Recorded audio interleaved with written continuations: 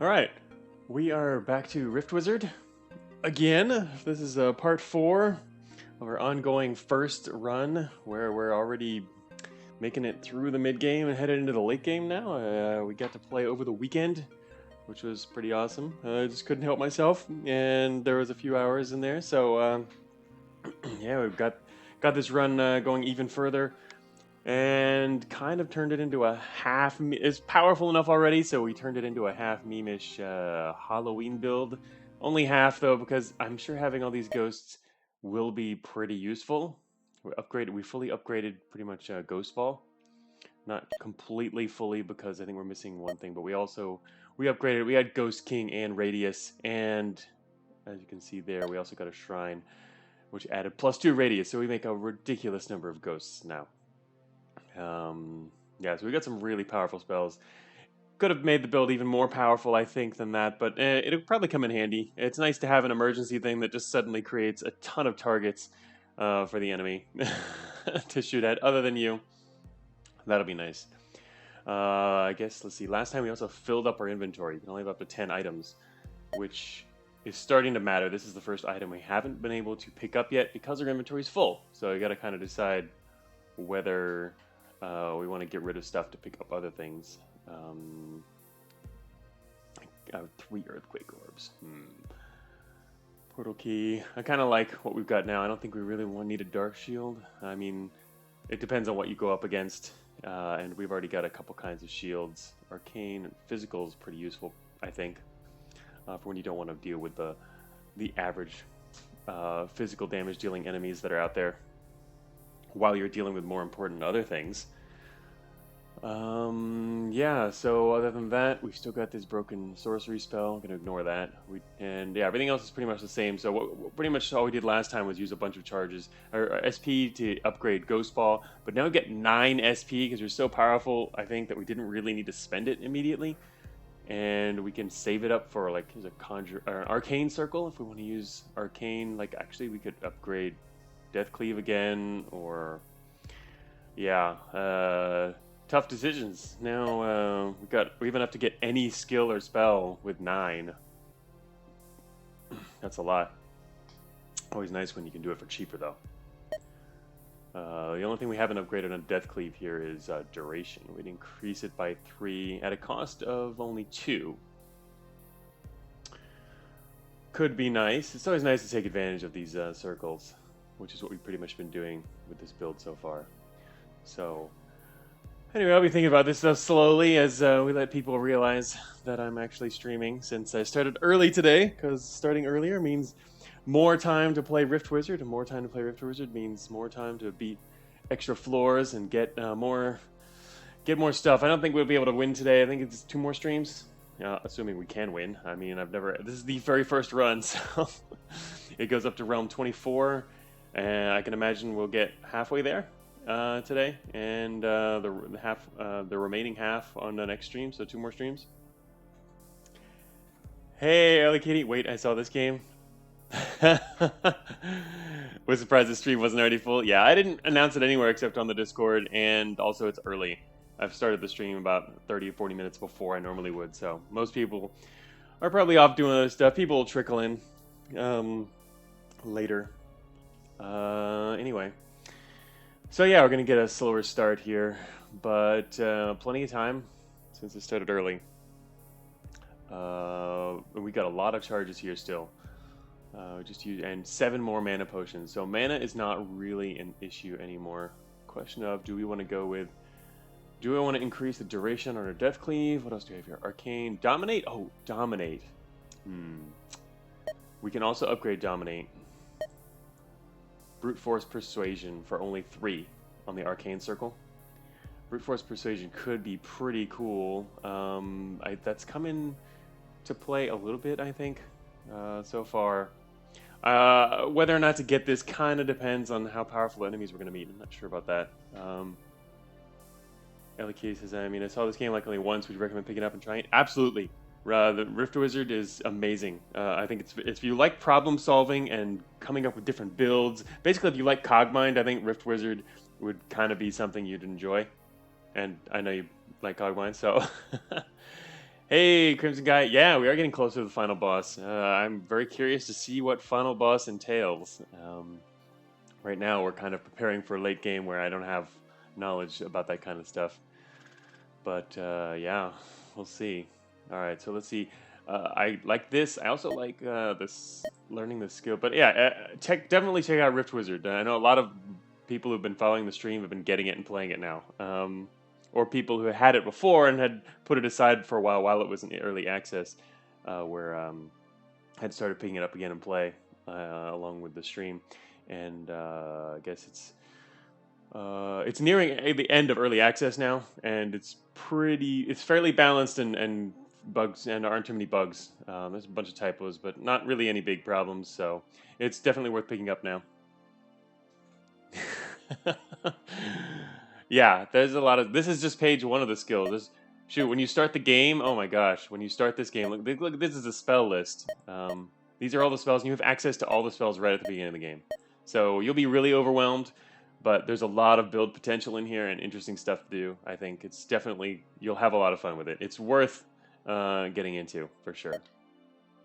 All right, so anyway, skills, I'm looking at... oh, that's not an arcane skill, so yeah. I really like this idea of horror, but horror is only dark, so getting it here would be full price. But this could be really, really powerful with Deathbolt. We've already got, I mean, we're doing a Halloween build, right? We've got our Ghost Ball. We've got a whole bunch of Necromancer stuff and Death things, and now we've also got Ghost Ball for extra scare power, and adding horror to that would be cool. But for that, we'd need a Dark Circle if I want to get it cheaper. But I really like that idea. Stun for 5 turns is pretty amazing. Especially since, I mean, with the Deathbolt going around, it creates a bunch of skeletons, and then your skeletons get free attacks against a bunch of stunned enemies, whatever else was stunned. I mean, at the same time, I don't know how effective it'll be because, well, anyway, it's hard to say. But because what I'm thinking is it's random enemies, so it might, for example, stun enemies that the Deathbolt then jumps to anyway. But, I mean, it's line of sight, so it's like, which can be really powerful, especially in an open map. So yeah, I'm kind of liking horror, but so technically we could get this and the other one with our 9 SP. Tough decisions. This and, what was I thinking? I was thinking of the Death Cleave duration, actually, which only costs 2. We'd spend 7 and have 2 left. Plus, at this point, we have, there's so many other options now. Dark. I mean, we could even get some of the powerful stuff. The highest level things we don't have yet. But they're arcane. Word of Madness, Berserk. All units except the caster for 5 turns. Dark damage to all construct units equal to half their current HP. Interesting. Damages all constructs. Which is kind of interesting because, yeah, the constructs are a little more powerful against Deathbolt. At least we can't convert them. Oh, also fully heal all demon units. Huh. Word of Undeath. Oh man, imagine using Word of Undeath along with Deathbolt. All undead units have their current and maximum HP doubled. And all other units except the caster lose half their current and maximum HP. Wow. It's too bad there's only one charge, but I mean, there's only one charge for obvious reasons. And that said, there's also an upgrade for max charges on this. Berserk the spellcasters? Yeah, I like dominating the spellcasters. That's pretty awesome. Oh yeah, this is the other thing I was looking at. I was thinking, just to make our dominate that much better, I wonder if it's worth going for brute force persuasion here. That would be 3. We could get this and horror. And then run out of SP. I kind of like the idea of actually, once the build is powerful, saving some SP for emergency use. Like, so far we've had, not too long ago, we had 1 floor where we dropped in there and it was actually much harder because of the most enemies being strong against what we were capable of doing. So it really limited our strategic options. And for that purpose, I don't know, kind of makes me want to start saving some SP. Exactly. Yeah, that's the thing about brute force persuasion, which is really cool, is then you can get some really powerful enemies on your side potentially. Like we have met a couple wizards who I wasn't able to dominate so far. The Twilight one. But we could dominate him if we had this and hurt him a little bit. Of course, then you have to hurt them a little bit, and we don't actually have a good way to hurt things a little bit. We only hurt things a lot, but we have allies that can hurt stuff too, and it's an option. But yeah, the brute force persuasion, we can dominate anything. We can already dominate most things, but with this, it would be good for really powerful individual enemies that also have a lot of hit points. The only reason that would be useful, though, in the end, is usually because of their special abilities. So I don't know, the usages are kind of limited, but I don't really know what we're going to face in the late game because I haven't played it before. Because otherwise we can just Deathbolt and kill things. That's not a problem. The question is, do we want them on our side? I mean, with Deathbolt, you automatically we can get high HP enemies on our side. It's not the HP we care about. It's their abilities that we care about. So, like, if we meet some super powerful wizard who also happens to have a lot of health.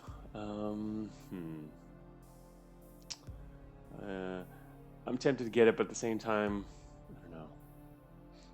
Well, that's the thing. You don't really know what's coming. So, I mean, even if you had played before, or even if I had seen the late game already, I wouldn't always know exactly what we'd come up against or whether it will be useful. It's right. It's a possibility.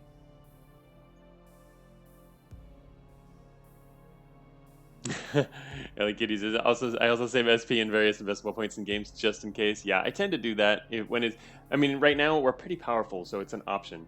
The main reason, the argument for using them now, for spending right now, is for this arcane circle, because we can get spells for cheaper here, or arcane spells in particular, so we could upgrade Dominate for cheaper here. But we can't do that later. So maybe upgrade Dominate now, and I'm not going to go for Horror just yet until it becomes, and we'll save the points for that. So I just want to do the Arcane one now. And now actually we have to look at the next floor as well. There's Conjuration. Alright, so we've already fully upgraded Ghost Ball. No, there's one more thing we can do with Ghost Ball. One more thing I was thinking of. Wasn't really too interested in damage, but Duration I think would be pretty valuable. Cost 2. DSC. We could get that for a cost of 1 if we go into this rift. Conjuration Circle.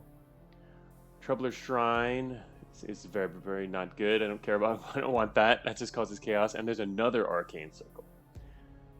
Bat Dragon, Iron Fiend. Alright, so it looks like we're probably going to go in here. It's only a mana potion to pick up, but I don't really want that shrine. It's not important. It just causes problems. This one has an Ice Lich. So let's go look in here first. Boom. Ooh. This game looks like a Diablo clone game where the post-game are dungeon instances with various modifiers. Is that how this works? Not sure what you mean. Oh, I mean, no. This doesn't really remind me of that kind of thing at all. Anyway, you'll see. All right, let's see. Bloodbear. This is a demon. Interesting. This is not living, right? So demons aren't living. We cannot use Deathbolt to get these guys to... Wow, our Deathbolt now does 186. Anyway, we can't use that to turn them into skeletons. What else can we do here? Oh, they also 75% resist dark. Wow. Wow. This... Whoa. There's an Orc Pyromancer gate. We're not afraid of them because we're immune to fire still, which is nice. Orc Pyromancers are living, however. These guys being resistant to dark means Deathbolt will have a lot of trouble actually here. But it's gained Frenzy Claw, 10 physical damage gain, plus 3 damage for 10 turns with each attack. Whoa. Huh. You do not want these guys standing next to you fighting persistently. Wow, that's pretty powerful, actually. Gold Drakes. Yep, seen them. Mind Vampire. Drains spell charge from the target and adds 1 shield to the caster. Whoa. Up to a max of 3. Wow. Mind Drain. Well, what's their... Is it 7 arcane damage? Is there a range on this? And is this it looks like it must be a melee range attack. But wow, these guys have 3 shields and a fair amount of hit points. They drain spell charges from the target. That's basically like you. I mean, other things don't really use spell charges. On reaching 0 HP, transforms into a vampire eye. I wonder what vampire eye is. Eyes aren't great, I think. Also, these guys are 100% resistant to dark. Whoa. This is tough. This is a pretty tough area, actually. I guess heading into late games like that. Idol of the Fickle. Oh man, idols. 50 range, 8 turn cooldown, decrease. Whoa, what? Decrease player spell and skill duration by 3. Okay, that's bad. What does that do for something like Death Cleave? Death Cleave has a duration of 2. Well, what happens if you 2 minus 3? Does that mean you can't even use Death Cleave here? Or is there a minimum of 1? Or does it immediately just go to 0? Wow. So I feel like I wouldn't even be able to use Death Cleave here. Longer durations spells don't matter quite so much, but some of these, wow. This is a tough floor. What's this guy? The Ice Lich. We could dominate him. Eye of Ice. Ice Ball.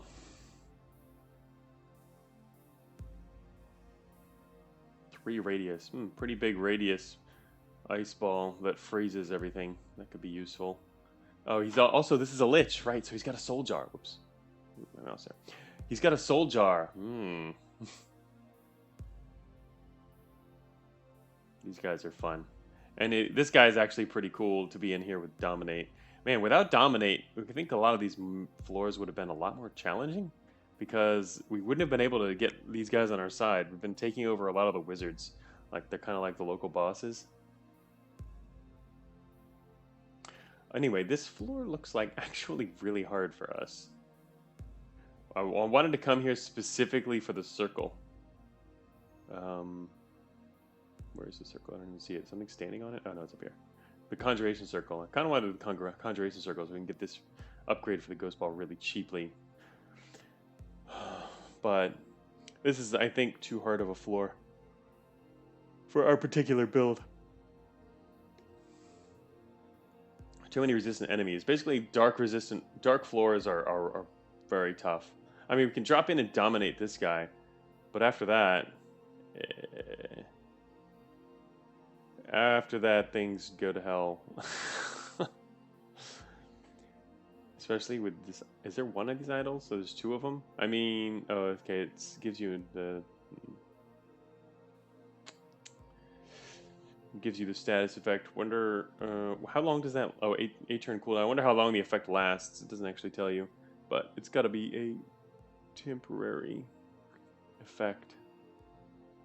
And I assume only one of these. It wouldn't stack. Anyway, all right. Let's maybe I have to skip this floor, even though I want the Conjuration Circle, but this is too dangerous. I need to tell the dev about that one. The double escape thing. Alright. So we might end up going down to here. This is probably going to be a much easier floor, but I don't know. Armored Void Toad. That actually sounds pretty nasty, too. Idol of Life. Idol of Life could be pretty cool, because we found that if we dominate Idols of Life, they can heal us, which is cool.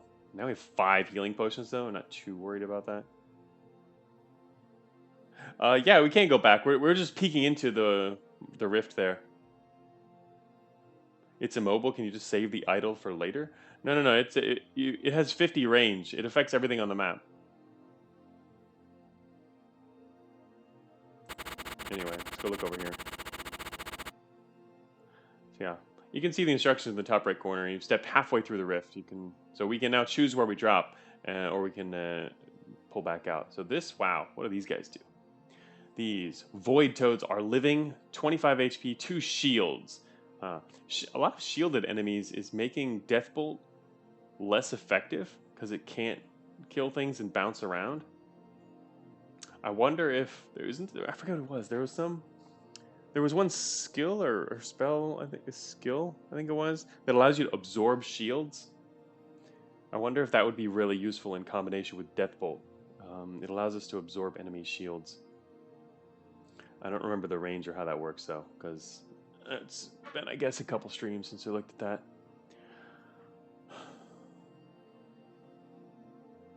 Yeah.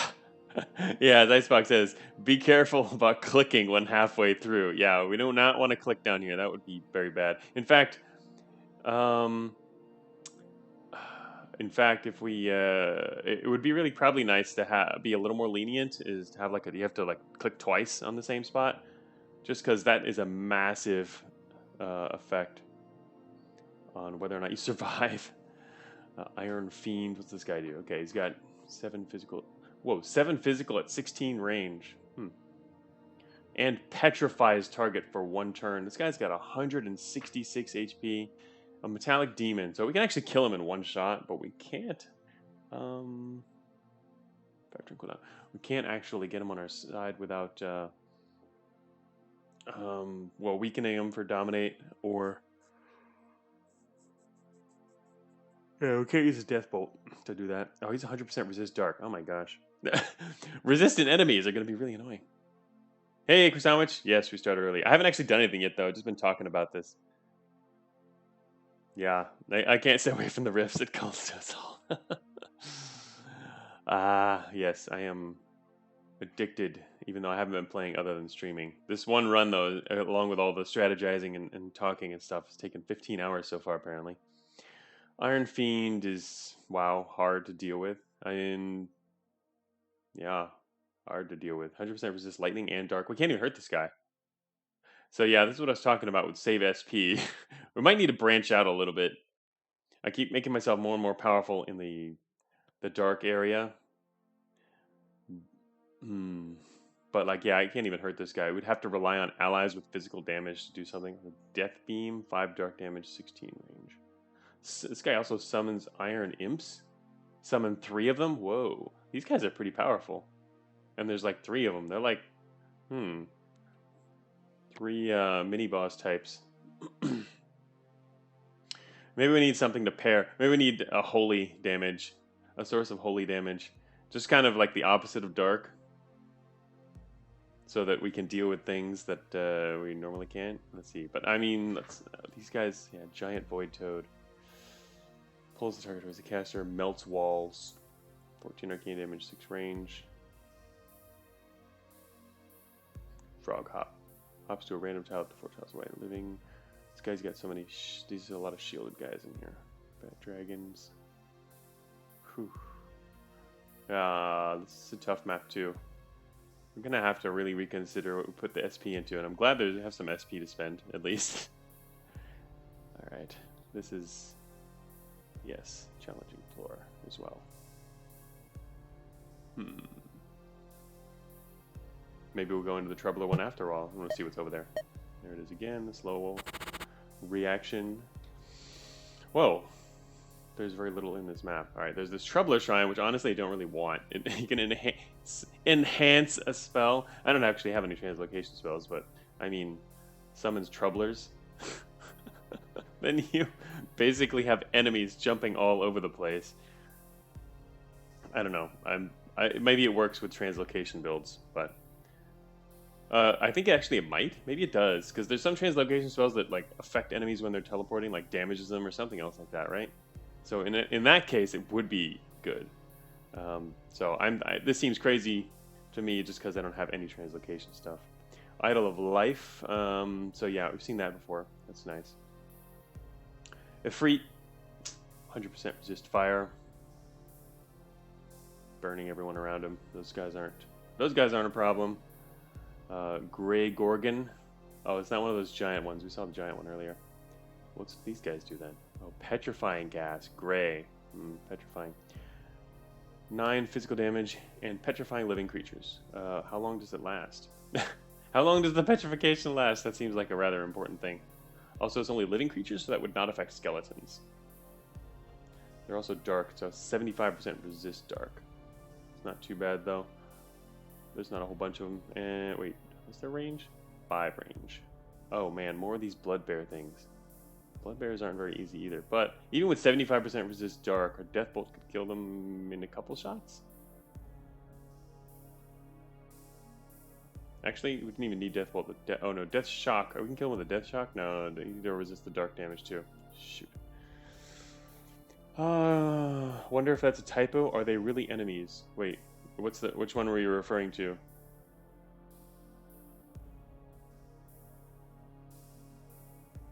Black Bear. What else is in here? There's not a lot else. Oh, here's one of them. A Mind Maggot Queen. 10% chance each turn to spawn a Mind Maggot. Is this going to be one of those cases where I don't know what they spawn? On hit, drains a charge of a random spell. Whew. Would be annoying to get one of those nearby, but they're only 90 and living. These guys are easy to take out. Most of the enemies in this floor actually we can take out. It's about half of them. About half of them we can deal with fairly easily. 90, yeah. They don't have shields. Most of these guys are okay. We could deal with this floor pretty easily, actually. I think we'll just take this floor because it's the easiest floor. And none of the floors have something that I really want. There's a Conjuration Circle, but it's, I mean, meh. It's not super essential. I think this floor would probably be the best. Got to deal with also these Idols of Life. All right, what are they spawning on this? A Maggot. There's a Mind Maggot Queen Gate. What's this one? Are they all queens? Oh, wow. Wait a minute. I can see what's going to happen on this floor. Also, there's a Bloodbear Gate. But it's mostly Mind Maggot Queens. And Mind Maggot Queens also spawn maggots. So they're probably really easy to take out, though. But still, there's spawners here who spawn other things that spawn. Which can escalate, right? Also, Ice Drake. I didn't even look at that. But these guys are just regular. They're not a problem. Plus, they're also just regular living and have low HP, so not a problem either. All right. Yeah, this is going to be a much easier floor than the other two. Both of the others are challenging. This one is, I think, pushover for the most part. Just a few small challenges here. Probably. Sometimes unforeseen things happen. All right, so we're going to take this floor. And I feel safe for doing that. Friendly living units are healed for 3. We don't really are going to have a lot of living units, but I do kind of need to get rid of these. They have 2 shields, though. And mainly a question of just where we're going to drop in for the greatest effectiveness. What we're going to do here. And also, SP9. It's a question of do I want to spend some of the SP on the previous map.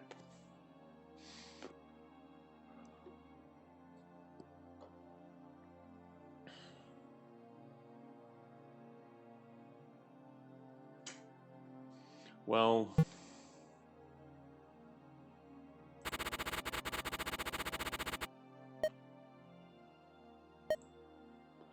brute force persuasion, cost of 3.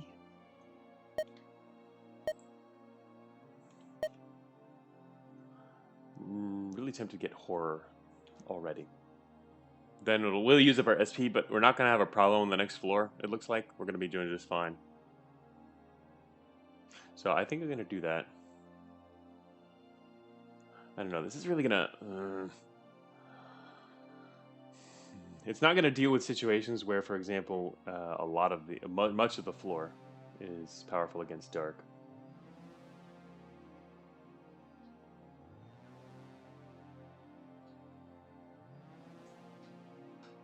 Also, I guess horror is not as effective against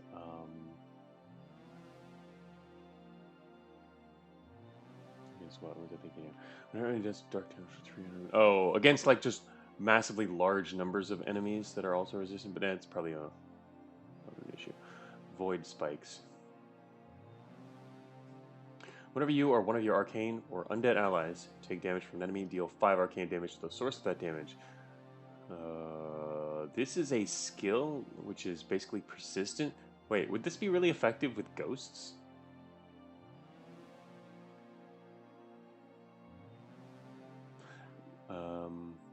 Actually, maybe this is. Maybe this combined with Ghost Ball could be really good, huh? I think somebody might have been mentioning that last time. The Void Spikes thing. Now I'm looking also at what other arcane stuff there is, just because we happen to be on arcane here. What else did we look at here? No. Eh.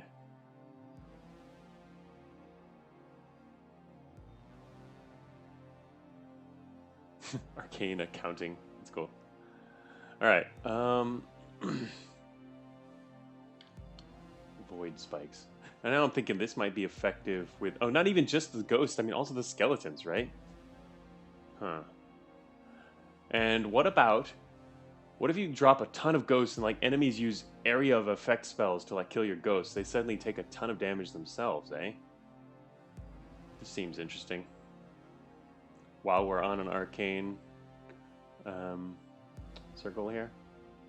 Of course, the benefit is a lot lower than if you get a bunch of cheaper spells, right? Or cheaper skills and spells.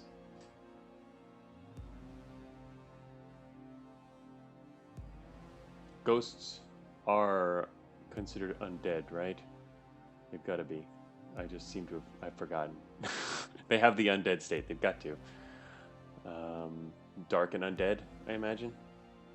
Does anybody remember that? Ghosts are marked as undead, right? Because that would be like one of the main reasons to get this. And the skeletons are actually pretty helpful too, because they have more HP. The ghosts are just going to die. But yeah, I'd be exactly for Sandwich. I'd be surprised if ghosts weren't undead. I just don't remember all the details. Because, yeah, it makes it tempting to get void spikes and then also go for upgrading Dominate. Just because it's cheaper here. That would put us down to 0 SP. Anyway. I'm just going to do that because we're going to take forever otherwise. And then we're going to Dominate. Brute force persuasion. Yes. Okay, we spent everything. Now I can't waffle on it anymore. And we're going to go take out this place. Now it's just a question where we're going to drop.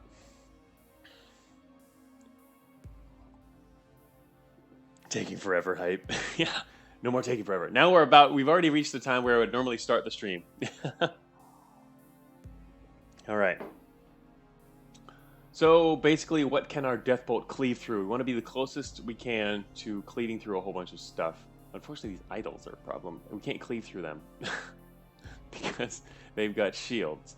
Otherwise, I kind of wanted to start up here where there's a lot of other stuff we can cleave through. But down here, let's see. These guys we can cleave through. This. This. Oh, wait, we can't. Oh, these guys are resistant, so we can't actually cleave through them. Maybe we should start bottom center. Cleave through these guys. These guys also resist dark.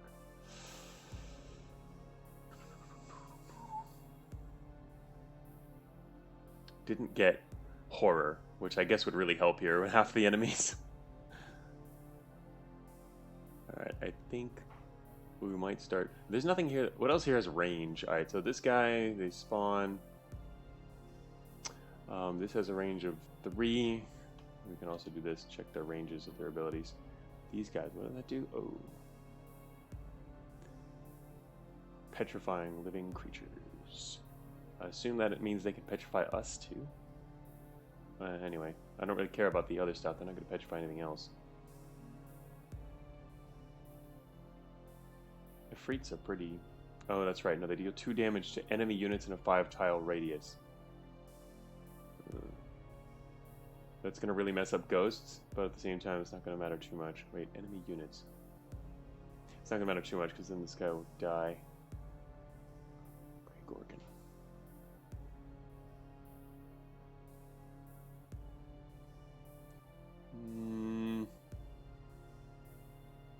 Starting bottom center seems kind of interesting, even though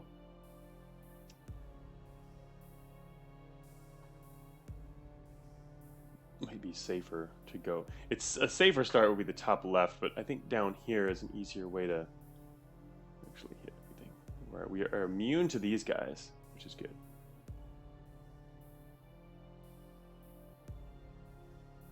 We're immune to the Ifrits. Alright, so I think I could start down here. It'd be fine, since we're immune. Put on a death cleave before we come in.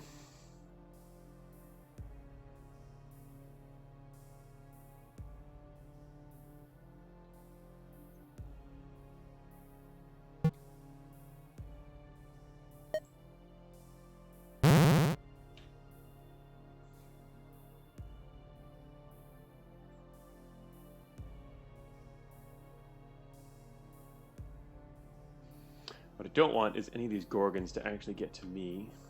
Alright, I think we'll be good. Right. A little more to the left here. Right here. And then shoot this guy immediately.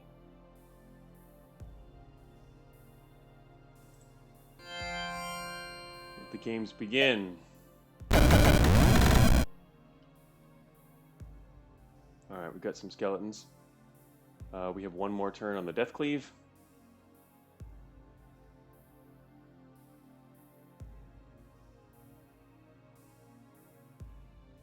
This guy's 75% resist dark on the Gorgons, right? It's gonna hurt.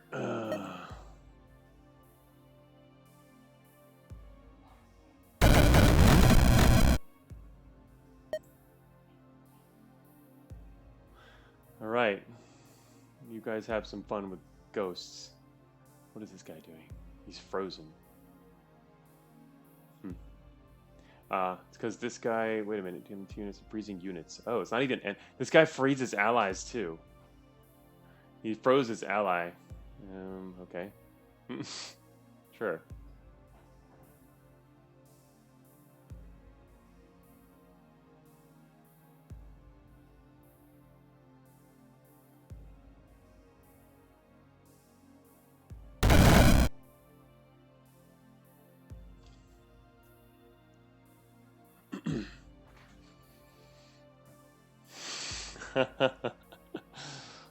Wow, so they just—that's a ton of ghosts. They just got that entire group of ghosts. Who exactly did that? Was that this guy? Can't actually tell. Oh, Ghost took 2 fire damage from Fire Aura. That's what it was, the auras. Wait a minute. Oh, and then the guy who sent out... The Ifrits died immediately. The Ifrit damaged a whole bunch of ghosts and then immediately died. Because he took the arcane damage from doing that. Alright, these guys do 1 dark damage. These guys can't even hurt these bears. These bears are going to be a bit of an issue, it looks like.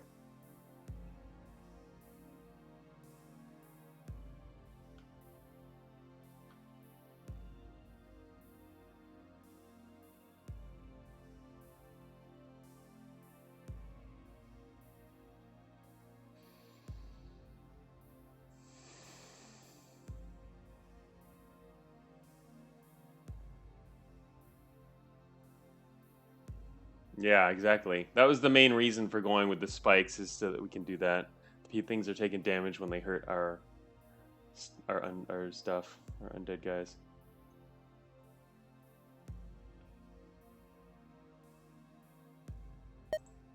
Oh shoot, I can't dominate this guy yet. Well, what's his range? His range is 5. Alright, he's gonna have to move closer. I'm thinking of dominating this Gorgon, because I don't want him to shoot me. I'm also thinking of shooting this other Gorgon first. Oh, shoot, he's out of range. Damn it. I guess I could shoot a different guy first then. Oh, I can actually kill this guy. We have enough to kill him even though he's resist dark. Oh, but we won't take him over. That's okay. Oh, never mind. I can't actually zap through him yet. I'm just going to shoot this guy and damage him. Did this guy move yet? Yes, he's closer. How is he doing? Wait, why can't I dominate this guy? Oh shoot, 88. He's got too much HP. You guys need to hurt him. This guy needs to get hurt before I can dominate him. Yeah, I just realized that. That's not good. Alright, I guess I'm gonna move away from him because I don't want to get him hit by him.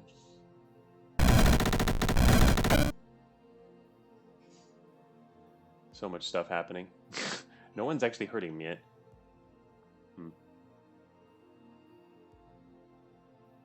This one is petrified. Wait, Gorgons petrify each other too? Or something? Yeah, he got petrified. Okay. Friendly Ghost Gate. Frozen. A lot of status effects going on around here. Anyway, we're probably in the near term, I think we're going to end up using a lot of death bolts. Maybe I'll throw out in more ghosts, actually. Yeah, they're mostly doing fine for now. I'll wait another turn, because if there's too many ghosts in the area, we spawn fewer ghosts when we try to spawn, so probably makes sense to wait a little bit. Alright, and I'm hoping this Gorgon, I'm thinking of dominating him once he gets a little hurt by... Oh wait, can he get hurt? He can't. The ghosts probably can't even hurt him, can they? They do 1 dark damage, and he's 75% resist dark, which means he's probably immune to them. The only way to hurt him would be to do it myself, or get a blood bear on our side. We can't do that. Not without dominate. All right, I'm gonna just like death shock some stuff.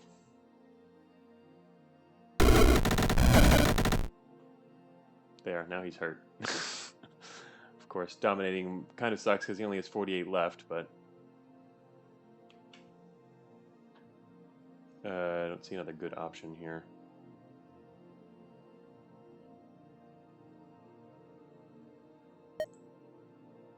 Wait, I still can't dominate him now because he's out of range. Alright, he didn't step close. Alright, that's fine. I don't mind. We'll wait a little longer on that guy. Of course, there's 2 more of them. Gorgons are one of the bigger problems, I think.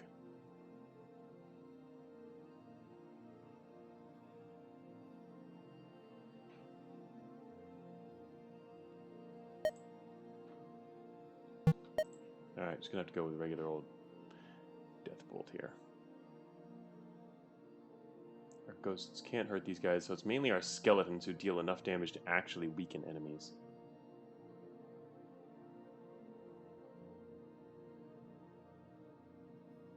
Blood Rage 8, Blood Rage 9. This guy now does 16 physical damage.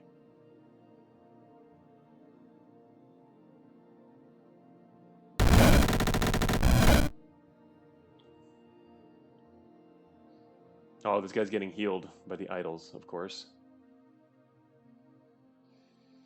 Good, thank you for healing him, because I'm going to dominate him now.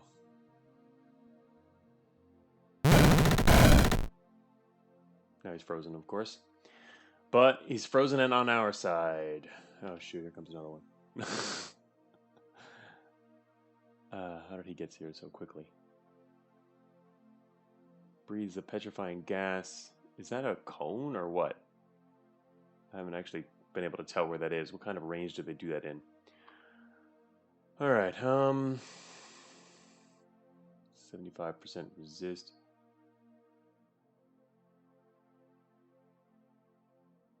This guy's frozen.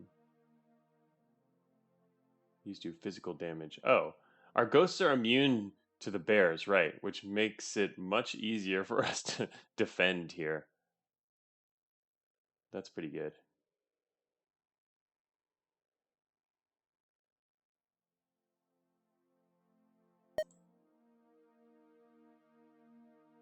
I'm gonna death bolt this guy.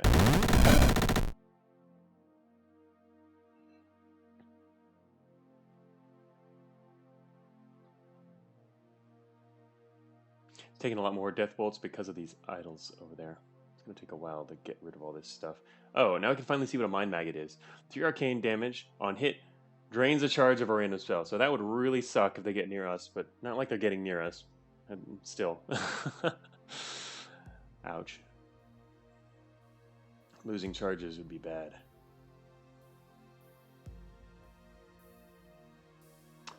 Alright, I gotta get rid of these guys. That guy's gonna die soon.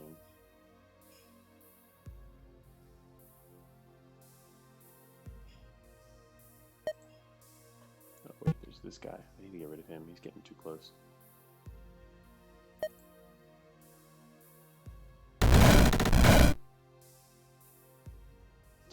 Alright, you're dead. Death shock.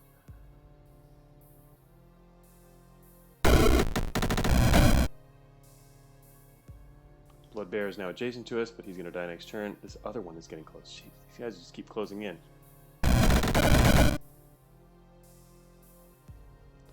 Friendly Gorgon, what is he up to?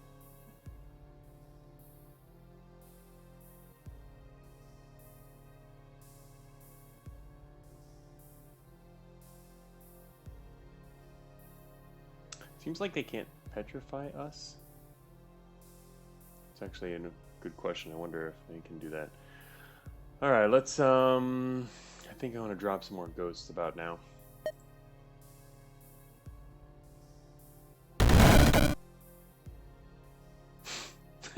giant swath of them disappears.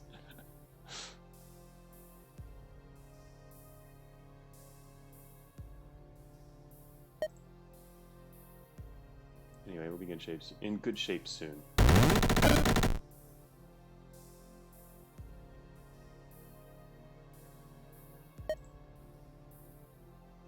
Not cleaving at all yet. Mainly because we can't cleave too well through a lot of this stuff.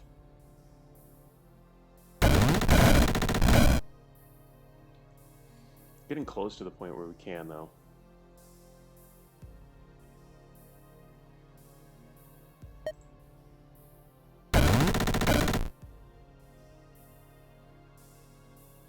Blood Rage, this guy does 13 damage.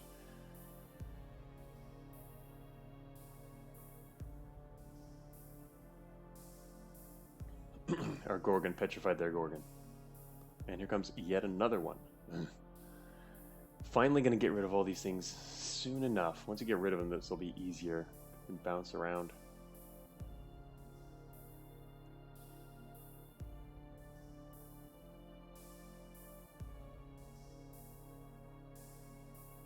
I'm gonna do it now. Wait, actually, was our difficult?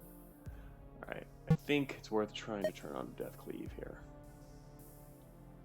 Hey, Victus. Going for the Troubler's Shrine. Who said I'm going for the Troubler's Shrine? I happen to be in the map with a Troubler's Shrine in it. That's all.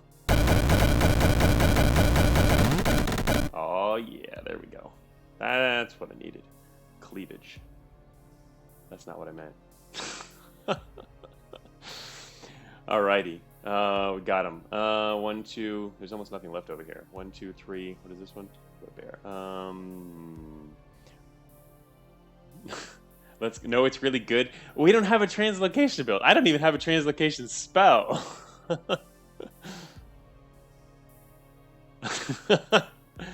I don't believe you, Vectus. Vectus, you had a dream the other night about writing a mathematical paper on why Traveler Attunement is statistically going to improve your performance by disperse. Yeah, I know. That's what I actually was talking about actually before you showed up. Is with the Troubler thing is combining it with something like Disperse. I didn't remember the name of it at the time, but yeah, I can see how that could be really effective. Disperse, doesn't that like damages all the things that teleport or something like that? Because that I could see being really good. I'll have to look at it again before we leave, but we're out of SP now. I used them all. Disperses teleports enemies in a group. Yeah, but yeah, I know there's 3 SP. I'm just saying I don't have a lot of spare now. We started the stream with 9. I was just referring. No, don't worry about it. Anyway, all right. We had 9 at the beginning, which is pretty crazy. All right, let me get back to paying attention to what we're doing here, so we can actually finish this. Then we'll start strategizing. All right, we still have one more Death Cleave left, but unfortunately, it's not going to cleave through much. I guess I'll just keep using it anyway. It's going to stop. But there's our friendly Gorgon. This is not friendly Gorgon number 1 and number 2. They can't even hurt our guys. So, but we have to actually hurt them eventually. Maggot Queen is now facing off against Blood Bear and is about to win. Death Shock. All right, should I shock these guys? 80 and 75. No. Well, shoot, it's not going to be very effective. Yeah, whatever. It's not going to bounce, but kind of getting low on the Death Bolt charges, and I think I need to keep those. The thing is, our friends aren't going to actually manage to take these out, so I'm going to have to do this. Wait a minute. What have they got left? Shoot. They're so close to death, but I can't. Our guys can't really hurt them. Oh, no, that's right. This guy's 14 physical. They're going to keep getting healed. Maybe I'll try and wait a bit. I'm going to start moving, because I need to move anyway. We have so many skeletons here. I think we'll be fine. What do they got? 46, 22, 32, 21. They're slowly getting weaker as you overwhelm them. Alright, I'm going to head northeast. They'll die. It's taking a long time.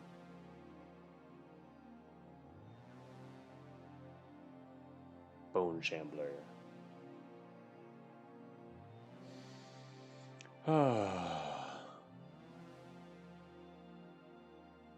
Yeah, we got Dominate working on current HP. Is Ghost Ball creating spawners? Ghost Ball is, because we have Ghost King. Here's our Ghost King right here. Our Ghost King spawns spawners. And unfortunately, they are not permanent, but, I mean, I'll take it. So it's not as good as I thought it was. I think we might have enough to just take the map now. Getting the duration upgrade on Ghost Ball seems important. Yeah, that's why there was a conjuration circle in another map. There were 3 rifts, and both of the other rifts were they're just too challenging for this build. There were too many dark commune enemies, and we couldn't really do anything on the maps, including one with the conjuration circle, which is where I was originally going to go so that I could get the duration upgrade for 1 SP, which would have been awesome. Sadly, that did not work out. Temp spawners is Jermaine for sure. Yeah, it's the temp spawners is really kind of annoying. Troubler Shrine will love it. We'll see. We'll look in a second. First, we gotta let our guys own this map here. What is this guy? 9. Okay, he's gonna. All right, everybody, finish him off. All right, I think I might be able to. I don't have to do anything. Can we win this? I think we're winning. Oh, you know what I can do? Shoot, I should have dominated one of these and get free healing. It's gonna be too late. I'm about to die.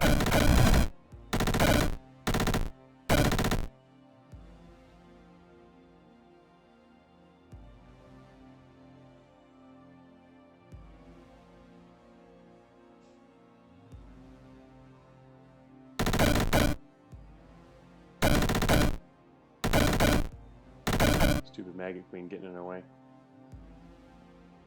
Alright, is it a range? Dominate for free healing.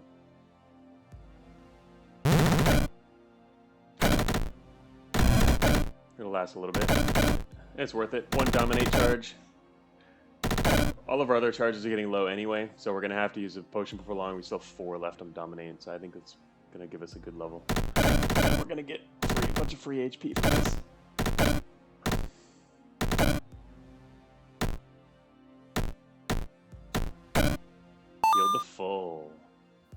Full heal. Yes, that was definitely worth it. I mean, we've got 5 healing potions, but I mean, why use 1? I'd rather use Dominate charge than a healing potion, I guess. And we're done. Troubler Shrine. 122? I don't know what you mean, Vectus. We have 125. I just said it 1 turn early because it was pretty obvious we were going to get it.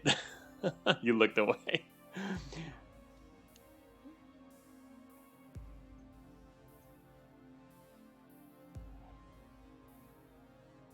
What?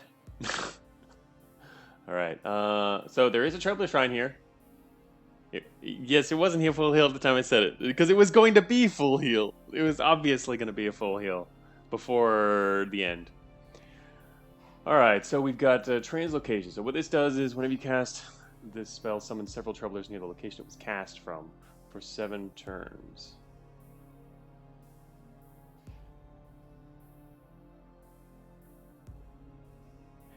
So I assume for 7 turns means the Troublers last for 7 turns.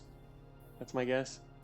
Anyway, spells, Translocation, Disperse, cost 2 SP. Teleport all units in a 3-tower radius to random locations. The caster's unaffected. I do not see why this is good. I mean, they could teleport right next to you. It says random locations. It doesn't mean teleport away. Why is this great? Okay, yeah, Vector says the Troublers last for 7 turns. Why is Disperse great? I mean, it's great if they're already right next to you. Yeah, if they're already next to you, then it's worth it as a chance. But like, I don't let enemies get that close, or even near. Yeah, but I mean, I normally don't let enemies get that close. If I let enemies get that close, then something's gone wrong. But oh, okay. Vector says, all right, that's an interesting idea. I didn't think of that one yet. Okay, all units. First of all, it's all units, and that means you can teleport your allies somewhere else. That is a much cooler idea. I like the idea of teleporting allies. That could be pretty interesting. You can even disperse the troublers you summon. Yeah, but why would I want to disperse the troublers I summon? How many charges? This has 15 charges. I like the 15 charges. Enough of these spells with only 1 or charge or 5 charges or something. Radius, max charges. 15 charges. Yeah, that's nice. It just seems, I don't know. Range is 6. Must buy for you 90% of runs. Do you win 90% of runs, Vectus? Upgrading radius makes it body. I don't know. This seems like a very Vectus spell. It just causes chaos, and I don't like the unpredictability of it. I mean, technically, it could drop an enemy right next to me.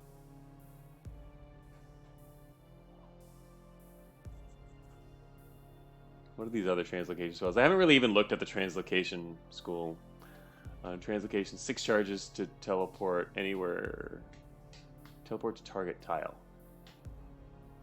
Range 5. Oh, so it's a local. Until you expand range and LOS stuff. Vector says, if it happens, just disperse it again. Yeah, but that means they get a free turn on me. It is a small chance. I can see that, but I mean, it doesn't also mean they get a free chance to attack me. Just, and it is a pretty small chance, and I can see how it could be super. It could make you pretty safe, but the idea is all right. So the whole part of the reason we're even looking at this is because there's this Troubler Shrine here. I mean, why do I want to spawn Troublers? Troublers just start teleporting things all over the place. That even causes more chaos. This just seems like a bad idea.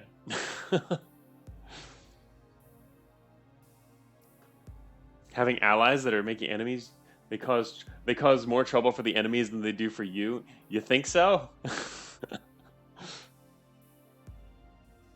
Also free arcane damage.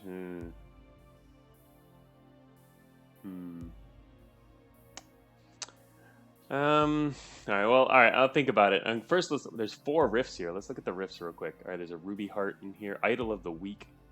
Mana potion. We have so many mana potions now. Essence Shrine. Enhances dark or arcane or lightning. Whenever the spell kills a unit, all your temporary allies gain 1 extra turn of duration. Huh. Wow. That could be really cool with Deathbolt. I mean, we've already upgraded Deathbolt. What did we upgrade Deathbolt with? Nope, that's the wrong button. Oh, that's right. Deathbolt is the one that's creating all of those bone shamblers, which is pretty cool. I was just curious, but I was just thinking about upgrading Deathbolt with this is also neat.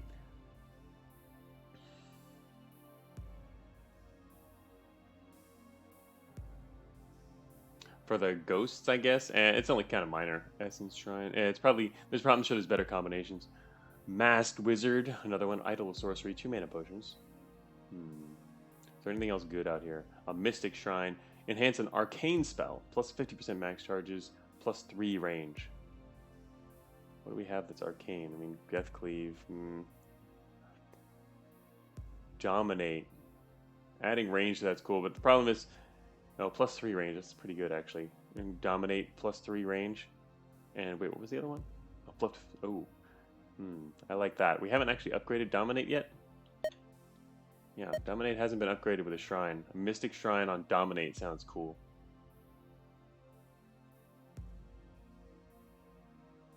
Wait, what did this upgrade? It's Arcane only. Yeah, I like that one idea. Dominate. Arcane. What do we have to fight to go in here? Actually, wait a minute. Oh. These are a couple of enemies in here that I was trying to avoid on the previous. If Ghosts go something with the Ghosts aren't going to kill anything for some reason. Ghosts just can't kill stuff. Alrighty, this looks like the best rift to go into for the rewards, but I'm not sure about the enemies. I think Void Toads are pretty annoying for us. They're resistant against dark? Like, no, never mind. That's ice. What is the problem with them? Oh, never mind. I guess they would just happen to be... Oh, there's giant ones in here. There's the shields, which are a problem. That's the problem with them. That's not actually a massive problem.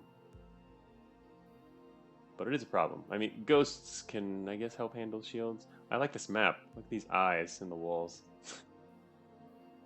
Also, wow, this map, interesting layout. Fly traps, what do these do? I haven't seen one of these before. Only 7 HP. They spawn flies, summons 3 swarms of flies. I see. 10 range, 2 physical, 2 pulls the target 1 tile towards the caster. Okay, so they pull you in close and spawn a bunch of flies, and these every 15 turns spawn 3 swarms. That's gonna fill this map with flies. Hey, Weavile. No, Weavile says void toads are horrible. Yeah, they seem pretty tough. I skipped out on one of the rifts earlier that had them. I mean, they all have double shields. Double shields is a problem for our build.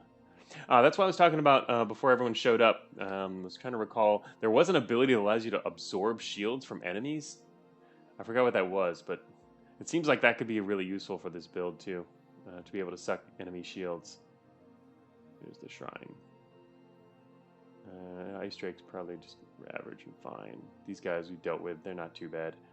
Main problem is that, so this floor would basically fill with flies pretty quickly. Shield Siphon, Arcane. Flies equals free skeletons. Yeah, I guess that makes sense. It probably would be, wouldn't they? So yeah, I'm not too worried about the flies. The main problem here is just the fact that there's toads jumping all over. They can apparently lick through walls as well. Which I guess wouldn't be too big of an issue here. It depends on where you spawn in, but I don't know, this floor seems manageable. Mainly just worried about these heavily shielded toads. Shield Siphon. Look at that. Oops, wait, is that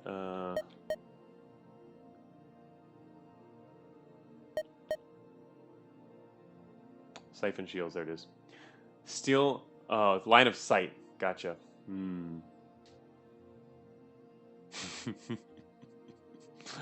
I do really like that idea. Especially on a more open map. Imagine dropping into the map using an earthquake orb and then Siphon Shields, steal a bunch of their shields. I mean, you can stack their shields and you have like a ton of them. It seems like a really cool ability. Only 3 charges, but if I'd remembered which stone this was earlier, I might have actually even gotten it.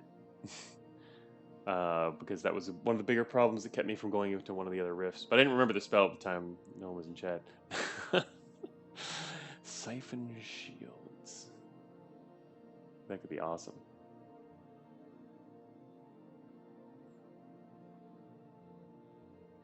Can't upgrade the charges for 3. It is really good, honestly. Yeah, it seems like Siphon Shield is awesome. I am no longer in the Arcane map anymore, though. Yeah, the shield. I like the idea of the Siphon Shield. I mean, it's only good when your enemies have shields, but yeah, I think it works. It's a really good combo with our Deathbolt thing, because part of the problem with our Deathbolt is it has trouble dealing with armies of shielded things. Because we want to be able to bounce it with Cleave in order for it to be the most effective. Right now we're doing 202 dark damage. Oh, okay. We've also says shields stay forever, but it's capped at 20. So there is a shield cap. Okay, but still 20 is ridiculous. That would make me feel so much safer, even though I already feel fairly safe considering the number of allies we have. But again, I'm thinking more about using it in an offensive capacity. The Siphon Shields.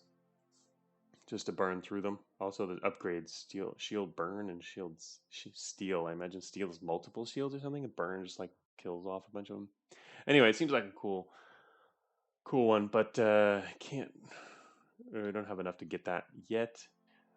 Instead, we're thinking of going for like right now, disperse. I can't see. I don't know. I feel like it's wasting SP to go with disperse, but because it's. Enemies aren't going to get near us, basically. You know? In very rare cases, because we have so many allies, and I can just drop ghosts, like a giant ball now, a massive ball of ghosts. In fact, it keeps just saying disperse. Never hurts to be safe. Yes, it does. It's SP I could have used to become more powerful. Use it offensively.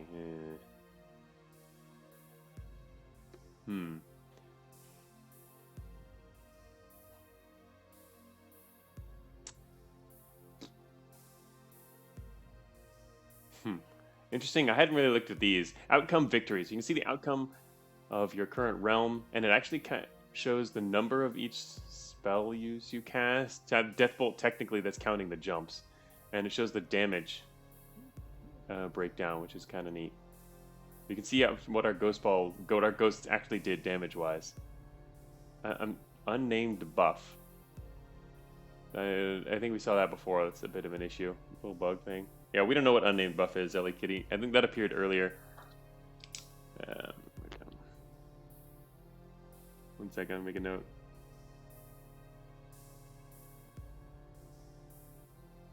I'll let the dev know in case you didn't know about that one. And the other one... Right, some notes. Pen clicks for other devs now, too. It's better... What? Vectis says it's better than Shield Siphon. Oh, Weavile says a lot of unnamed buff. Oh, now you guys need to duke it out. Is that... Vectis says it's better than Shield Siphon. What?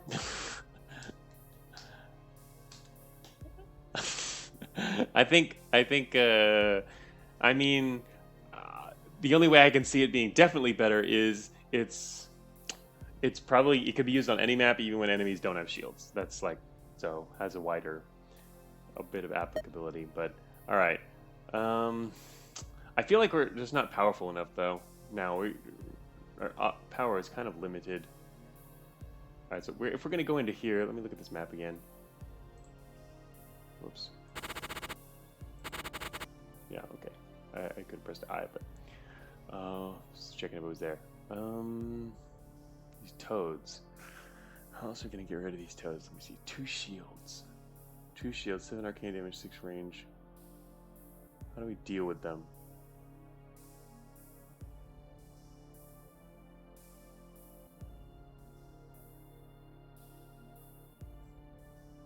Actually, now that I think about it, what about like the eye spells, or not eye spells, anything that does damage across an area? Each one of that allows you to take off lots of shields at once too. That's something we don't have, because what we have are jumping spells. We have 2 different spells that jump, or chain through enemies. We don't have any area of effect things, which seem like a much better way to get rid of shields, other than, I mean, siphoning them, obviously. We have Ghost Ball, that's true. Ghost Ball is also, that's right, we have Ghost Ball, which is good for getting rid of shields. The problem with this map is it's very closed in, and these guys can attack through walls. I think it makes it a lot harder for the ghosts to actually get to them and take down their shields. I mean, it'll still be doable anyway, but they're going to kill ghosts pretty easily. Of course, they're also going to take damage. Ah, wait a minute. They're going to take damage from killing ghosts, and every time they take damage from killing ghosts, their shields get taken down. That's actually going to be pretty effective. Yeah, they are going to melt the walls and open it up, for sure. We actually had enough for a word spell earlier. We had 9 SP on the last floor. I ended up spelling in other stuff. Oh, we did get a skill. Yes. We got the... we got Void Spikes, which is why I'm saying these guys are going to take down their own shields, because our ghosts have Void Spikes. So it was expensive. We got it because there was a circle, and it cost 6. It had a ton of SP there, so... yeah, that with the ghost balls is pretty good. Got it pretty much so our ghosts have, like... The ghost sacrifices will be even more worth it, right?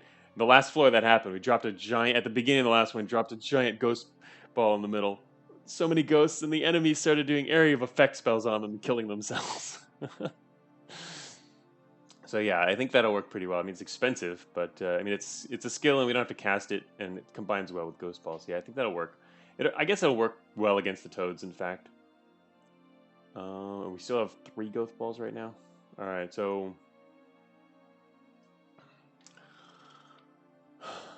All right, if Vectis is going to keep telling me to get... Wait, I was going to go for enough Translocation. Disperse. Wait, what's on this floor again? Oh, it's the Troubler Shrine, right. So we're getting Disperse. Alright. And we'll save the other point. We're getting it just because of the Troubler Shrine, and this is going to be such a bad idea.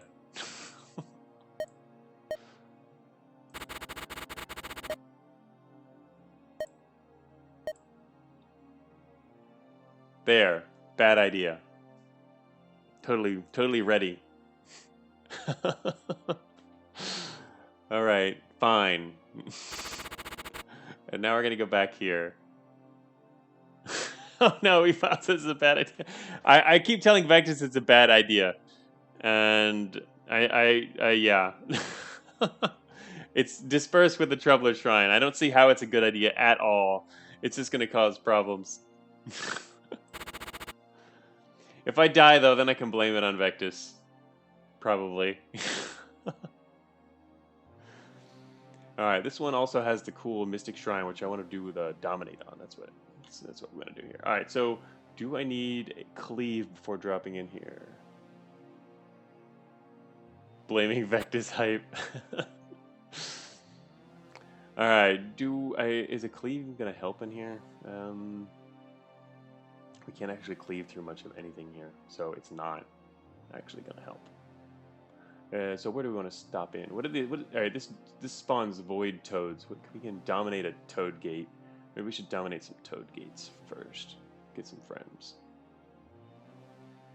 There aren't very many though. There's one. Oh, there's two over here.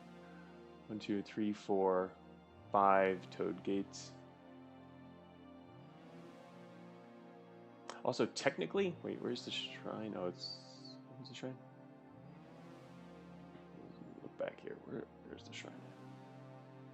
Oh, here it is. It's right in the middle. Yeah, that's a bad idea. I was gonna say we can drop directly onto the shrine to get an immediate boost to dominate, but that's not a place I want to drop in.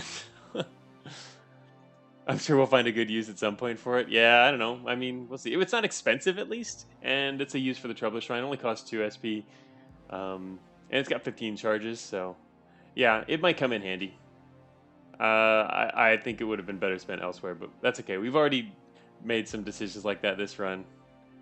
It's okay. We've got powerful stuff too. All right, so how am I gonna get rid of these guys? I feel like I'm gonna need to immediately drop in.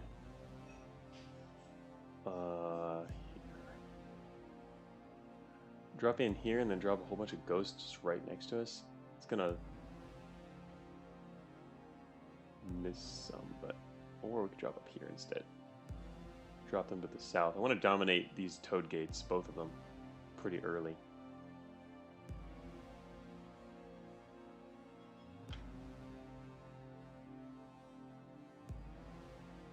All right, what's this thing do? Just ice. Freezing units. I guess they freeze ghosts too. Actually, wait. This guy's gonna die really quickly because he's gonna kill a bunch of ghosts and then kill himself.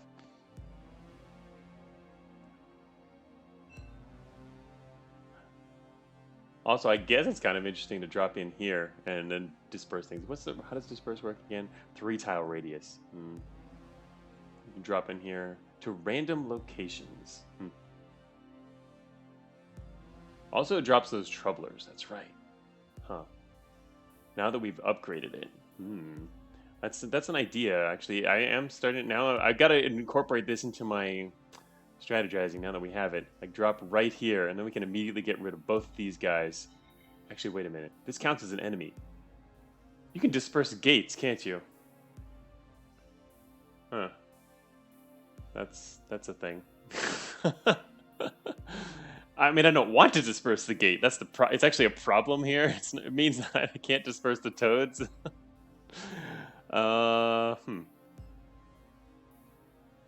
Yeah, you can disperse the nearby allies to instantly create a safe area and dropping into a map. I can see that, but at the same time, I prefer just dropping in and killing everything nearby. Anyway, let me think. I do want to drop in this area, I believe. Is there another... one gate up there. Gate.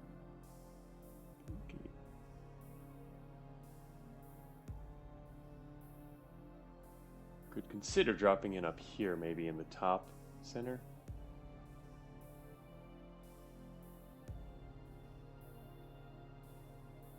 Like spawning in mass with 3 operators? Yeah. You can't kill everything nearby in 1 turn. Maybe it won't disperse. It is going to disperse, right? I would imagine. Oh, what is this here? Yeah, I mean, it's just all units. And gates are considered units, so it'll disperse the gates. I mean, it's only... Oh, with plus radius, you can disperse the entire corner. I mean, disperse, though, it could still leave things in the area. But yeah, I imagine the radius... Oh, what is the... How does it upgrade, actually? That's a good question. I didn't look at that yet. Upgrades. The radius does what? Oh, increase by 2. So it goes up to 5. That's pretty good.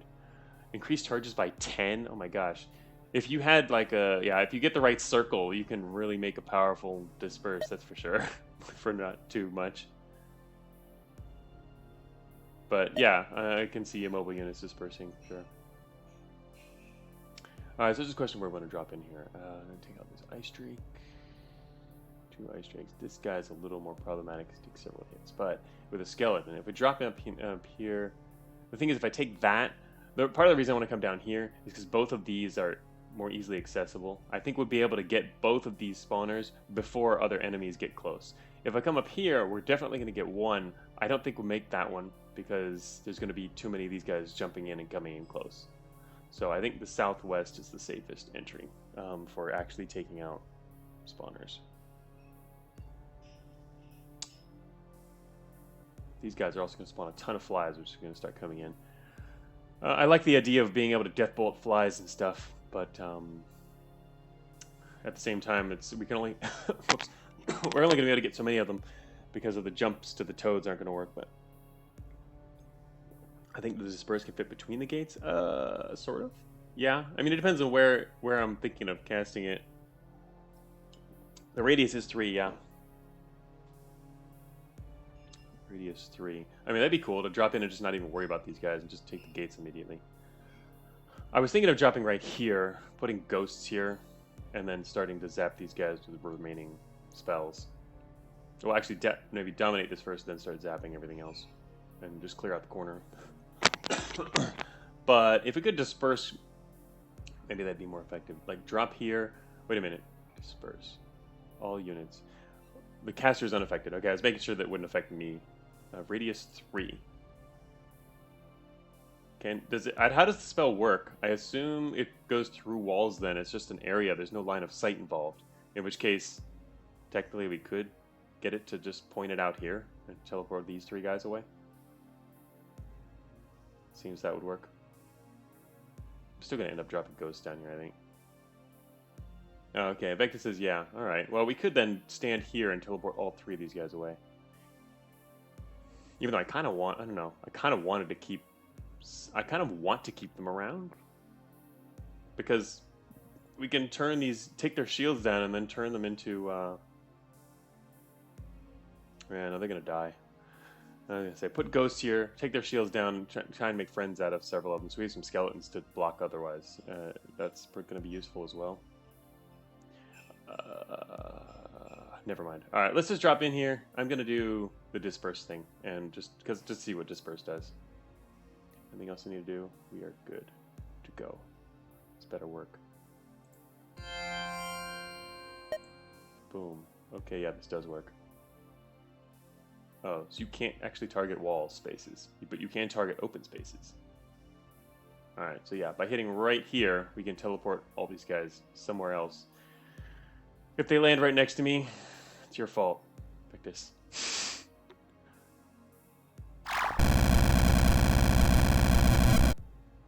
Oh my gosh. Fly swarms. There they are. 1 physical damage. 75% resist dark. That's cute. Easy game? I don't know. This guy just jumped over here. Alright, now we have troublers though. This guy's gonna... 7 turns left, 1 shield. Oh, nice. Alright, I'm gonna step away from this toad.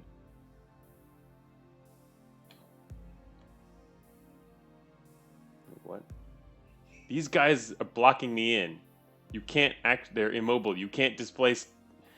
You can't step through immobile units. Okay, that sucks. Alright, fine then. I can't actually... What? This is terrible. This is already terrible. Just disperse them? Oh, disperse again? Okay, you know what? I didn't think of that. Just disperse everything. Disperse the troublers too. And both toads. That's the synergy? Yeah, we'll see. Alright, I should now be able to do this. Now we're completely surrounded. It's cute.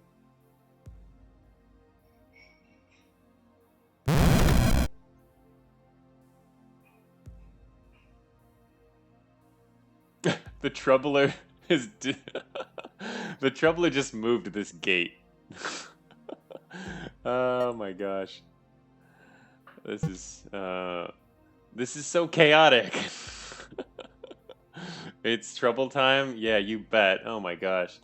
We can cast troublers. We can cast so many troublers. This is gonna be so crazy. Alright, this guy here. I wish I could move through him though. There's a troubler emote on the Rift Wizard Discord. I believe it. I'm sure that's a fun one. Alright, I'd really like to actually get this gate as well. Could you guys like teleport it over next to us here? Oh, this is going to be so crazy. Alright, I'm going to drop a ghost ball, I think. I don't know. I think I should wait on the ghost ball. I do need to take this guy out though. Maybe we'll just attack him.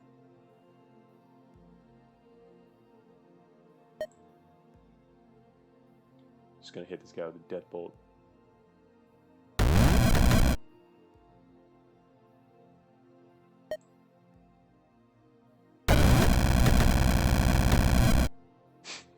This gate just got teleported over here and then also teleported back over. Ah, hey Jack9, welcome. Ah, network not good today, huh? Seriously, like teleport over here and then stay over here maybe? I was like, yay, they teleported it over here, then I could take it to be... It's spawning in 2 turns, damn it. Dude. Give me... I want the friggin' Void Toad on my side. Shoot. Actually, why can't I get around that corner? Why can't I? I thought I should be able to see this. Apparently, no. It's only corners that you're next to, right? So yeah, this one I can't see. Shoot. I'm tempted. It's too late now. It would have been nice to just kill this thing. Damn. This guy's immobile, which means he's just never gonna leave. He's just gonna sit here for 4 more turns. Troubler, give it a troubler, take it away, for sure. Yeah, I can see Disperse being kind of interesting. He blink. Oh, they blink. Oh, I forgot about that, right. It's only 10% though. It's not much of a chance to blink. Like, this guy blinked away, apparently. Now he's pretty much useless down there. Of course, being immobile... Oh, these flies are going to come down through this corridor here. This map's going to get exciting. Very exciting.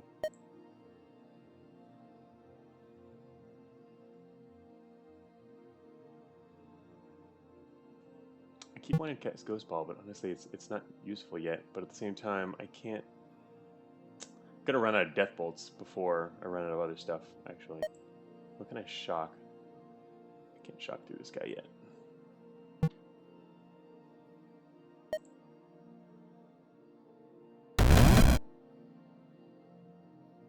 Finally! Yes! One more turn and it's back over here.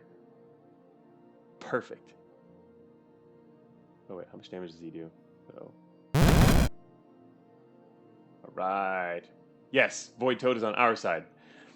Vectus, they're good 1 second and bad the next. They're good. Alright, it's time to start wreaking some havoc here. You need to die. We're gonna... Oh wait. Actually, I should Deathbolt this guy, shouldn't I?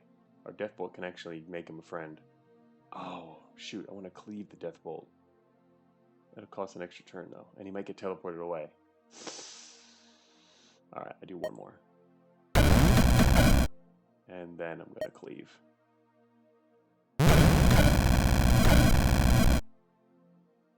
Oh, that's right. This Toad is starting to clear things out now.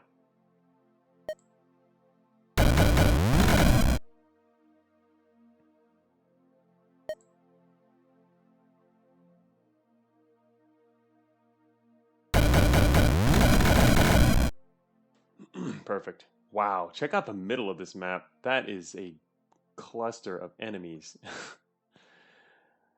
All our troublers are gone. They politely brought you a spawner. That's after they made the spawner. That's true, they did eventually. That's after they made the spawner go away, but and then came back and then go away again and then come back. So unreliable. This is so bad for trying to like maintain a strategy.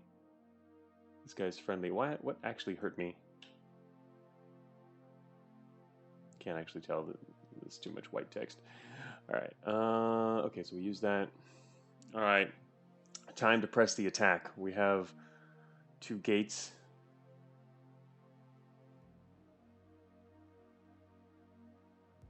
More flies getting around. These flies are going to get everywhere. I think a friendly frog got you. They can do that? Is that a beam attack?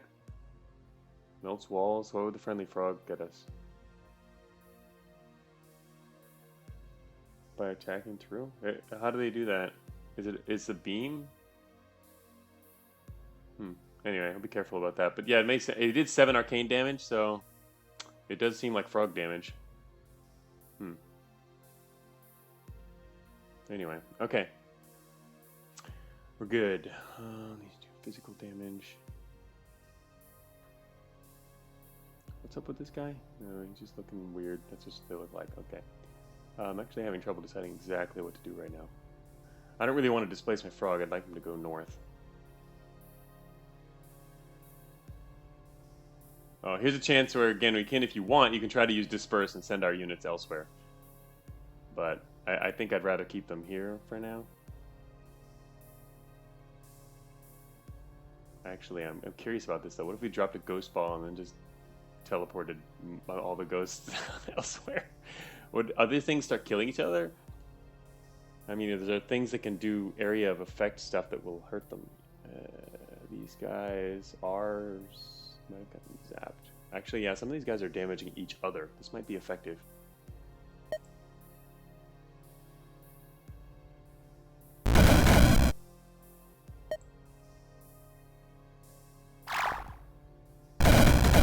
Stole the map with ghosts.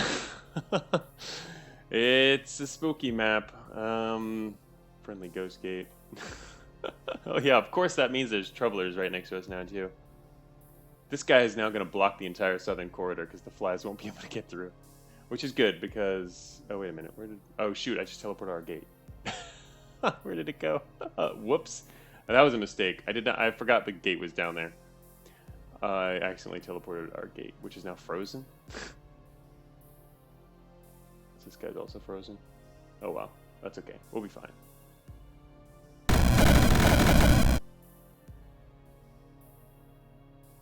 Gate's gonna die.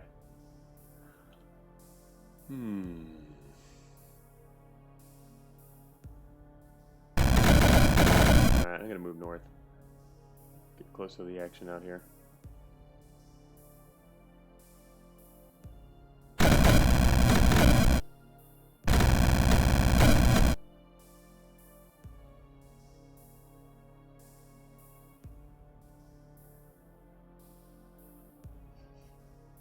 Ton of enemies out there in the middle. Oh wow. All these guys lost their shields. Like every single one. Whew.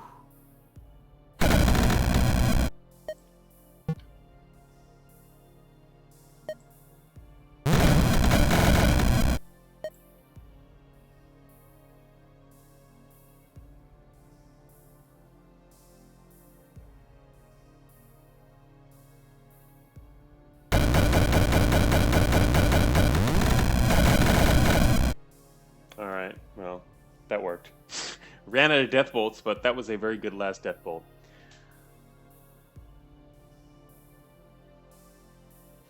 Yeah, a lot of them lost their shields because they teleported ghosts out there, and then there was area of effect stuff that started going around and took down their shields. Alright, wait, death cleave. Alright, we can't use the cleave for anything else here. Yeah, that worked out pretty well. We found death shock. Can we shock anything that be meaningful here? I'm just trying to mainly now I'm using up the rest of our mana here before we're gonna have to use a mana potion. Still got 2 dominates left also. Okay, a lot of this stuff's pretty weak. This guy, yeah, all this stuff's weak.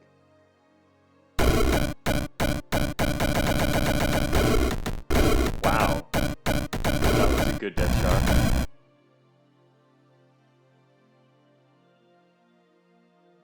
Gotta make sure what's friendly and what's not. A lot of toads jumping around. We own pretty much everything now. There's a giant void toad over there. This map clear brought to you by Disperse. Yeah, I guess it did help. I guess it did. Enemy forces are definitely being thinned. We now own more than half the map by far. This is gonna go well. Start pressing forward. Giant toad is taking a lot of damage. He's still in decent shape, but he's going down too. Alright, I think we're good.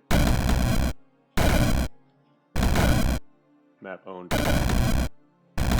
Now it's just a case of taking out the remaining spawners. Damn. Still didn't use up all our spells yet.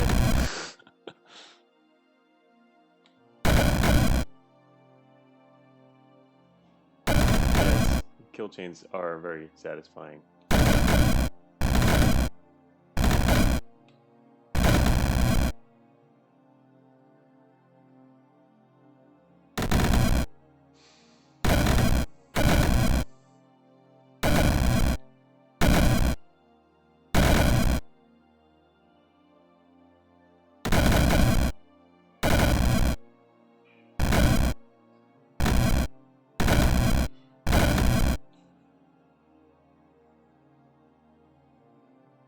Just taking a moment to make sure we're not going to get ambushed by something.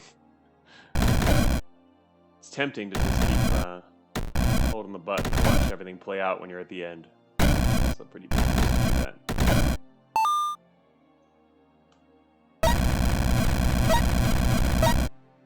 Boom.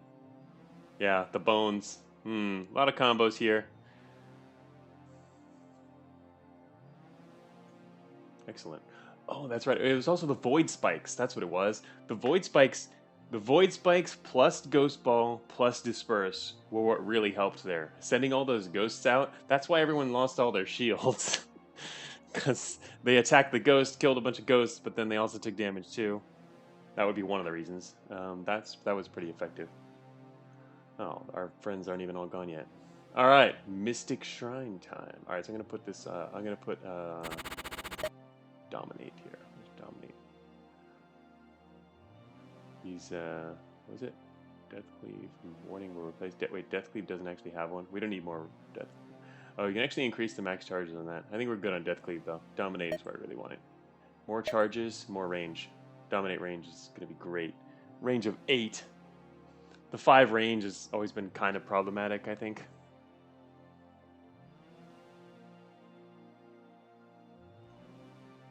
Yeah, we can take down shields everywhere on the map without actually being there.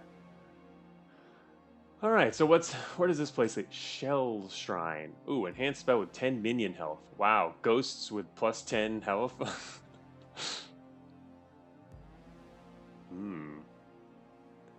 Dragon Mage and an Enchanter. This one is an Icy Shrine. Ice spell. Plus 40% damage, plus 3 duration. This also enhances spell. We can't actually do that because we've enhanced everything except Death Cleave. We've used all of these shrines. So we can't actually do that. Unless we replace one, of course. But no, I'm not going to replace what we've got. Yeah, we don't want to lose the Radius. Radius is more important than giving them some extra health. So we actually wouldn't be able to use that unless I got another spell for it. Vigor. Another one. Plus 80% minion health. That's interesting. Huh. Got 2 similar shrines here. We don't actually need either of them, though. We don't need any of these shrines at all.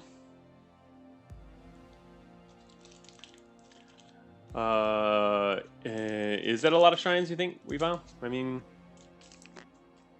maybe they've been more common, too, in more recent versions of the game. But yeah, we could get a new spell that makes minions specifically for that. But like, we have 4 SP right now. I'm just pretty much planning on saving it for now. I don't... we could look at the ice spells. I don't know. Plus 40% damage, plus 3 duration.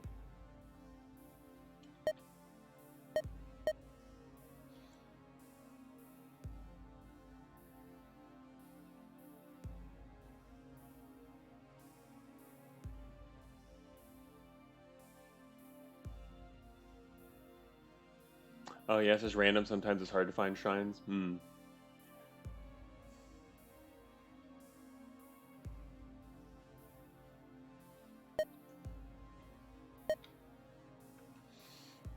Minion to consider Archon? What is that? How do you get that? What is that? That's not an ice thing, I assume.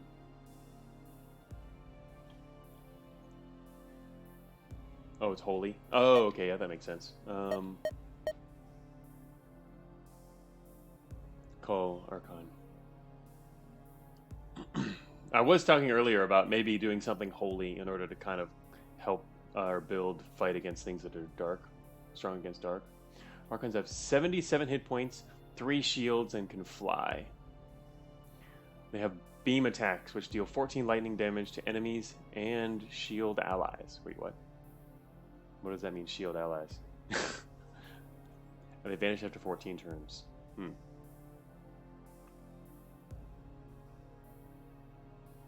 It just summons one of these guys.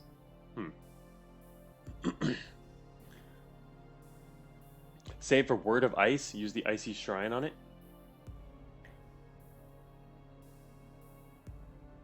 Grants shield to allies.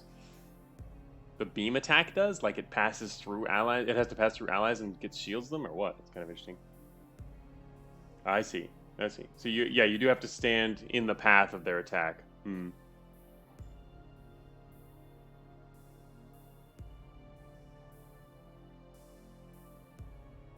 Read Blue Lion? Even if you can't afford it right now? Huh. These holy... Having a holy build seems pretty interesting. Lots of interesting summons, huh? Whoa, what? They have a spell that grants 1 shield to themselves and allies in their line of sight. Oh, that's... Wow. It, like, shields your whole army. Imagine... Yeah, I can see how combining this... Yeah, that's pretty crazy. Combining this with the Necromancy build would be pretty cool. Blue Lions have 28 hit points, fly, have 50 arcane resist, 50 physical resist. They also have a melee attack which deals 7 physical. So they're mainly, it looks like they're mainly for shielding your allies. That's their big thing. Pretty cool though. If you're building, they do it every 2 turns after the upgrade. Summon groups at a time to stack it. Oh, cool. Great with mass bone shamblers and ghosts. Yeah, I can see how this actually really works. Could work really well with our build.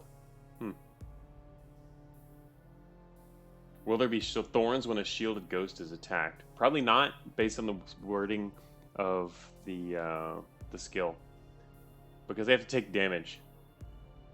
Unholy Alliance skill? Yeah, I saw that before. I don't remember the details of it. We were looking at it like last time or time before. Anyway, oh man, so many cool options. So what was there? There's another comment up there. What was saying? Save for Word of Ice and use the Icy Shrine on that. Holy Ice, Word of Ice. Because next level we could get Word of Ice. All non-ice minion enemies are frozen for 5 turns. Deals 50 ice damage to all fire units. I don't know. I mean, this seems okay, but not real. Oh, that's right. The idea was to use it with the shrine, which ups the damage. That's even more significant. Oh, but it's only for fire units. I mean, fire units are kind of... I mean, I'm not worried about fire units much myself because I'm immune to them.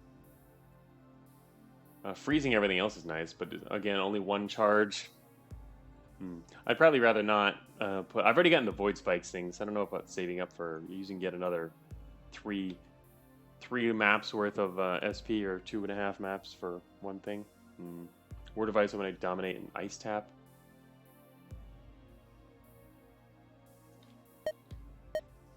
I don't actually remember Ice Tap.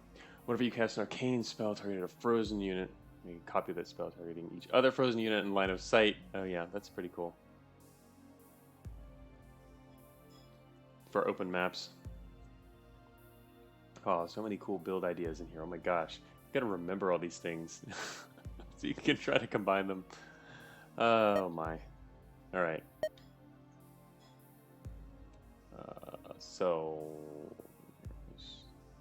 Alright, now you just gotta pick a map to go to then. Yeah, charges 1/1. I'm I'm less enthusiastic about things that only have one charge.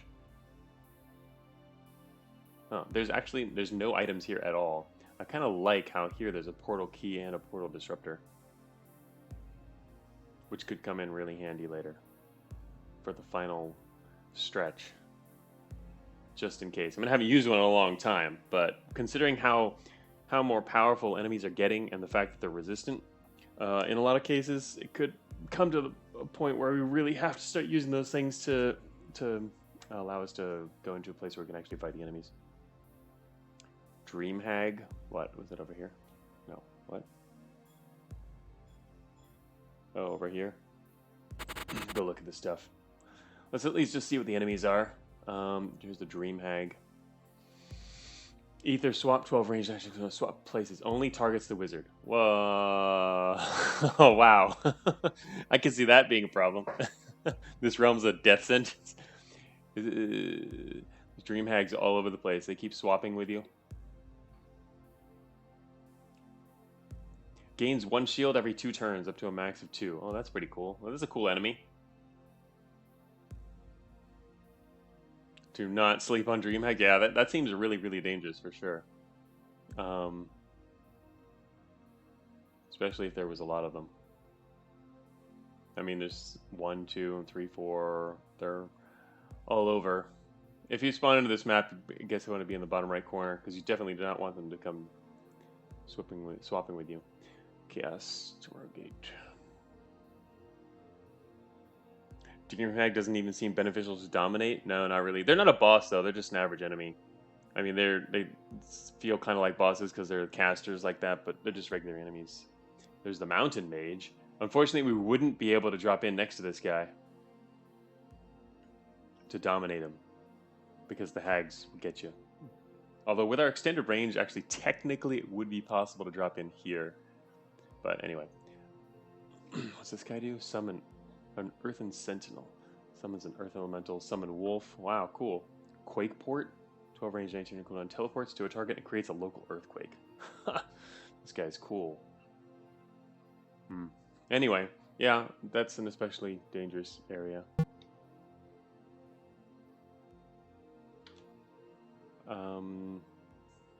Vampire Necromancer. Where is he? Oh wait, what else? There's idols in here. Idol of Sorcery. What does that do? Oh, that's right. We have experience with Idols of Sorcery. That's where we got our fire immunity from. And our sorcery ability, which is very funny. And we did use that once last stream. In case you missed it, we did ended up trying it out. It is basically an infinite spell, which does a tiny bit of damage, fire damage. No area of effect.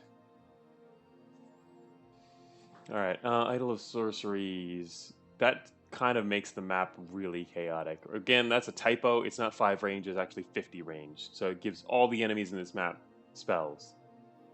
I mean, it's cool if the idol's your friend, right? Oh, 1, 2, there's 3 of these idols. You just got to get the idol on your side. Yes, oh, we lost as you cast sorcery and missed. Yes, we did find an opportunity to cast this when we were already beating a map and ended up just fooling around with it to see what it can do. So it is, yeah, it's a range 7. It just does like 5 fire damage. It does the same thing that basically this spell that they give you. There's just no real description for it. And the funny thing was, we got to the Radius Shrine, and it actually allowed us to target sorcery, even though sorcery itself does not have a radius.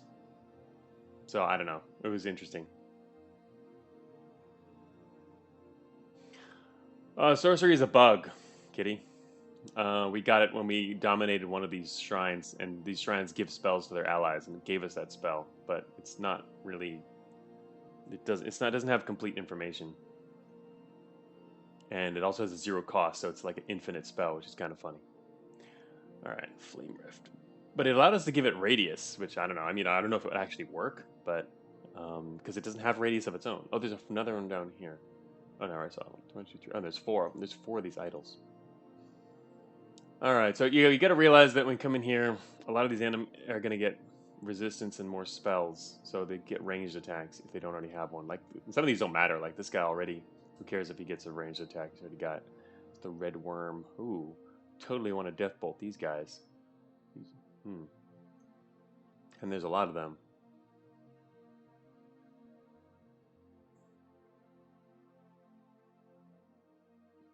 This map seems like it'd be pretty easy. I haven't looked at the... Wait, where's the big guys? Alright, well, actually, I haven't seen what this guy does. Void Knight, double shields, 50% resist dark. Ether charge. Shoots through walls, but he doesn't destroy the walls, apparently. Oh, it's kind of powerful. Teleports the target to a random location. That's annoying. Vampire Necromancer. Oh, this is the mage guy, isn't it?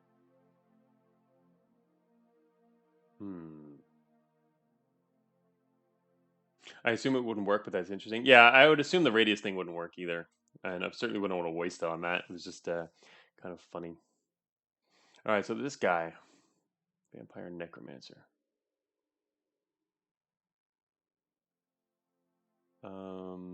Freeze targets. Haunt. Haunts the target, spawning 2 ghosts nearby each turn for 7 turns. Too bad it has a 13-turn cooldown, because, I mean, it seems pretty cool if you use this against a powerful enemy, and then it just keeps spawning ghosts around him. But at the same time, most enemies that get haunted are probably just going to end up dying pretty quickly anyway. Does Dominate mean living? No, Dominate just dominates like anything, doesn't it? Yeah, it's just target enemy unit, which makes it insanely powerful. That's why we keep dominating things like this. We can totally dominate this Necromancer. We should just drop right next to this guy and dominate him, and then crush the map from there.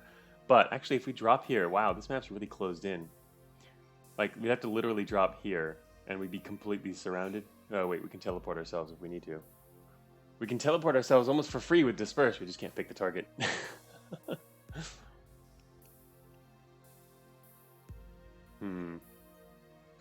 Just gotta remember, these are gonna give spells and resistances to everyone else, but I don't think that's gonna be a problem on this map. It was a problem before, but that's when we were relying more on Death Shock, I think. Oh, that's right, Disperse doesn't teleport the caster. The caster's unaffected. Forgot about that. Yeah, that would probably be too cheesy. Well, also dangerous, but yeah, with that many charges. Yeah, forgot about that. Not something I would really want to do anyway. Not my style. Void Knights seem to be one of the more dangerous enemies here. Also, if we drop in here and dominate this Necromancer, this guy's going to immediately teleport him away, which is kind of funny. But really, the whole point of dominating him is just so we don't have to deal with him. I think here, and just dominate him too. Use both charges right away, and then we're gonna use a potion real quick.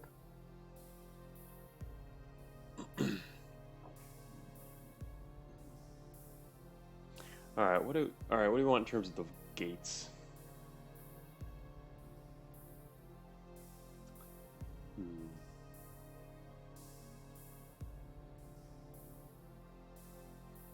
I feel like this guy's gonna die as soon as he gets teleported.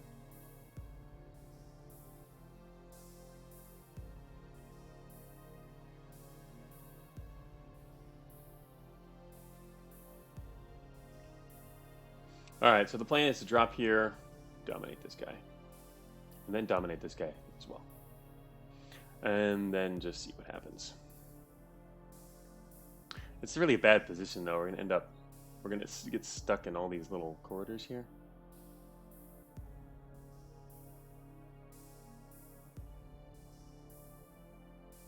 Maybe to throw some ghosts out there for fun.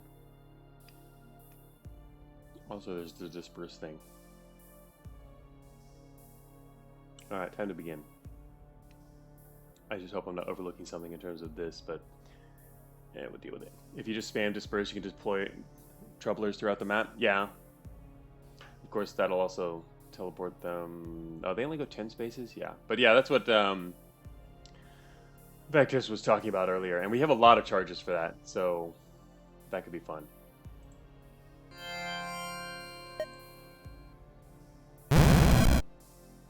He didn't get... Oh, whoa, what? Ah, he got frozen. I was going to say, I thought this guy would get to act first and teleport him away. He didn't. Our Necromancer immediately turned and froze the knight. Cute. Alright. Wait, did he get haunted too? No, not, oh, that's right. He can't do that till next turn, but he's frozen for one turn? One more turn. So he's going to haunt him next. Oh, wow. Wait a minute. Wait. We'll wait one more turn until he's going to haunt this guy next. And then we teleport him away. Oh, that'll be good. Once he's haunted and teleported away, then he's just going to like spawn ghosts and not get killed. Troublers with damage with void spikes too. That's true. Not a whole lot, but... anyway, it looks like if we wait one more turn, this guy's going to get haunted. Let's do that. Instead, I'm going to do something else here. Oh, I can't actually do the ghost ball out there because... You know, that. Huh.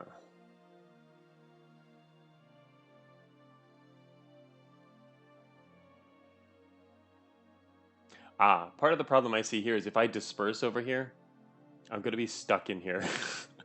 Because when you disperse, it's going to spawn troublers. How many troublers does that spawn again exactly? It's, the number of troublers summoned is equal to the spell's level, right? That's why we're spawning only 2 troublers each time. Anyway, we're going to get stuck in here, which is kind of annoying. It almost seems like that's not worth it, actually. Time for trouble. I don't want to get myself stuck in this corner. I want to move out in the open.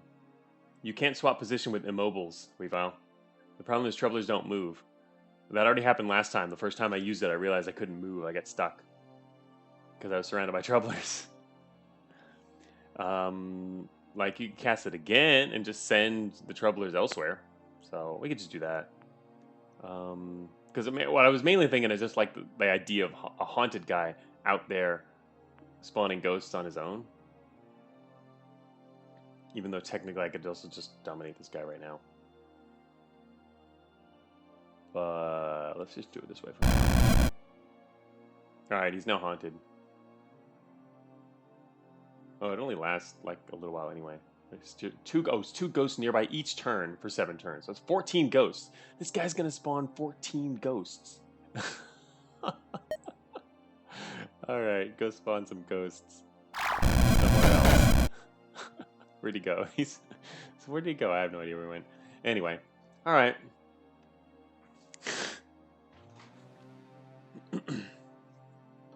One death shock would solve that. Actually, it wouldn't though, because they're shielded. So, oh wait, you said death shock. You did say death shock. You're right. One death shock would solve that. I was thinking death bolt. So I was getting these confused. We have 3 death spells. You're right. Yeah, a death shock would do that. Anyway, all right. Let's see.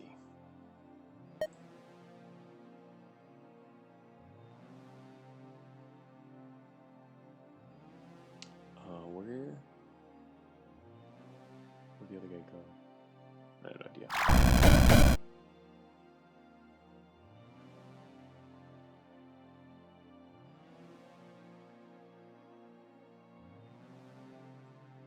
I have trouble finding these guys. Oh, here he is. There's a Necromancer. He went up there. I want to see Disperse spam. It sounds fun. Yeah, I was trying to... the problem with our Disperse spam is... Disperse is a really low-level spell, so we only spawn 2 Troublers each, and it's not exactly spawning a whole lot of them here. But yeah, that's what I wanted to do, is actually just do that for fun. Is, spawn these guys. It doesn't... they just die so fast anyway, though.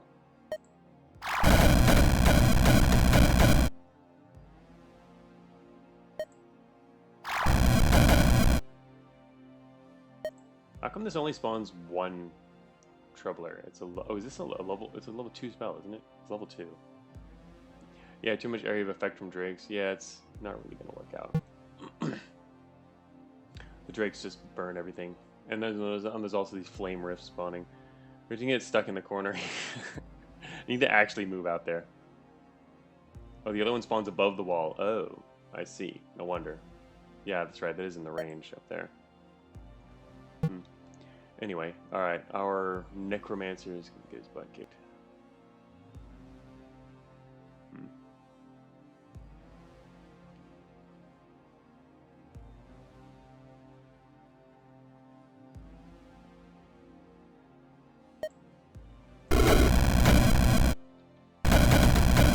Time to move out. Yep, I just got attacked. Hey there, friend. I needed someone to target for my last dominate. Oh, there he goes, out into the open. This guy's gonna suicide on me and just die. That's cool.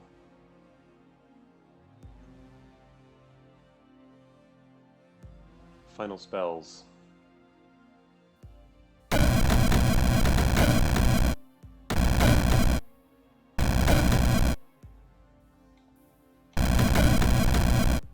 This guy won't attack me.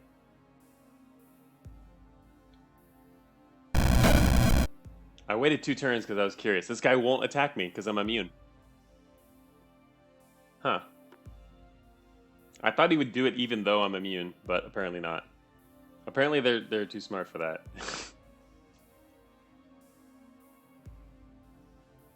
Okay then. Oh, this guy got... How'd this guy get over here? He just get teleported? By something? This whole map's getting filled with fire. Cute. Alright,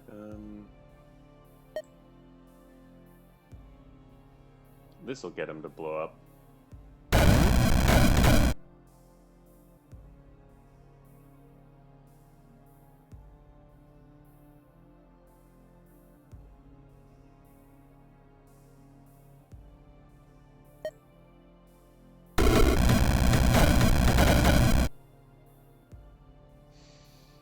He didn't actually die.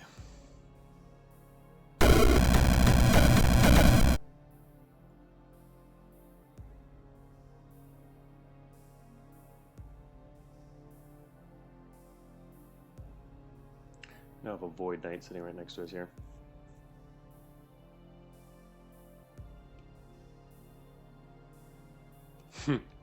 If he hits us in melee, he's gonna send us away.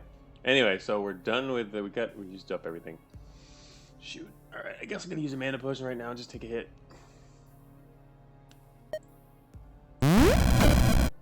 Where are we? Alright, we're over here now. Not bad. Don't mind being over here now.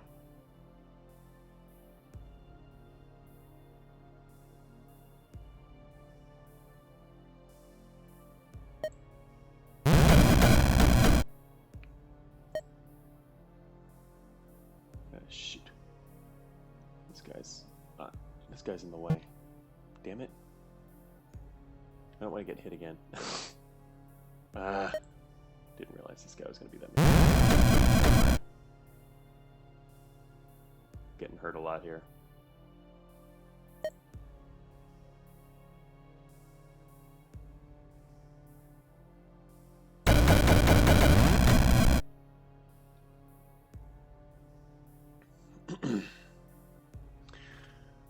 Okay, look at the rest of this map. Oh my gosh.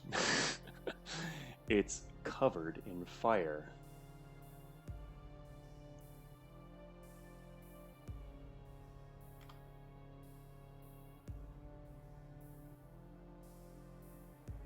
Alright, so now... Oh, we can't actually go southeast. I just realized that. I was thinking of cutting to the southeast and taking out from that side, but we have to go north.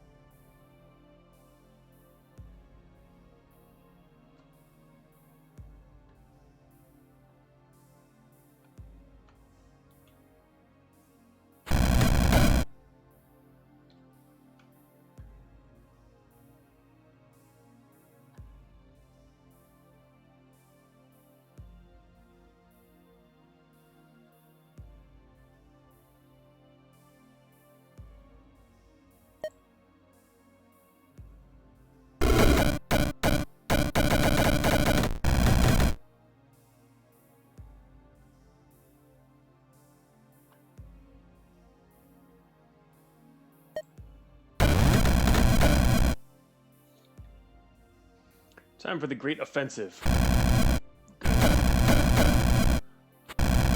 Offensive movement. This is a really tight level.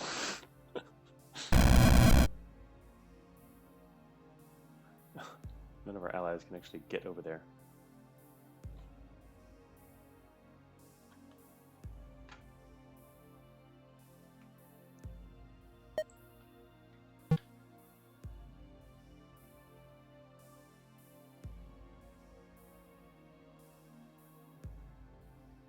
Oh, vampire bat. Yeah, I'd forgotten about that. We'll become a vampire necromancer in 4 turns. Oh, he's gonna become another vampire necromancer. That's pretty awesome. He made it away. He's in good shape. They can't get to him. Nice job. This is a lot of fire. This is a very fiery level now. All right, I guess I had to push forward. What's the range on this guy? Oh, I don't even care about him. Fire drakes can't hurt me. Oh, he also has a lightning spell. Never mind. They can't hurt me now. This one can. All these other guys have spells too. So they can actually hurt me now. Oh, that's not good. Alright. If you detonate one, do they detonate each other? They have to use their ability to detonate. This guy's 100% resist lightning, but he doesn't resist dark. That was not effective enough. Shoot. 7 range. Trample, physical damage.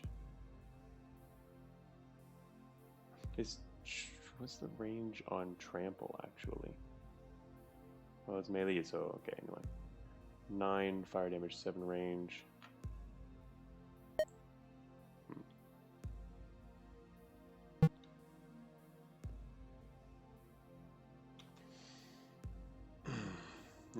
Normally, yes, they kill each other, but if it's a fire sorcery buff, yeah, that's kind of annoying. Oh man, this is gonna be kind of insane. Spawn some ghosts.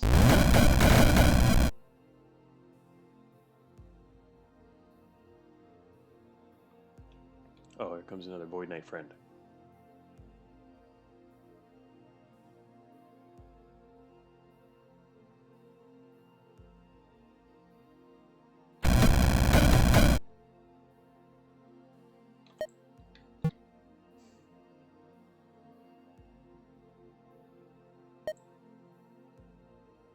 This is escalating? Oh, yeah, escalating.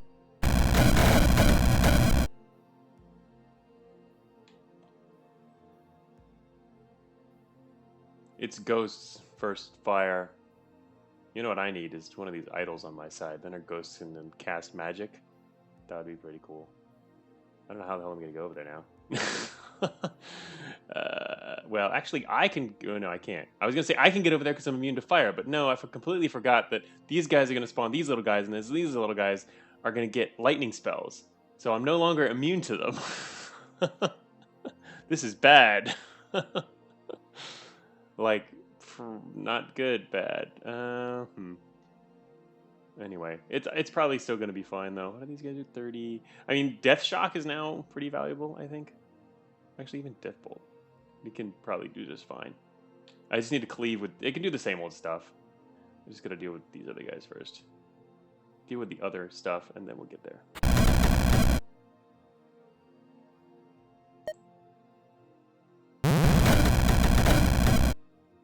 Dominated this Void Knight before he became an issue.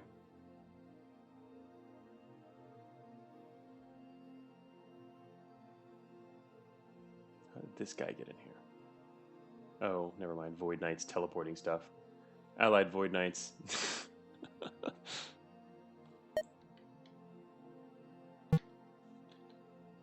Alright, we're getting close to... Damn it. Now there's one right next to me. It's these Void Knights. Nah, just kill him.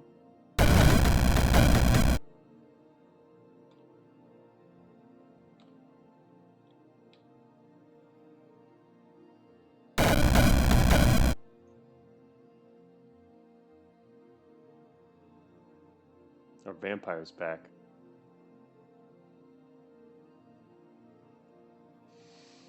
Go vampire.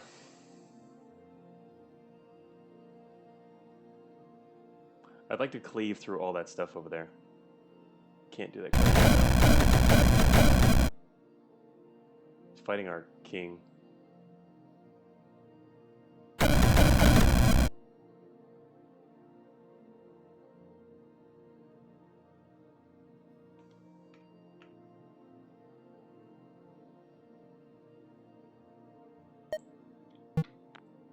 Shoot, I'm having trouble getting this cleave off, because cleave I have to do it a turn early, which means I need 2 turns to set that up.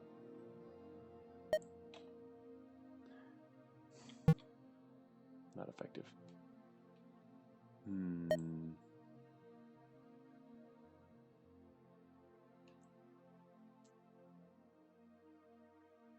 Main problem is this gold drake here and in the front line. But actually, how am I gonna?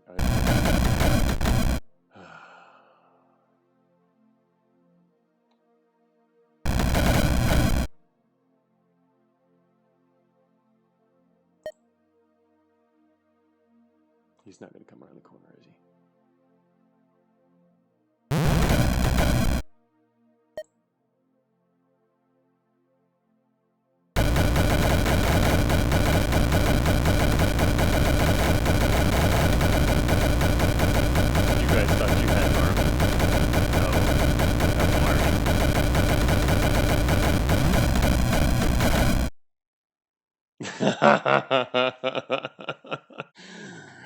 That worked pretty well. The chaining.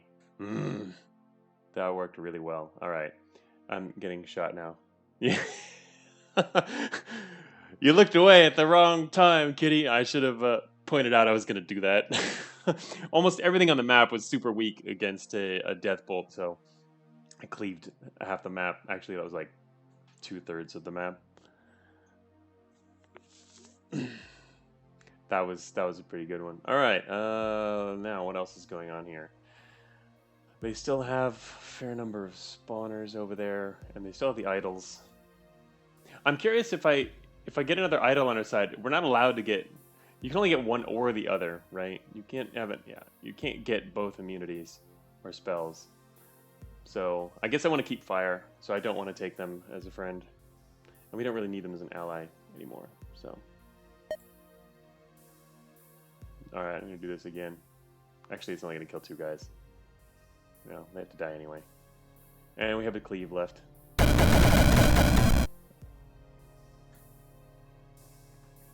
It shouldn't overwrite. Yeah, but it won't, it's true, it wouldn't just overwrite. But I imagine it wouldn't either, because based on the way it works on the enemies, it seems. But you can't have both. It can only give you one or the other. Alright, what's going on up here?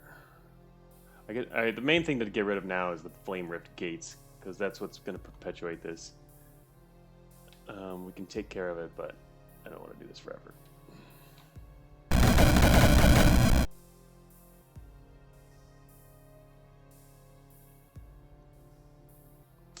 Oh, they're blinking, no wonder. Random tile, I forgot they're blinking. Okay, what's the range on that? We're down to 52. Yeah, it would power up your minis with range attacks. We did that before, so I'm pretty familiar. We've met Idols of Sorcery before. That's how I got our current fire immunity, and that was back when we first got Dominate, and it was very helpful at the time. But that's what I was going to... It would be nice to have for the ghosts. That's true.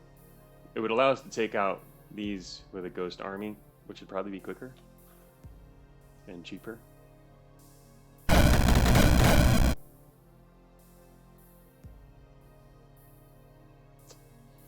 Well, I'm tempted now to destroy all this stuff, but it's going to end up destroying that too. If I try to cleave through all this. Unless I go after this. Nah, I'd have to get lucky.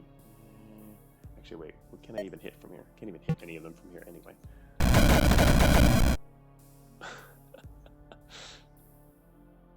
Friendly Void Knight still sitting over there.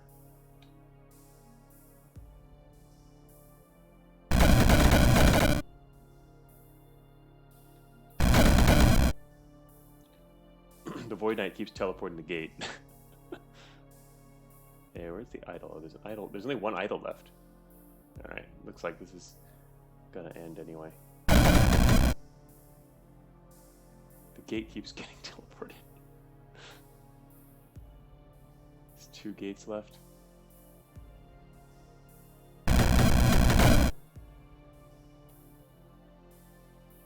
The way this map is set up, it's really hard to kill everything. So many twists and turns. I think the important thing is to get rid of the spawners, and secondary is the flame rifts themselves, just so they stop spawning all this stuff.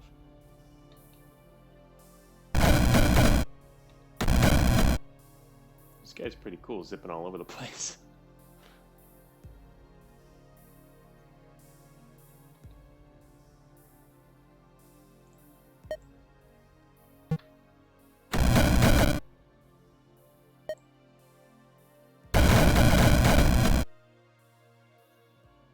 Disperse might speed this up. That's true. I was thinking about that a second ago. I didn't think about it long enough, apparently. Maybe. It's hard to say. We need to get to that up there. And Disperse can just send stuff anywhere. I mean, we have a lot of charges anyway, so yeah, it's easy. Troublers can kill 1 HP units. Ah, that's true. That is very true.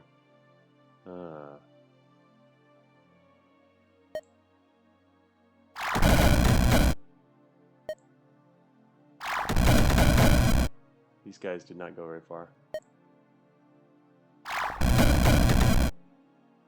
Yeah, Troublers are going to be a lot of trouble for them at least, but...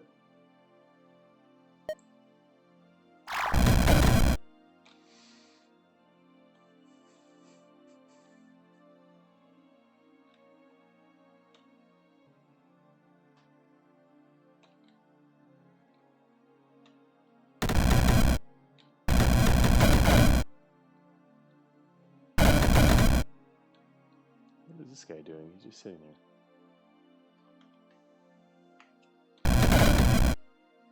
Why is he just sitting there? Immobile. Wait, what? Why do you... Wait, oh! Flame rifts are immobile. I completely... Like, that slipped my mind. Okay then.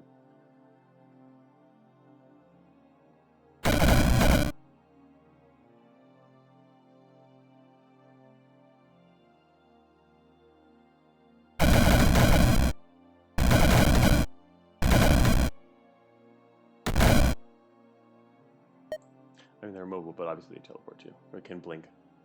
Stupid Knight teleported the gate again. You know what? I probably should use that shot.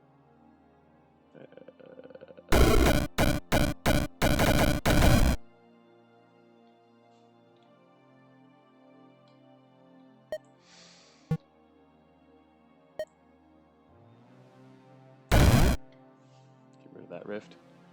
Okay. I'll go right now.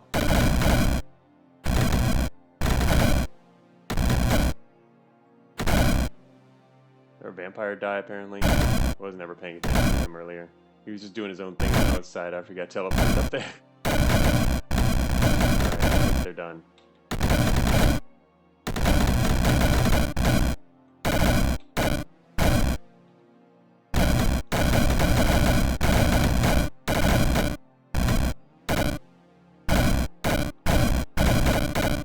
Go Shamblers.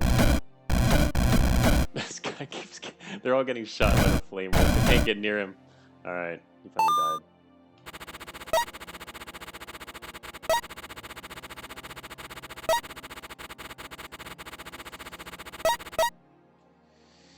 Excellent. Well, we got another Portal Disruptor and Portal Key. And of course we got more SP. We now have 7 SP. And we're going into Realm 20. The final stretch.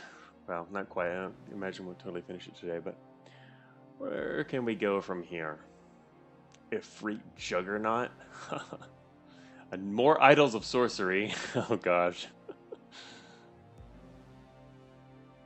sorcery circle. Oh, for the damage? 818 void spikes. Yeah. That's second highest damage there. Deathbolt didn't really do much that time. I didn't end up using it a lot. Really, our allies did everything. Oh, 25 is boss fight? It's 24, isn't it? You have to fight the boss separately? It's not on one of the floors? I thought it was 24.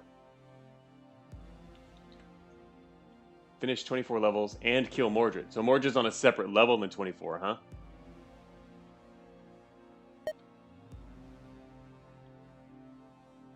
What improved with Dominate? We can hit them with the... We did Brute Force Persuasion. Right there. Yeah. Dominate targets based on current. Mordred is on 24? Which one is it? Finish 24 levels and kill Mordred. Is it 25 levels or 24?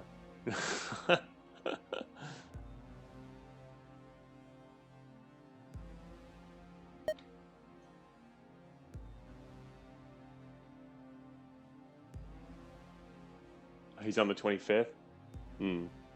Alright, so we do have another level to go after that. Anyway, alright, let's see. Red Rider. What is down here? Sorcery Circle.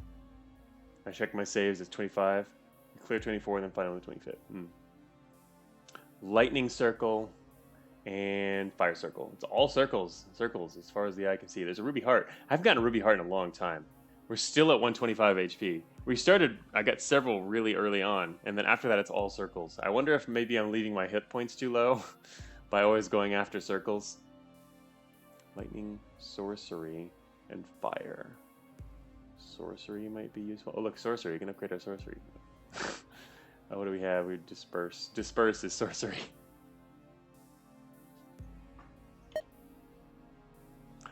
Disperse is Sorcery. Everything else is pretty much upgraded. Oh, technically Ghost Ball is too. You can upgrade Ghost Ball duration. Or get other newer stuff. I'm thinking maybe I should go for a Ruby Heart and kind of up my max HP.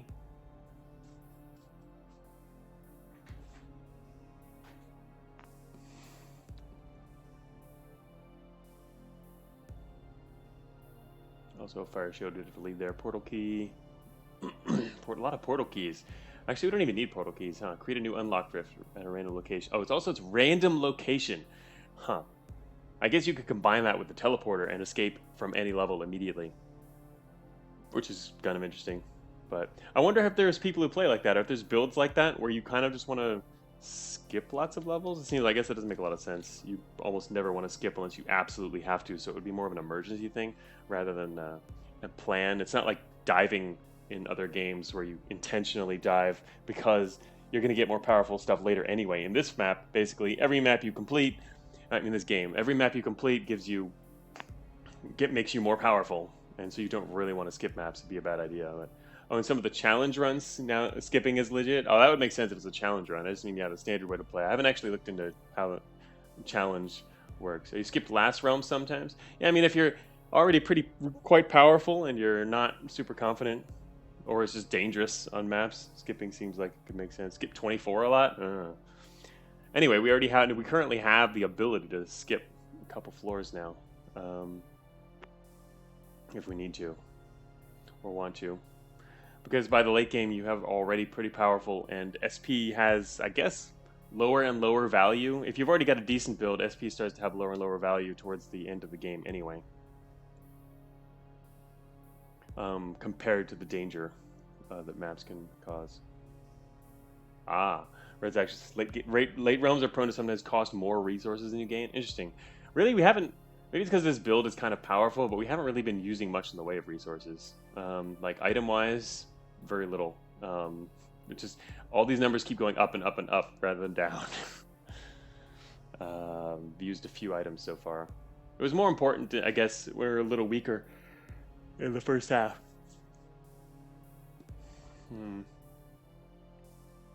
Anyway, let's see here. So anyway, I was thinking of going here just for the heart.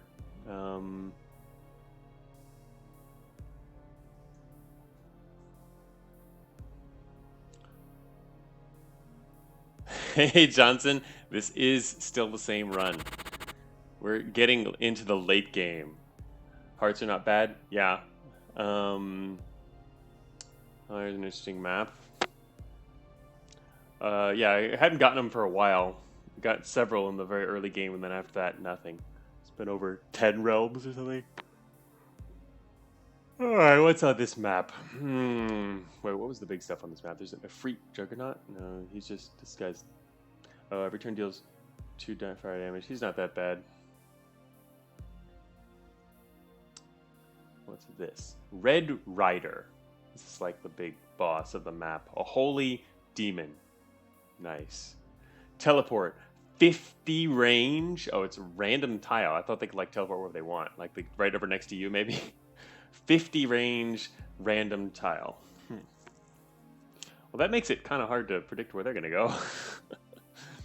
Whenever another unit takes physical or fire damage, heals 5 hit points. Whoa. Strife. Berserk all enemy units in LOS for 3 turns. Wow. Anti-ally build. Ifrit has fire AoE? Yeah, they do. They have the... Ifrits have the... it's just a passive. 2 fire damage to enemy units in a 5 tile radius. Lamasu, what else is in here? Here's one. What does this do? 5 physical, charge 6 physical, 10 range, leap attack with a whole bunch of resist. Heals all allies in a 6 tile radius. With 3 shields and 200 HP. I didn't start reading at the top. I thought that was some average enemy. Oh my gosh. 3 shields. They're not that big of a deal though, to be honest. We could deal with them with ghosts easy. Drop some ghosts. Ghost immediately unshield them, and then we hit them with a death bolt, and they die immediately because their death bolt now does 230 damage. Oh, they're 50% resist dark. Okay, let's take 2 bolts, and then they're ours. Not bad. I think that's not bad. I wouldn't be too worried about these guys. I'm more worried about, with our build anyway. I'd be more worried about this guy. Berserk all enemy summoned units. Oh my gosh. He's got 100% resist dark. Yeah, 2 death bolts for each Lamasu. Those I think would be pretty easy. This is the problem. This guy is resistant to dark. And he heals when any unit takes physical or fire damage. Physical. Wait a minute. I have a question. Whenever another unit takes... That doesn't even require LOS? Is it just me, or is this guy just... based on the description, he just... he just keeps healing as the war rages on. He only does physical damage. Which is kind of nice. Yeah. Weavile says it does not require LOS. That seems deadly. This guy is really powerful.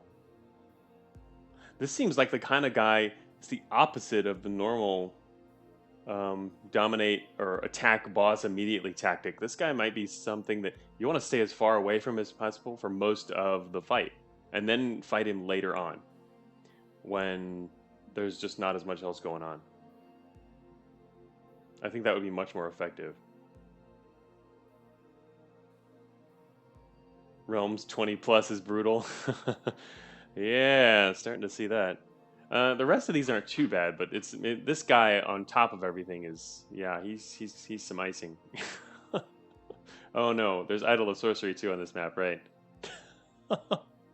Idol of Sorcery is always causes craziness.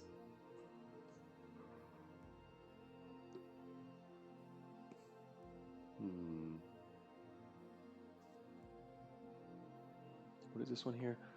Berserk all enemy summoned units in LOS. Okay, so at least his Strife does require LOS, which is good. So technically you can fight on this map. It's not an open map. We can technically fight on this map. Imagine this guy on an open map. That would be kind of insane.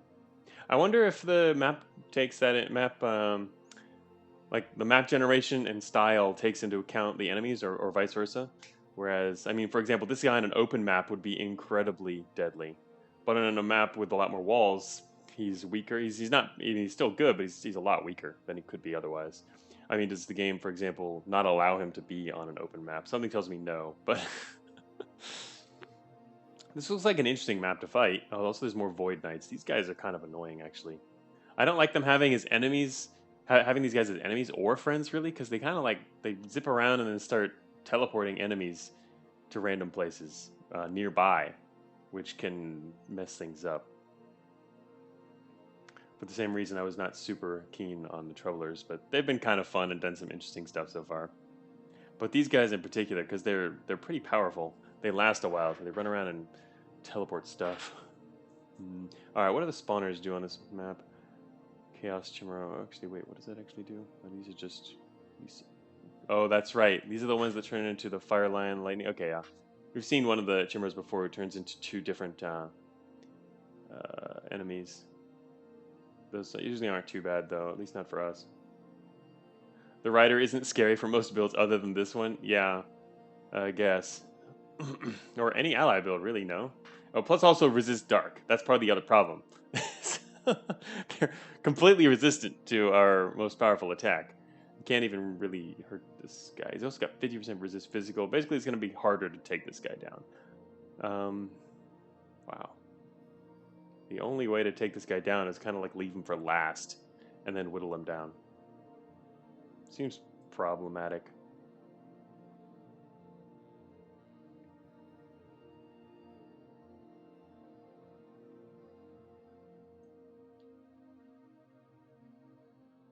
Dominating Lamassu seems pretty cool. I mean, they're really powerful. Good defensive for having an army anyway. Too bad they're all over here, like close to this guy. Although technically, it looks like it could start in this corner. And then, actually, wait, if you start up here in this corner, this guy has to go all the way around the entire map to get up to this corner and fight you. Of course, we wouldn't be able to fight everything else until we got out of the corner. Because you're stuck in this, oh no, you're stuck in this corner. The layout on this map is kind of brutal. This map looks tough. It looks doable, but tough and somewhat unpredictable. What were the other ones?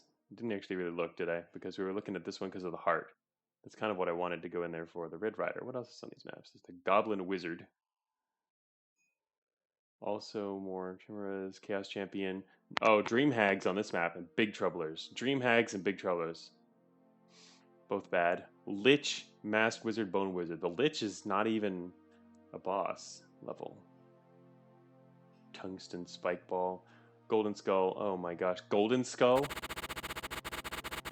Read that guy's ability again. Wait, which guy? Did he really? You mean the Rider teleports? Does the Rider teleport? Now I want to know that.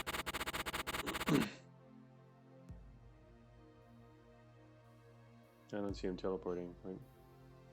Oh, never mind. Oh, it's up there at the top. Right. I forgot about that. That's the first thing I read. And then I got scared about the other stuff. 50 range, and it's random. So yeah, he basically can go anywhere else. Yeah, that could be a problem. He does teleport. Quite right. Anyway. I was looking up here at this one. I wanted to see what the golden skulls do.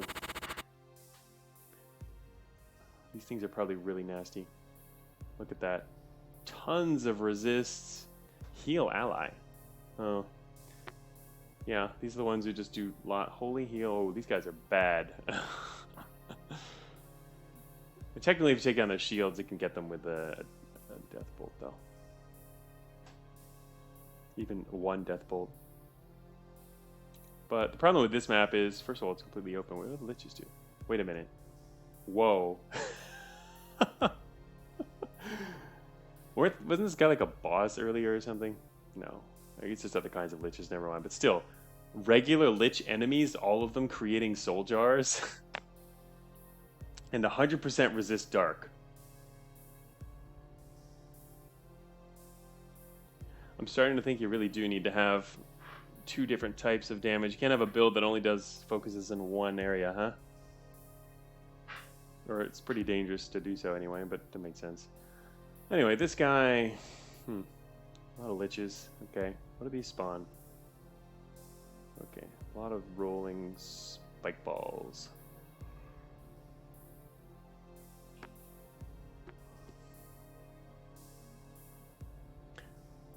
You'll love the giant soul jar enemy? What? Oh man. Can't wait. Masked Wizard. There's the Masked Wizard and also the Bone Wizard. Summons a Bone Knight.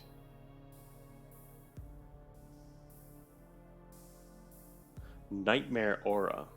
2 dark or arcane damage to all enemies in the radius each turn. 7 radius. Man, this actually, a lot of this map is resistant to dark. Well, if this guy is, it could just dominate him. That would be easy enough. But the problem is all these other guys who are nearby. Oh, they're all physical. That's actually, these guys actually aren't a problem at all for me personally. The problem is we can't turn them into skeletons. And all these other liches have shields. And I guess the thing about the liches is they don't do much damage, so that's not too big of a deal. It's mainly the fact that they can be unkillable due to their soul jar thing. But what is this one? Tungsten Spike Ball, 300 HP. Oh,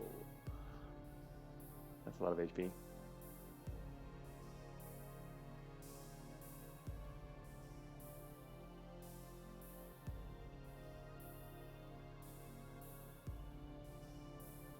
Yeah, anyway, as before, part of the problem is the skulls.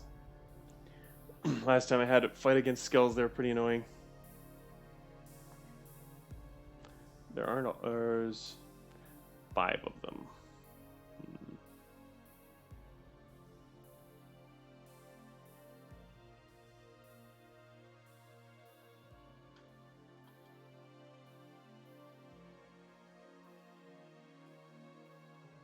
Dark circle.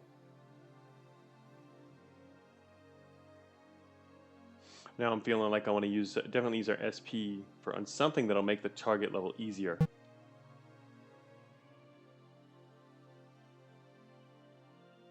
Depending on where we end up going. Dream Hags. Idol of the Foolish, Chaos Quill. Alright, I'm going to check out some of these because I don't know what this stuff is. Ghostly Mass. A lot of Ghostly Masses. On death spawn 8 ghosts.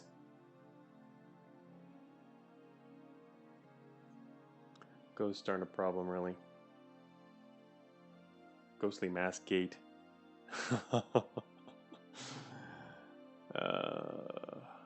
There's a lot of spawners on this map. There's a lot of spawners. Storm Knight. Flash of Lightning. Frost. Creates thunderstorms and blizzards. Storm Knights seem pretty powerful.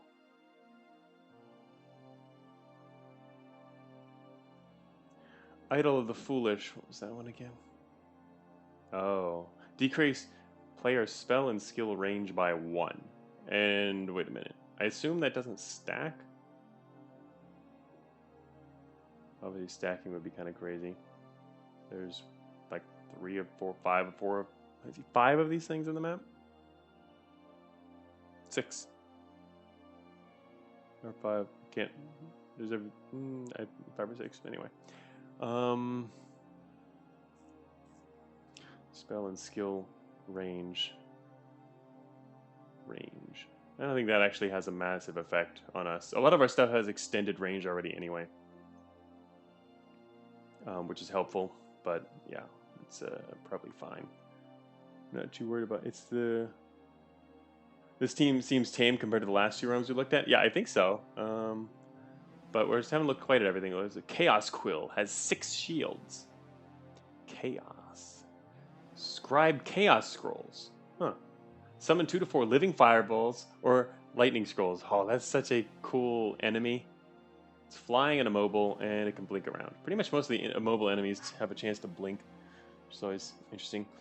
This seems like a really cool enemy. I like him.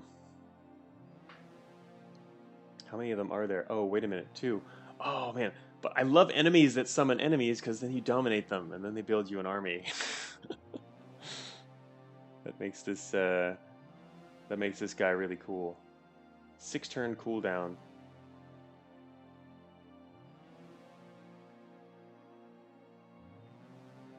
Where's the boss on this map, actually? What was he again? There was one, wasn't there? Or was it there? I need to look at the list, but I can't do that except from over here. There's no boss on this floor. Yeah, no wonder it seems tame. There's no boss, just other stuff. It does, the same map seems really tame compared to the others.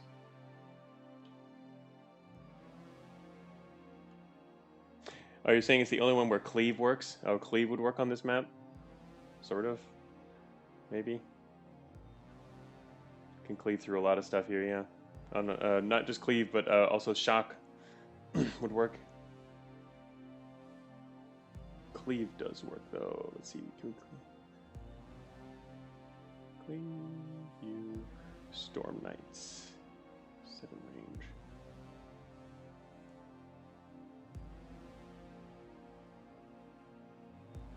Most of these things are living. That's living. Oh, this guy's living too. Alright, there's a good fair amount of living stuff. Yeah, we can actually pretty much cleave this whole map, can't we? This seems like a pretty easy map, actually. I say that, but I don't know. Maybe something else bad's gonna happen. A lot of ghostly mass spawning and more chaos gemers, which means more of these guys, which aren't that bad because particularly for our build. Yeah, seems like this could work. Kind of like the idea of dominating a quill.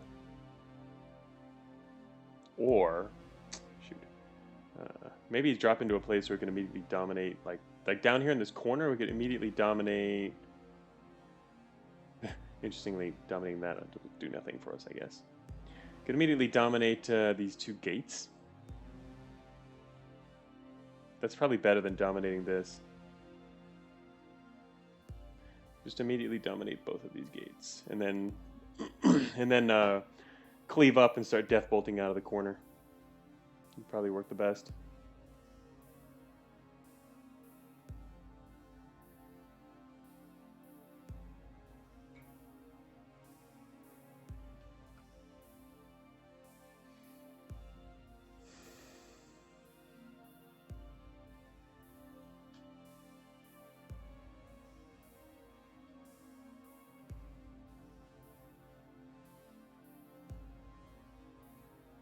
And again, I'm assuming those idols don't stack. Obviously, if they stack, that would be kind of insane. Be too powerful, in fact.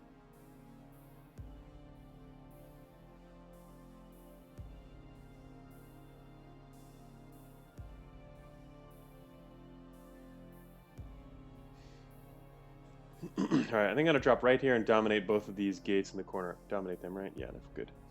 And then turn on and then just start death bolting out here.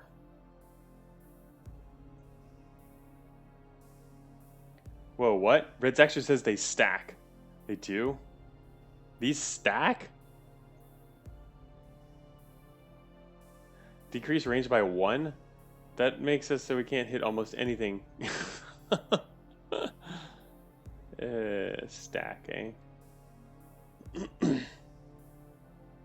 I mean, the range of 50. Sheesh. 1, 2, 3, 4, 5. Is there 5? I thought there might have been 6.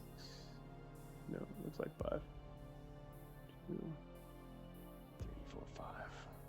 Oh, the -5 range. I mean, sheesh, why do there have to be 5 of these things? Maybe 2 or 3 of them? That would drop or dominate to a range of 3.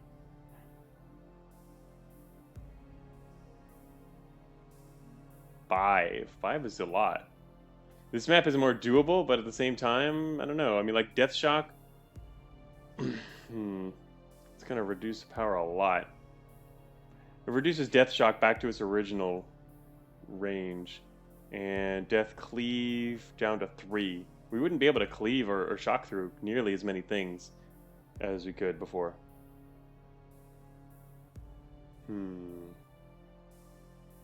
That increases the importance of taking these things out first, but cleave range isn't effective? Why? Because why? It's a range. Oh, I guess it doesn't count as a range, huh? It's not listed as range. Cast gains range is different from stat range. Yeah, it probably doesn't then. It affects the base range. All right, for base range -5. Deathbolt would then only have a range of 3. That was a bit of a problem with that though, because then a lot of enemies will be able to hit us before we can even hit them with a bolt, which is a problem. I mean, it's nice. Currently, we can outrange a lot of stuff. We could still use ghosts to bounce things off, but these idols, I think, could become a serious problem. Maybe that's why there's no boss here. The idols kind of balance that out. Anyway, well, also we're going to take this one out really quickly.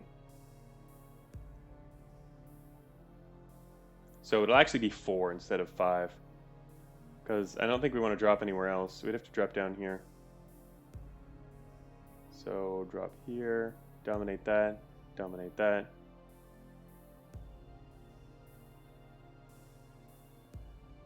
You think they'll end up pretty immaterial, really? I don't know. I mean, in the long run, yeah, I think it's not gonna be a showstopper, but I think it's pretty dangerous. I mean, it's gonna reduce our effectiveness. That's all. It'll definitely reduce effectiveness. But yeah, I don't see it as a showstopper at all. Drop here, dominate, destroy this thing. Maybe summon ghosts. There are builds which would suffer here. Yeah, probably. Other types. All right, let's see. So I guess we could save our SP for now. What was on the previous floor? Oh, Vigor Shrine. I completely forgot about the Vigor Shrine, which we can't actually even use because the only thing we have is Death Cleave. Oh, that's right. We can actually get, if we want to, plus 80% minion health, get another spell with a special minion, like we were talking about earlier. Like one of the holy spells or something.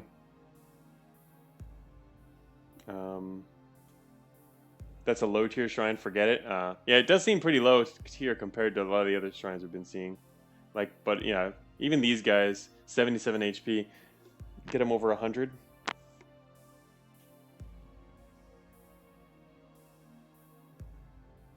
There's only 4 charges on this thing.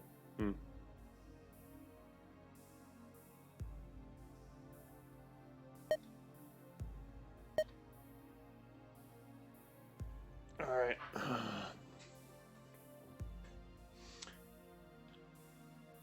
Alright, so I think we're going to drop right here. And we should then have...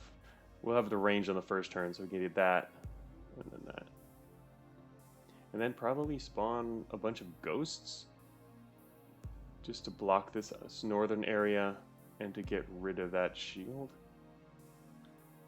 more quickly. And then just destroy this, because dominating this is not actually going to help us. All it does is mess up players. And it's kind of unfortunate we can't use the idol for ourselves.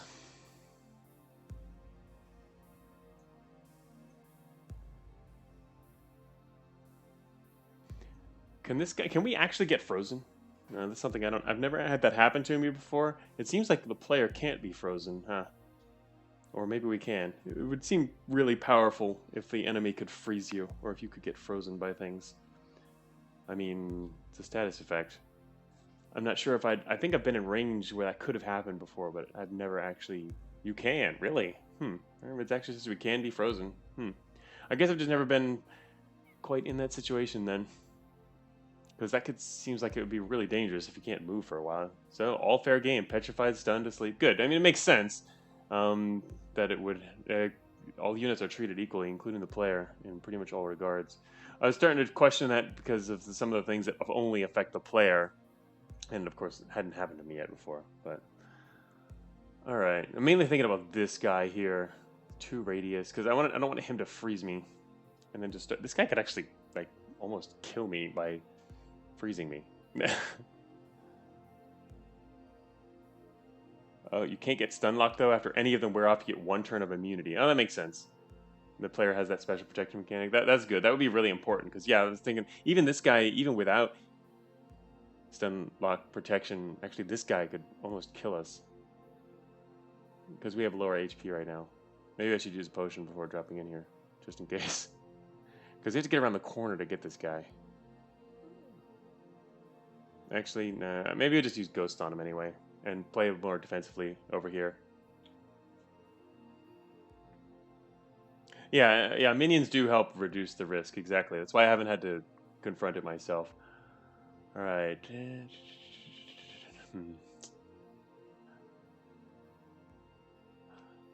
As the map gets more dangerous, maps get more dangerous, I'm thinking of using a healing potion before going into this map. Because we're not going to heal on this map. There's no idols like I could do that again like I did a couple times. Because I thought we were trolling him for promoting Ghost Ball. No. I mean, I can see how it was good, and it's definitely coming in handy. It just seemed like some of the other options were also good, but yeah, or better. Like having horror.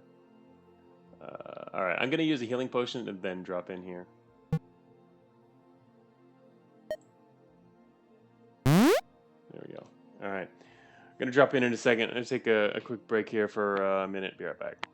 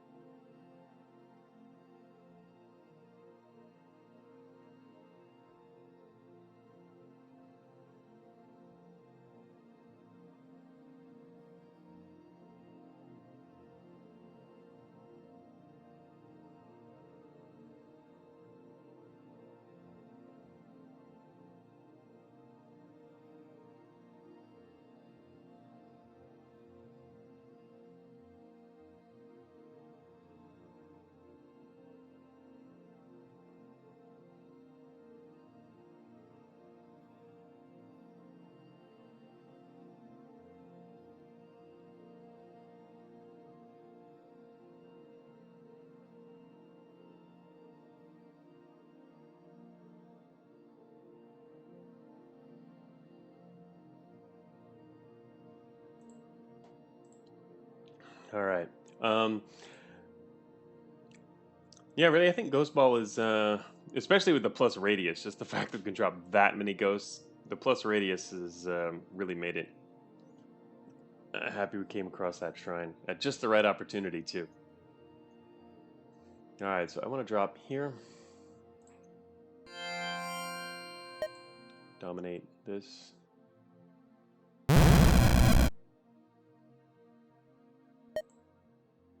Dominate this.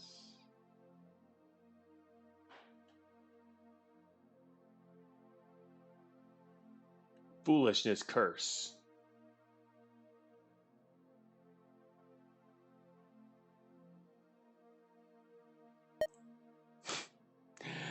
Wow, Ghost Ball. We can only summon Ghost Balls immediately adjacent to ourselves. Yeah. Hey, Cypherpunk. I had no idea you could dominate shrines. You mean the gates? Is that what you mean? You can definitely dominate them. It's very useful. All right, time to make ghosts.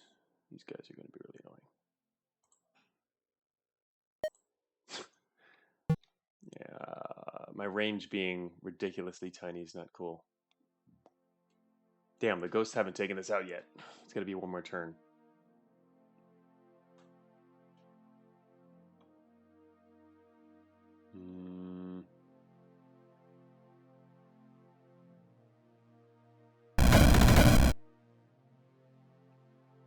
All right, its shield is down.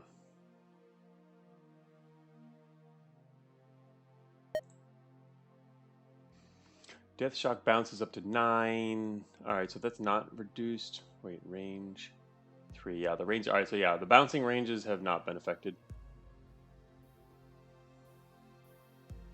Actually, wait, in that case, I should use a cleave here, shouldn't I?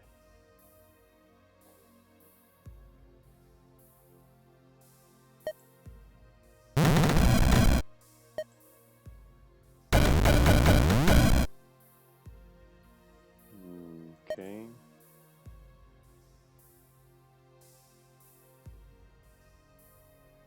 Gonna cleave a ghost.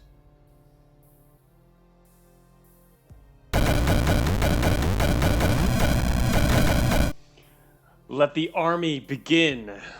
All right, that's working. 2 friendly gates gonna be spawning us an army. Got a ghost gate. Time to press the attack.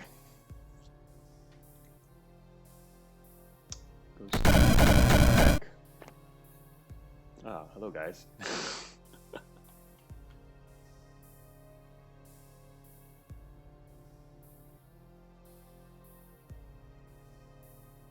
I want to cleave these guys too, but that's going to mean I have to wait 1 turn. Is that a good idea? Yes, it's fine. There's too many. There's a lot of stuff in front of us.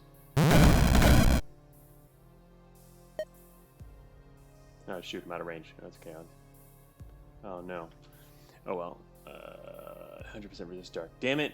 I just screwed that up. I forgot. Our range is too short. Our range is only 4. At least it's more than it was before. Gonna waste 1 turn and get in range.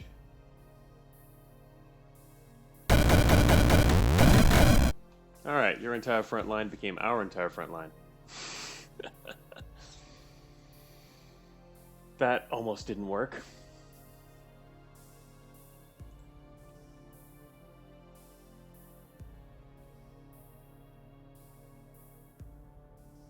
Gotta remember the short range thing. Our current death bolt range is only 4. We have to like pop around corners and get stuff. Well, I mean, no, I can hit allies too. The problem is we can't use skeletons for that. We have to use... wait. Yeah, ghosts are only 50% resist dark. So yeah, we can use ghosts for it. That's what we have to use to bounce death bolt.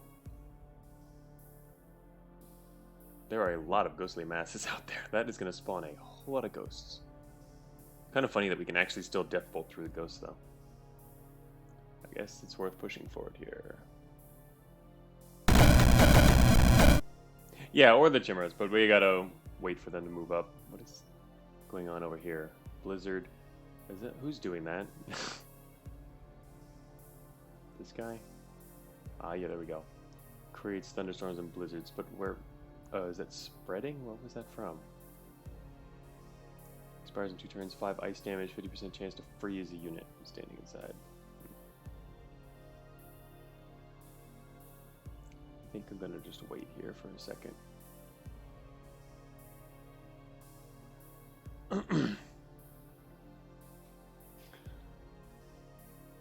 Chimeras? Yes, I have forgotten the proper pronunciation.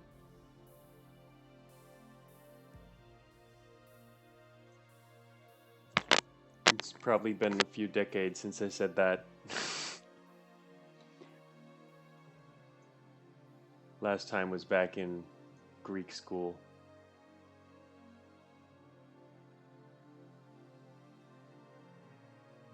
Friendly Storm Knight down here getting his butt kicked by a skeletal ice worm.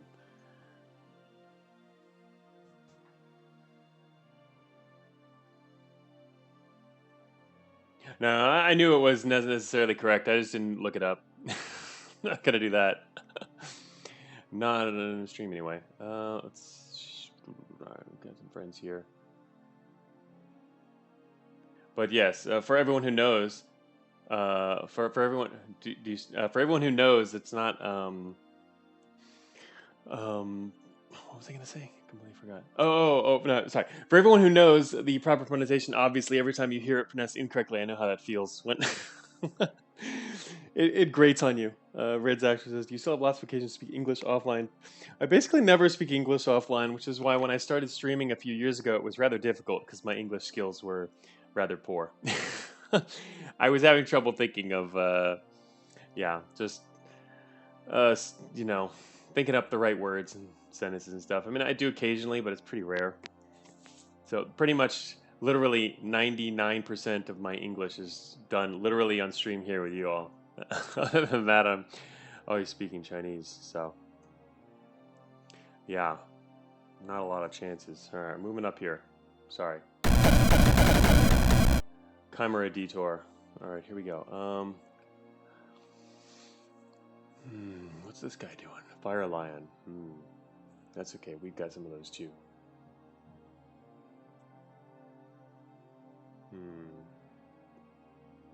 Ghostly Mass. Haven't actually. None of the Ghostly Mass has been taken out yet. Oh, it's because they resist physical. Shoot. That's gonna make it a little hard. 2 dark damage. They're 50%. Oh, they're 50%. Yeah. Our skeletons can't really mess with the Ghostly Masses. A lot of Storm Knights coming. Oh, there's going to be so much storm going on here soon. Blizzards. I can't bounce off them. I think I might want to cast Ghosts in a bit. I'm going to get up close up here towards the edge. Maybe try and spawn some Ghosts and then just try and cleave through. A lot of enemies up here. Cleaving will be very effective.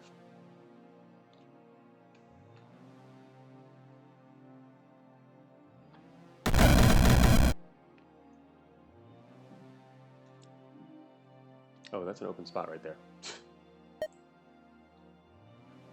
No, it's not. Wait, what? The storm. Oh, the storms move, and they can move onto. Storms can move across blocked locations, apparently, or they can appear on them. Could grab that lower ghostly mass gate. Too far away though. You mean dominate these guys or something? Oh, the gate. All right, the gate. Yeah. You're right. My main problem is our dominate range is only 4. I'd have to go all the way down to this location in order to get it.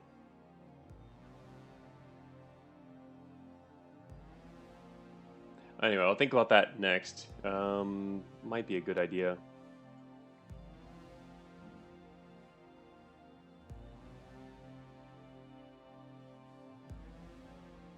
Our Ghost King is up here to the north now. Shoot. Yeah, tough call. Ghostly Mass Gate would be kind of cool.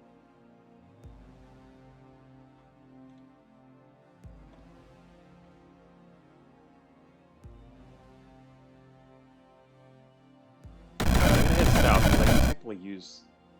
Just get hit? No. I can technically use this to bounce if I need to. Alright, our skeleton just got frozen.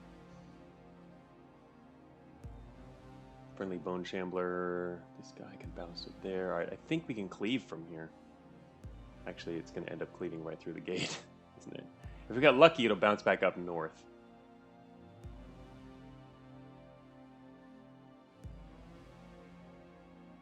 I'm going to try cleaving here. Oh wait, do we have the range for this? Forgot. Death Bolt. Our Death Bolt can't even get that far down. Once more.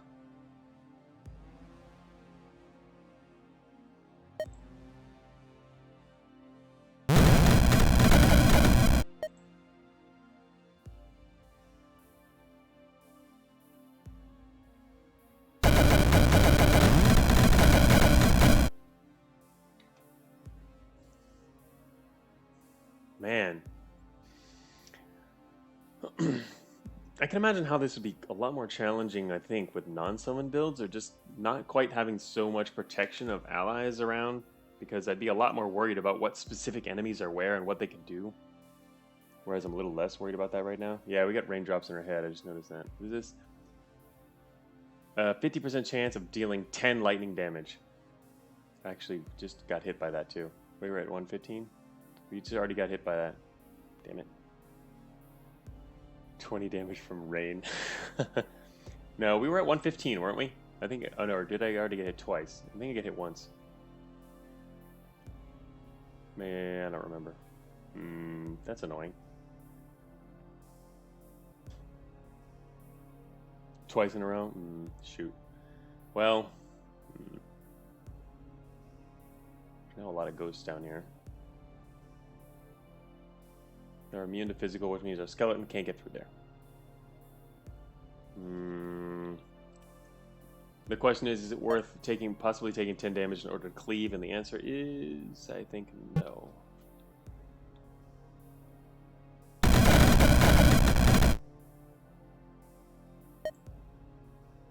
Let's shock these guys.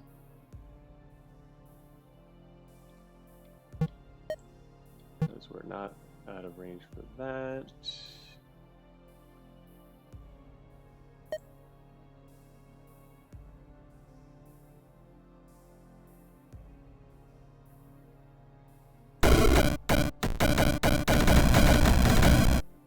Oh well. Ended up destroying it anyway. Could disperse them. Yeah, that would have been an option. Would have also could have tried. I could have dispersed them maybe. I don't know what the range would have been, but no, we can't disperse them. Our range. We can't disperse anything. Our range is too short. I mean, it would have only worked for part of them.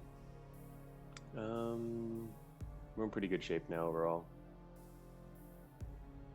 except that we can't get rid of their ghost.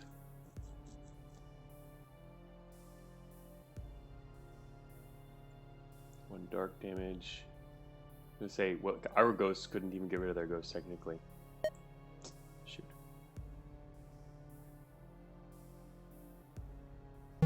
Ghostly masks are actually kind of annoying, mainly because we're relying on skeletons for a lot of our combat. I guess our other allies. That's what we need is our chimeras to get up here, take them out. They're all stuck in the back though.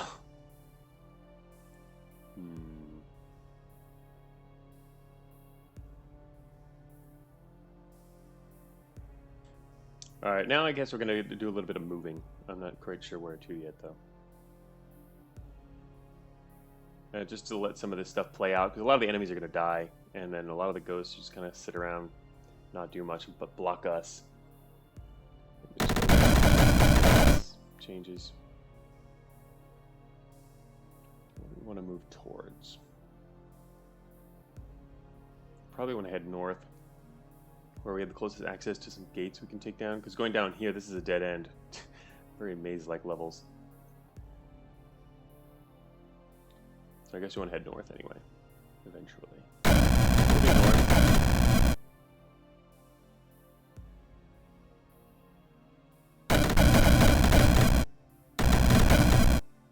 Oh yeah, here comes our army. Shoot, we might overwhelm them with just this, huh? Well, I say that, but then there's a lot of enemy ghostly masks out there. Masses. We can shock them all, though. I'm just going to keep moving north.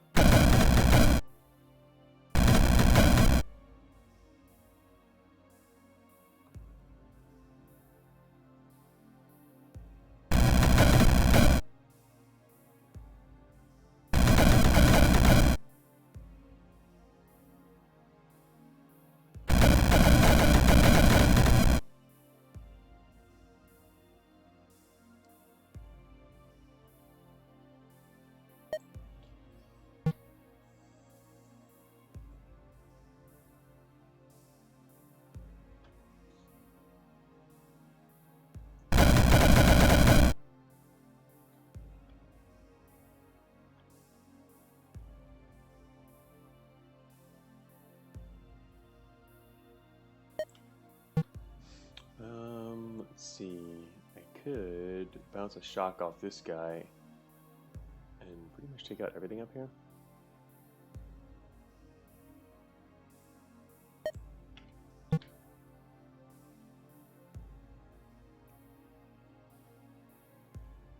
Kind of wanted the gate for myself, but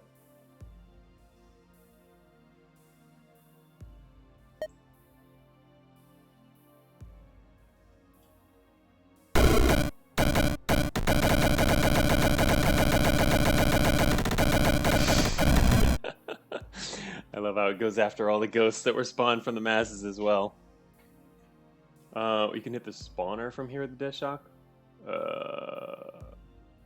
I didn't need to though. Also, I didn't want to get rid of it, but yeah, that wasn't really something I wanted to do. Okay, lots more ghosts and more masses.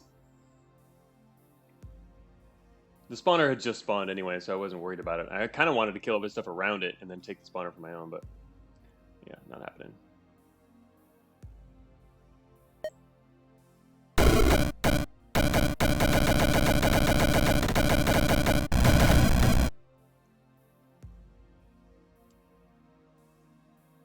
If you let the map fill up with ghostly masses, this would be a good farm for Deathbolt damage. Good point. Our Deathbolt is now at 251.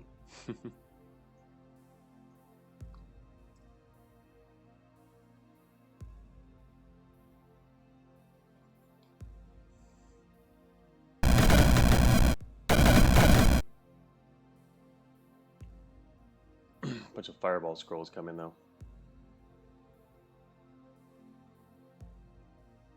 Gonna annihilate our friends.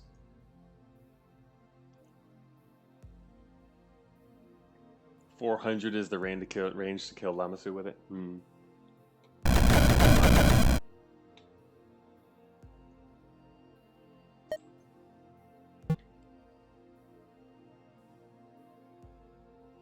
Oh, they're common enemy from here? It sounds like it from the fact that everyone recognized them and, yeah. Gotcha.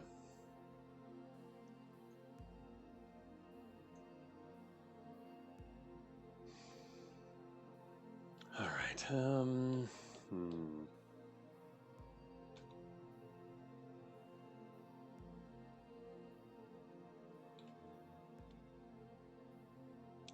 Of course, to specifically do that, we're going to have to still get rid of stuff like this Chaos Quill, which is really annoying. 2 of them.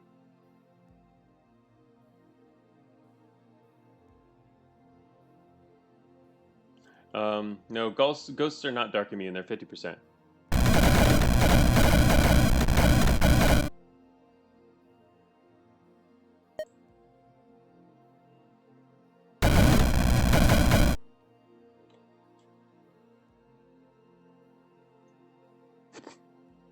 These guys are just going to keep piling up in the back because they're blocked. And our front lines can't really move. The problem with trying to wait is I really have to get rid of these. I can't really just allow the ghosts to pile up because the enemies can keep coming through and casting spells and getting rid of all of our stuff. So we're going to have to try to get rid of some in the near term.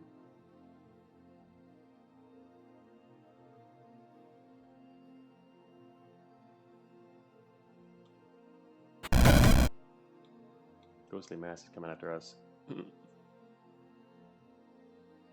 Disperse Chimera time, yeah. That could be actually really good, huh? That is a cool idea. Hey, our range. Our range is returning.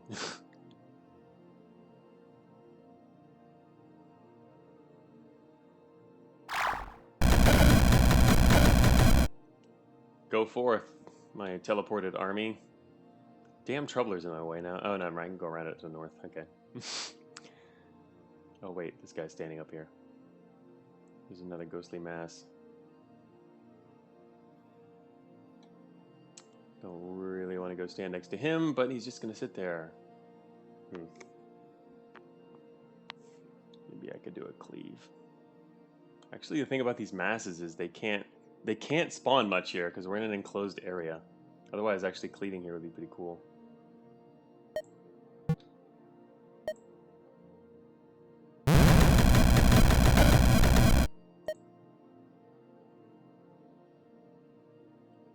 Is it just me or did almost all the enemies just die? There's something over here.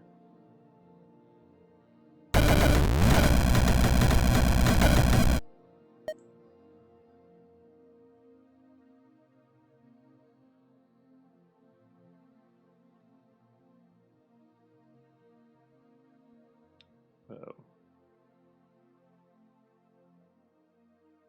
Is there anything to bounce to? I can bounce to that guy. Not much else to bounce to. Shoot. We're stuck in here. Can't bounce off these guys. And running out of ghosts. Oh, now there's plenty of ghosts over there. That would have been nice.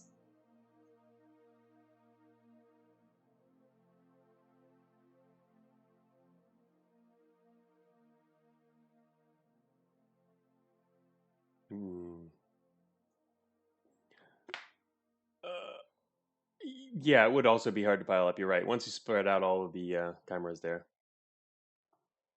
Hey, Bobfire.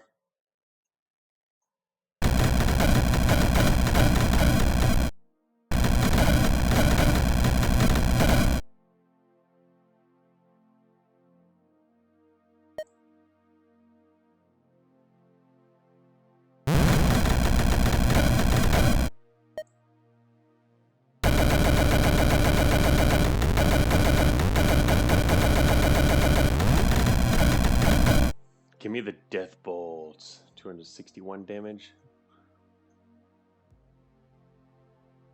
That was a loud ghost. Alright, got a lot of skeletons out here. Wait, we can do one more now. Is there anyone else I can actually hit? Or did everything just in rage just die? There's one here, it'll bounce once. We can technically kill one of these guys if it would help. It's not gonna help. Shoot. Everything's friendly! Why are y'all so friendly? There's literally only 2 guys in range right now.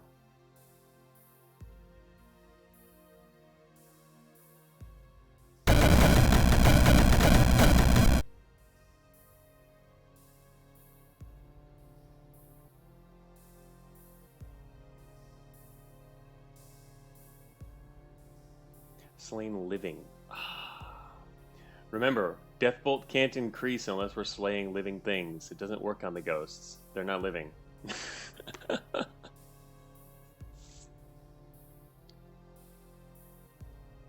Has to be living.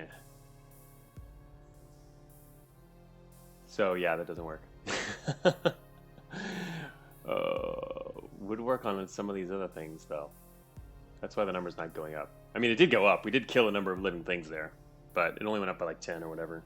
Or this map so far, we've gotten about 10. Yeah, not as cool. It works better on the flies, I guess. The flies are living. Could let maps fill up with flies. That would be cool. Okay, I think we're gonna kill everything on this map. The main problem is just the ghosts, which kind of stop progression and makes it hard for everyone to get out there. But let's see. I'm gonna west. A shame we're only doing 261 damage. Yes. So much more. If they were flies, that would be awesome, right? Alright. I think we're just owning the map, except for ghosts, which we're gonna have to help with in a little while. I'm gonna get rid of the masses. What's this mass spawner down here? I'm gonna go for the mass spawner and pretty much ignore everything else. There's another one up there.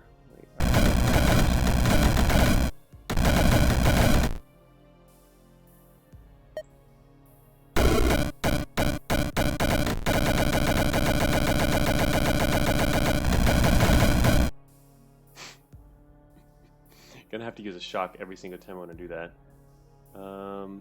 Technically, these guys could help. Yes, the idol died. Good. Yeah, a lot of them have been dying over time. I guess with zapping, things bouncing around. We're now down to 1 curse, which will probably be. Wait a minute. Why does this not have a duration left on it? Oh, never mind. The duration is the one in parentheses, right? Hope it's not permanent. Yeah, it's just because there was 1 in effect right now, I believe. Alright, need to get more. I wish I could teleport all these guys up. I can't teleport that far though. I want to teleport the southern corner elsewhere so they could help with the front, but maybe we'll make some more friends.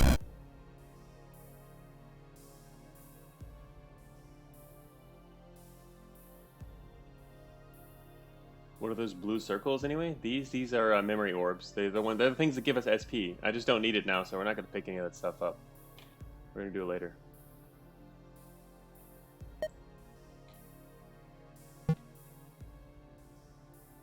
We're down to 2 death shocks. I need to try to save these.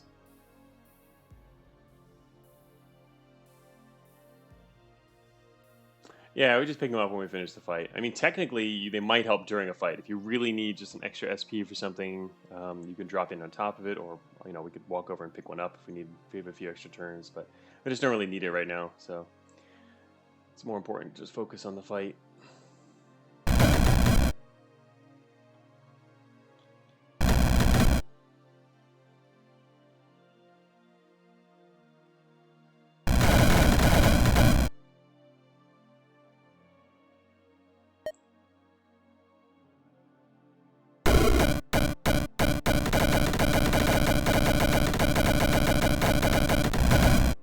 that worked out pretty well. It got all the way down here and killed the spawner.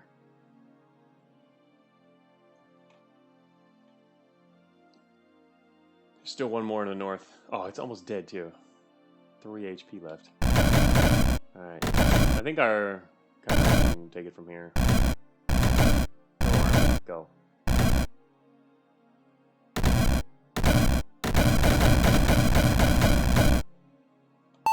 And ready. Map over. That one wasn't too bad. We have 10 SP. 10. I've never had this much. We started the stream with 9. And there's a fire circle. And the next map is a warped shrine. Whenever you cast a spell, it also after to roll 11 arcane damage to all enemies within 4 tiles of the caster. Me. Conjuration circle with a golden stopwatch and an ice circle. Yeah, that was a pretty easy map. Did we even use a mana potion at all? Or did I use one before I came in? Anyway, you love the warp shrine? Really? Warped? I mean, I guess you've got a translocation build. Sure, it seems great. Oh, that's right. Yeah, I saw this earlier. When you cast a spell and also after it's resolved, deal 11 arcane to all enemies within 4 tiles. It's pretty cool when you're teleporting around, eh? I mean, we've already got the Troubler thing, right? It would replace that. Unless we got another one. It's kind of late for it now. Yeah. If we got another translocation spell. But there's also Fire Circle here. For 10 SP. What the heck are we going to use 10 SP on? I don't really have any other goals, but... Oh, you teleport a lot, we found? I've teleported, I guess, once now? As an emergency that one time, which really helped. But I've got 7 teleporters. 9 mana potions. Can these go into the double digits, or not? Or are they single digit only? Somehow Dylan can just not. Hey, true final boss. Dylan, can I get rid of that touch by fire buff via dominate bug? He told me it's not a bug. It's not a bug. He said it's. He said that's okay. When I asked him about it.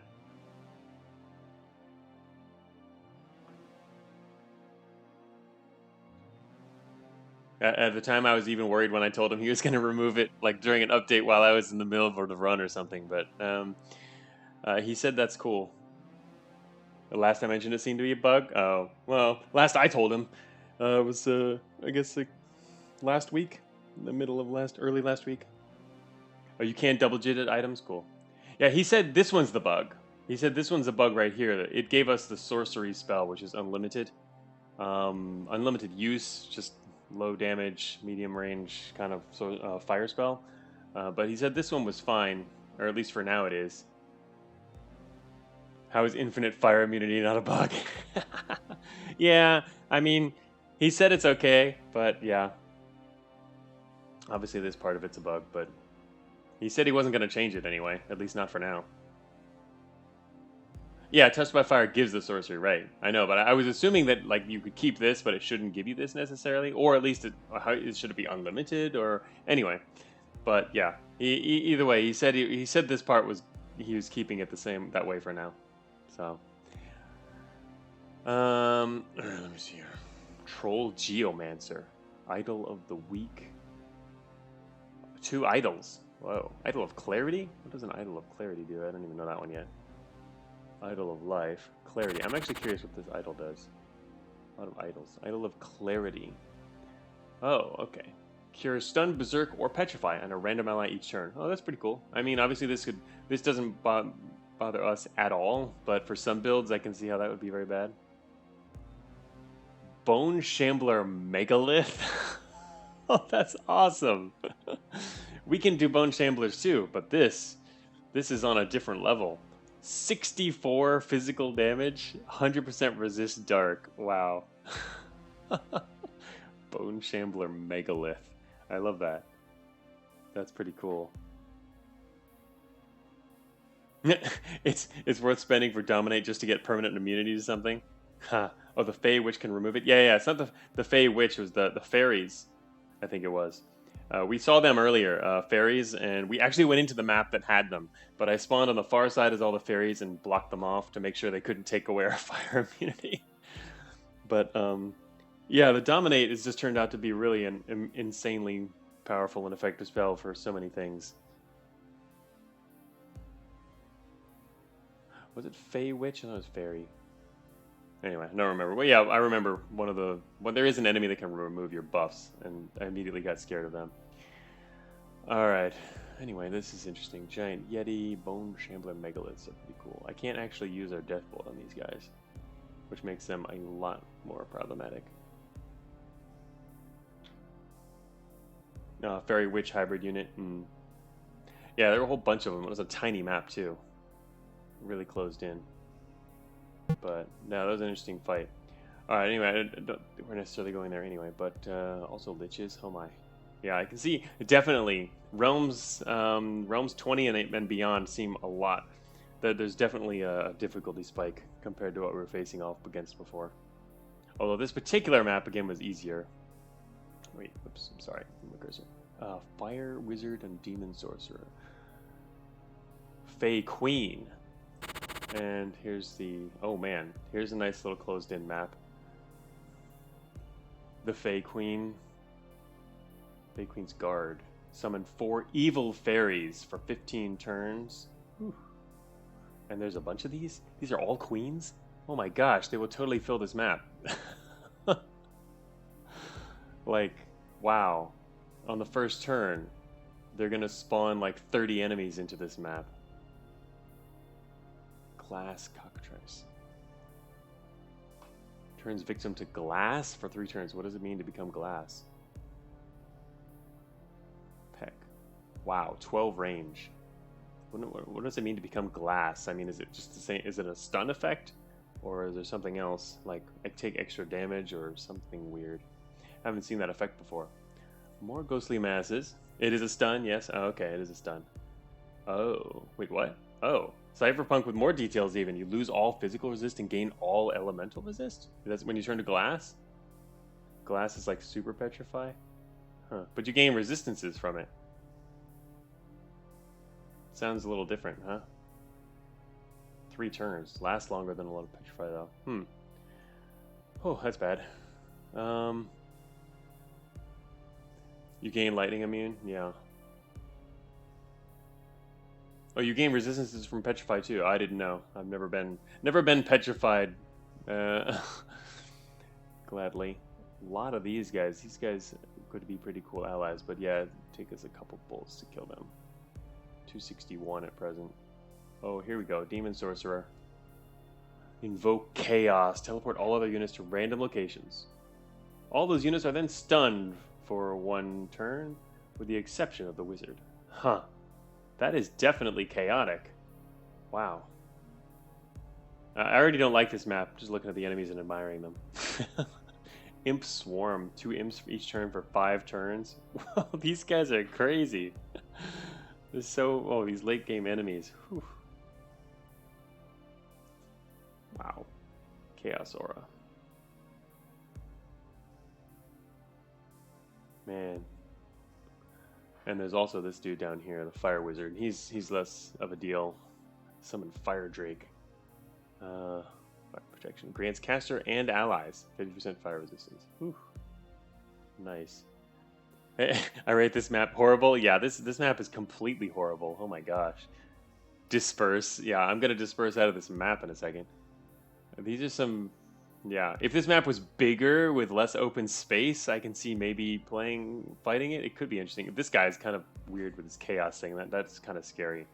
Being able to be placed in a random location. Although I'm not too worried about it because we have so many teleporters that I get away from it. But at the same time, yeah, we're leaving this map. But anyway, Demon Sorcerer is the most fun enemy in the game. Yeah, he seems fun. But I don't want to die to him. These, oh my god, this map would be kind of crazy. Summons a Fey Thorn. Oh, it's also got each turn. Oh my gosh. This also summons Fey Thorns. Oh. 50% chance to blink to a random retaliation. Oh man, yeah, these guys are pretty crazy. Wow.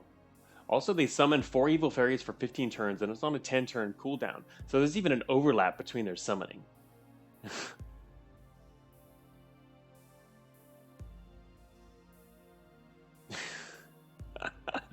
Vector's gone for 30 minutes, just comes back still saying disperse.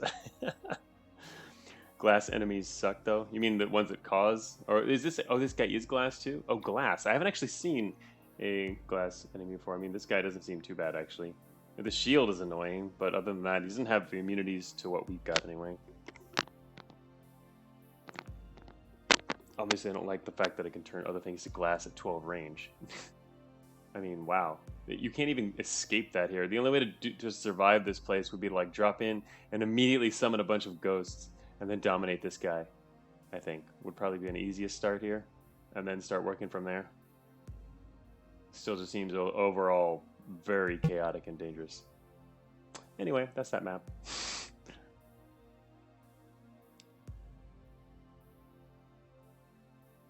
Troll Geomancer, Idol of the Week. Also do recall we have 10 SP at the moment. I avoid diamond-shaped maps. Yeah, diamond seems pretty dangerous. We did a small crescent-shaped map, which is the one that had the fairies on it earlier. But not today, I mean. Let's see, Iron Fiend. 100% resist dark. I already don't like this place, yeah. 16 range.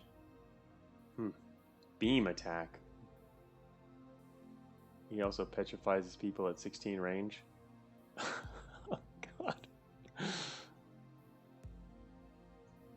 These guys are pretty nasty. How about this?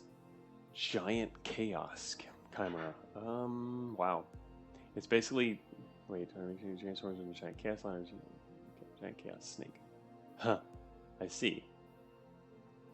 Basically just a bigger version. Also, wow, wait a minute. Oh man, these guys make great Deathbolt targets. Immediate 156 HP skeleton. Not worried about them, huh? Giant one. Freets. This map seems pretty tame, huh? Except for these guys. Oh wow, these guys also summon Iron Imps too, yeah. 3 of them each. Whew. Oh wait. Let me check this guy out. Oh wait, actually wait, I wanted to see this. This is the first thing I wanted to look at. Okay. Decrease player spell and skill damage by 4.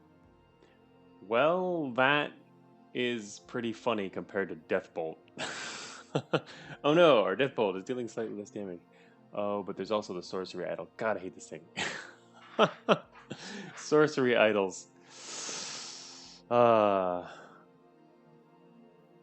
Idol of the Week is the biggest pushover in the game. Yeah, that's definitely... I'm not worried about that one. I don't really like the Sorcery Idols. They add a lot of trouble. Oh. Weavile says chimeras don't drop skellies because they split, right? That's a good question. Didn't think about that. I think I mentioned difficulty scaling right before you... came back, Vectus. I said a little while ago, I think, I mean, it's very clear that the game does ramp up quite a lot around 20. So overall, I think it's good. I think our build was a little overpowered in the mid-game, which is why it felt probably too easy to a certain extent, but at the same time, I can see the difficulties definitely, you know, it goes up pretty clearly and steeply for pretty much the whole game. I like it. I like it. I like how it scales. I think it scales pretty well. It felt that way also from literally right at the beginning. You know, you have there's challenges straight from the beginning. I mean, sometimes the challenge is finding also the easiest way through, in which case you're not having to face the hardest challenges. Well, that's nice because then you survive. But because some of these maps are insanely hard. But yeah, I think the scaling's pretty good on the difficulty. But, you know, this is still my first run, so far, though. You would have thought that balancing difficulty for a 10 bajillion combo game would be intensely difficult. I mean, I still think that there's a lot of ways to break it, probably, based on what we've seen so far. I mean, there's just so many powerful combos and certain spells which are just super effective in a lot of ways. And that's even being only familiar with a portion of the game's spells and skills. But at the same time, obviously, some of these maps can get really crazy with all these harder enemies. I mean, we'll see how these last few maps play out, assuming I survive a few more maps. But yeah, we're going to drop in here now. Let's see. I think we're going to this map, maybe. Actually, now I'm getting sidetracked. Alright, Curse of the Weak we don't care about. Sorcery is annoying.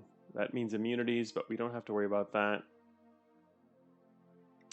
Iron Fiend is probably one of... I don't know what Iron Imps do exactly, but I do know that they're going to be metallic, and we won't be able to turn this guy... Oh, this guy's got 100% resist dark, too. That's a bit of an issue.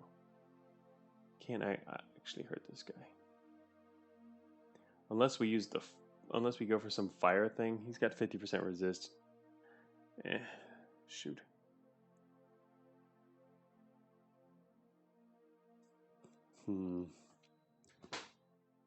Again, this is kind of a target for like... Well, no, we can't do that. Shoot, can't dominate this guy until he's weaker. Yeah, we do have 10 SP. That's what I was thinking. If we're gonna...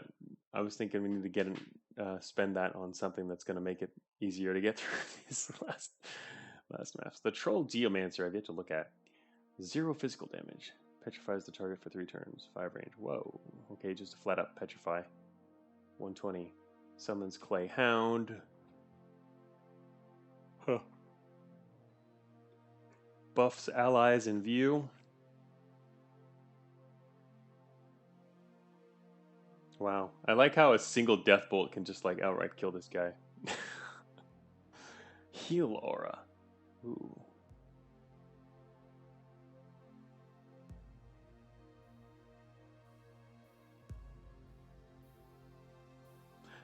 A single death shock followed by a dominate would mean this guy could be on our side.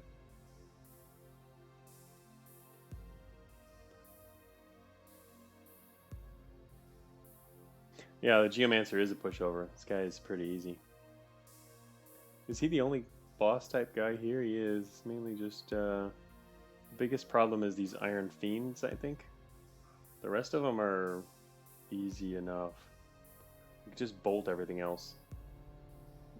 It's mainly a question of taking out this guy. Everything strong against dark seems to be really weak to holy. Yeah, exactly. That's why you kind of want those can be paired together. I was thinking about it earlier. Iron Fiends are more boss types than actual bosses. Yeah, some are. This guy is... Yeah, he's very boss-like, and there's a bunch of them. What spawns into this floor? It's all Chaos Chimeras. Okay. Oh, no, wait, here's another one. A Freets. Yeah, it's just a Freets. Chimeras. That's fine. At least these Iron Imp guys don't spawn. I'm starting to see how the game organizes its enemy spawning. In terms of power level versus spawners and types. These guys would be considered a class of like they're not bosses, but they're slightly below it. More won't spawn into the floor, but there's going to be like 4 or 5 of them, and they kind of they're worrisome. Holy plus dark resists hurts me badly. Fallen Angel has entered the chat. That happens too, huh? Luckily, we also have the physical. Alright, so what we're going to have to rely on is, I guess, these guys are 50% resist physical too. These fiends, man. Wow.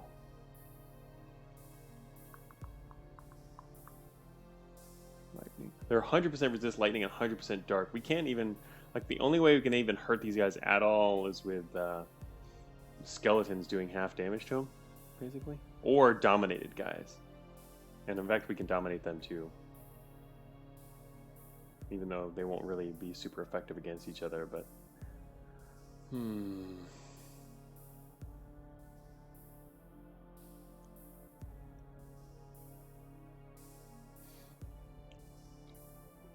Death Cleave, Holy Fire.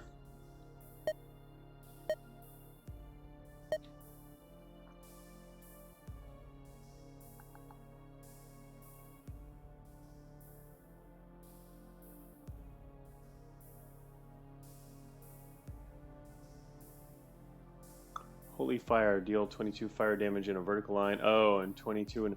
Wait a minute. This is the one that does the... stun, demon, and undead units in the affected area.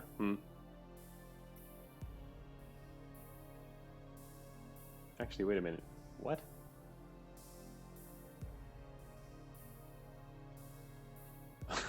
Oh, wow. Death Cleaving Holy Fire could be awesome. I mean, it has to kill the enemies for the Death Cleave to work, so I don't see how this would work at all unless you really up the damage through buffing it. Oh, once they start summoning imps, you'll see? Ah, that's true. Range 7, charges 7. I like how the Death Cleaving Holy Fire sounds really cool then. It seems like that could multiply insanely fast. For each enemy you're killing, it's it's casting it again. And each of these spells is not targeting a single enemy like our Death Bolt. It's targeting entire columns and rows. Imagine that on a big open map. Wow. I can see the absolute chaos. Death Cleave is quite powerful. Oh, it stuns the fiends too. Yeah, that's pretty cool. Too bad we can't get that cheaper. What are we? Where are we right now? I don't even remember. We're at. Oh, we have a fire circle.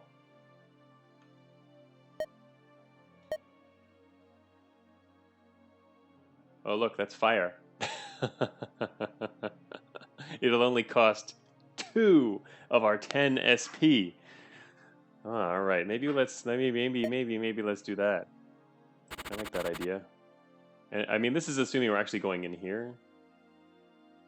I mean, it seems like one of the easier maps. Yeah, I didn't like that one.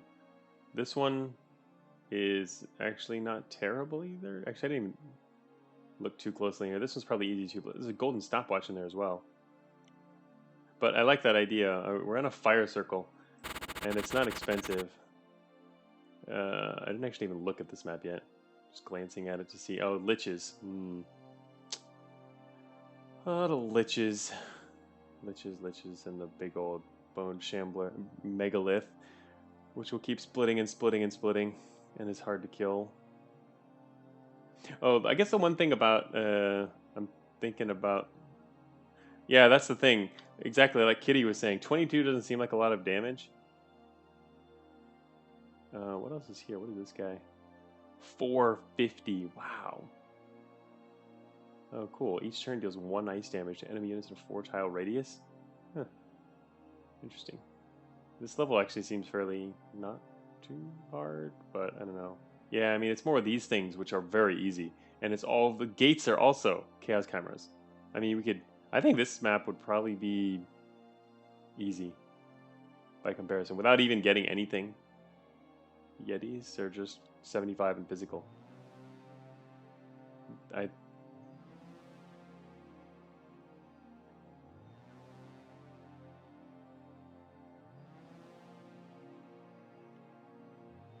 Maybe there's a damage upgrade. There is a damage upgrade, Vectus. I don't know how much it is. That's the thing. We can't look at upgrades until you actually have the spell. But something tells me it's probably only going to be like plus 15 or 20 at the most, or something like that. It's like similar to our Death Shock, which was upgraded to like double damage or whatever. It was like, I think it doubled in damage. We actually buffed it again after that, but it's not a lot. I mean, 22 damage is nothing compared in the late game, huh?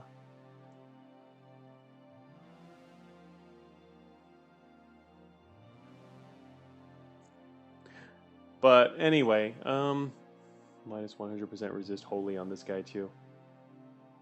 The problem with these guys is basically you have to use other units to kill them. Not bad, not that bad though. Doesn't this map seem a lot easier? I don't know. How do liches go?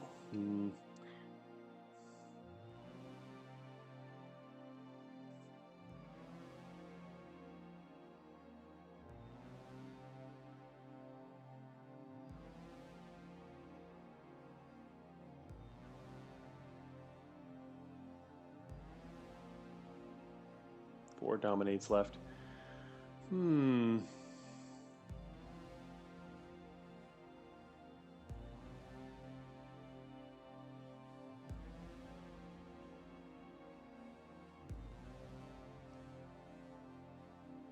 Seraph summon does holy. Yeah, would. I don't know. A lot of these other things just seem so weak compared to what we've got. I mean, I guess, though, in getting a spell, we're also going to have to upgrade anyway.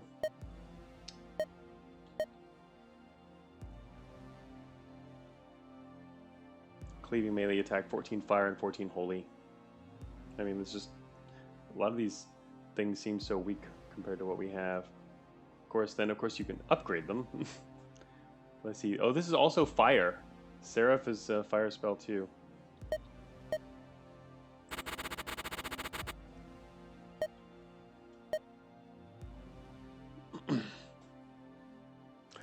Yeah, the damage numbers are all seem really low compared to the stuff we're coming up against now, which means a lot of this stuff is probably useless unless we also get upgrades for it and sort of buff it through other means.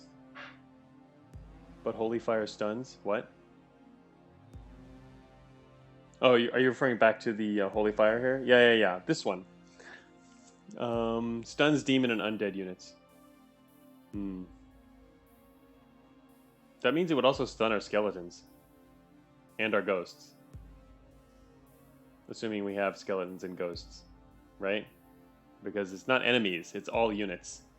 Which makes it seem kind of harder to use in combination with our other stuff.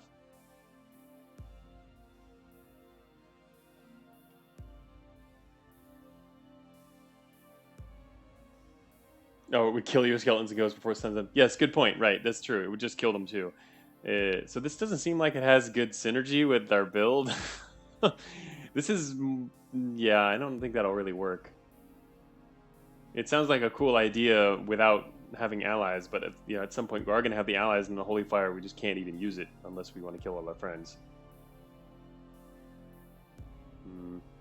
What else can we do with fire? Searing Orb. Wait, what is this? Oh, wow, what? Deals 3 fire damage in each turn to all units in line of sight. Line of sight, damn. Also, it's all units. This is like allies too. Can be destroyed by ice damage. I wonder what the orb... What else can destroy the orb? Kill all our friends hype. Meteor shower. And powerful fire spell here. Range 50. Charges 1. Rains 7 meteors down on random tiles in a 7-tile radius each turn. Oh god.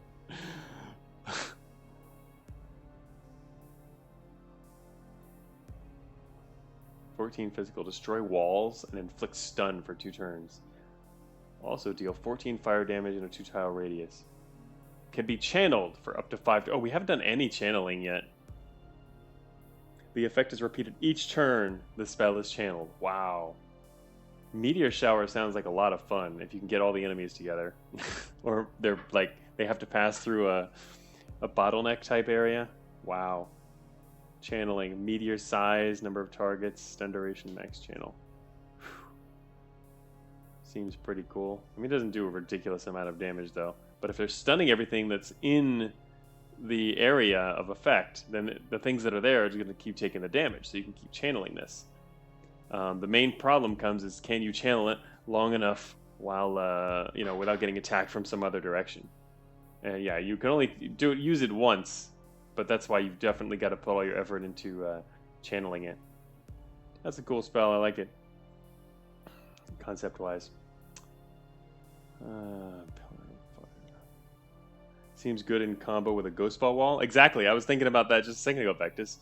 With a Ghost Ball Wall to protect yourself while you're channeling. Or, I mean, Ghost Balls... It depends on the types of enemies you're facing, because some enemies can just absolutely annihilate Ghost Balls with area of effect like breath attacks.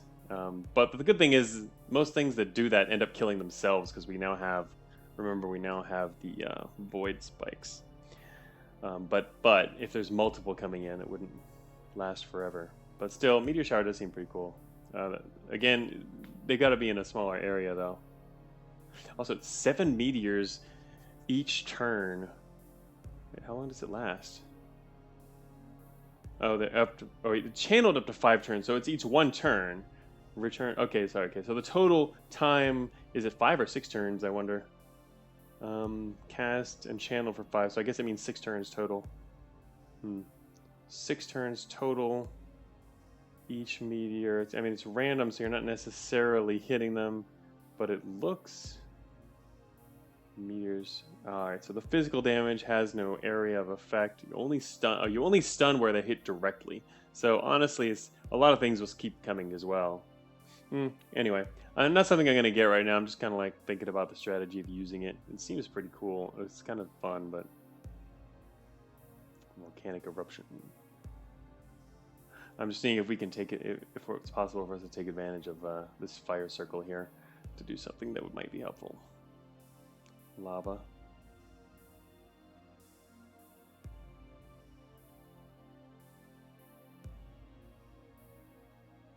Flow range.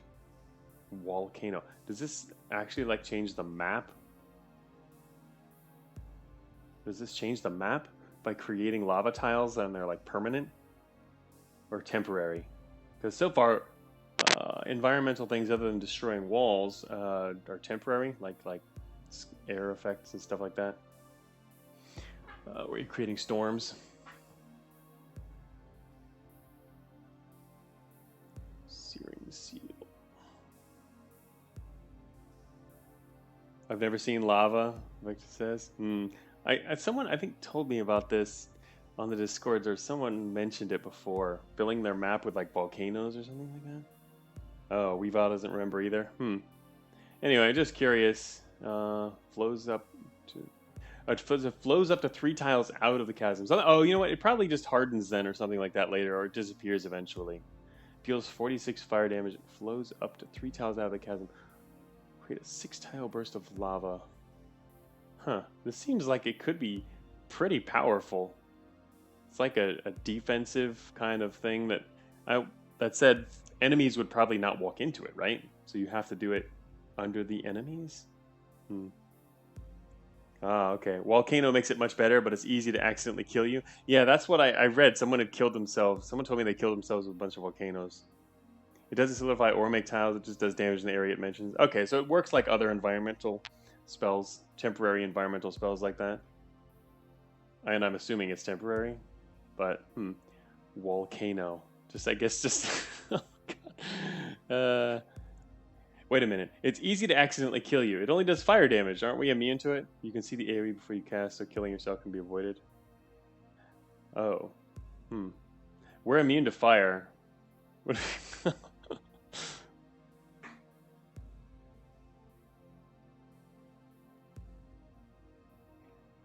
Hey, Goes 3, welcome. Yeah, never heard of this game before. It is deep. It is deep and complicated. We're spending about half an hour at least planning to do levels, and then spending less than that actually playing them. Yeah, we are immune to fire damage, so we can't kill ourselves. I'm not actually sure if this would be a good or effective thing to do, but 5 charges, range 10. I mean, it just sounds cool. There's a lot of things that sound cool, though. So many things that sound cool. Anyway, I was just trying to take advantage of the fact that we do have a fire circle here. Would there be maybe some fire skills that would be worth looking at here? That maybe in combination with some of the fire spells we saw there. Whoa, whenever an enemy takes fire damage, it is also dealt half that much arcane damage. Of course, if you get some of those fire spells, you probably also want to buff it up, considering we're in the late game. Fire judgment, whenever anything takes fire damage, takes half that much holy damage. Whoa. You can combine all these things and just enemies taking fire damage get totally walloped with multiple types of damage. Steam anima. Download melting armor. A more expensive stuff. What's under the cheap stuff?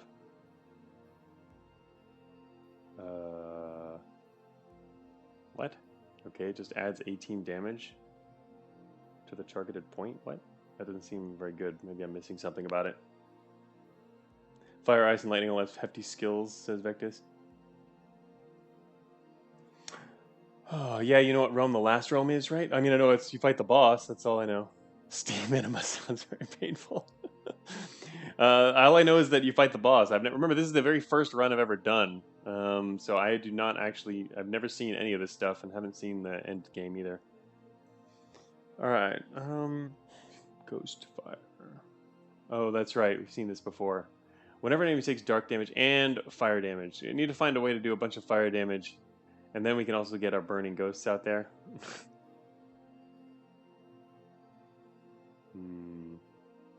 For fire damage, you'd need some kind of like eye thing. Something that's area of effect also, but not also dark. And it's kind of hard. Some of these are too specific.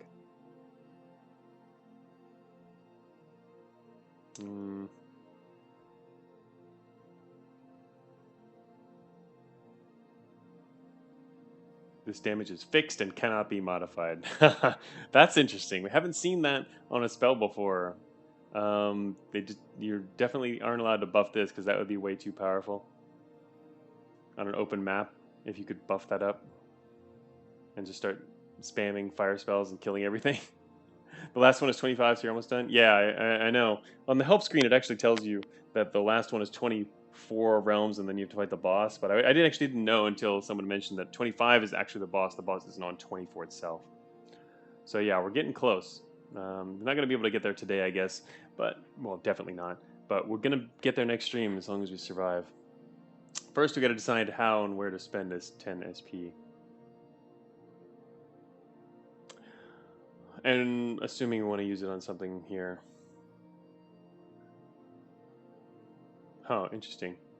10 physical and 10 fire resist. Wow, this could be really useful for fighting fire immune enemies if you have a way to deal larger quantities of smaller value fire damage just to bring down the enemy resists.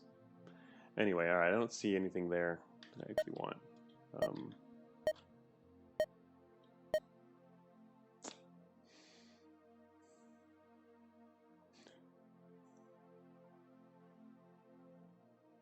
Holy fire, we can't really use that. Just gonna kill us. Kill our own guys.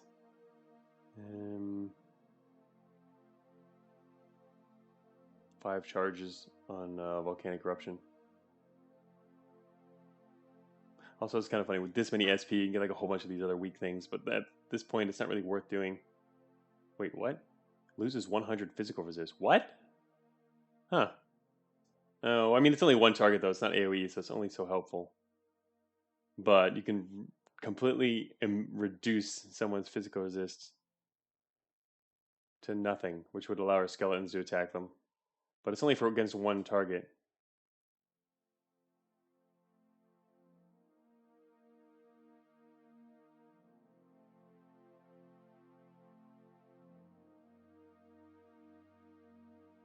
Fan of Flames, Boiling Blood. Oops.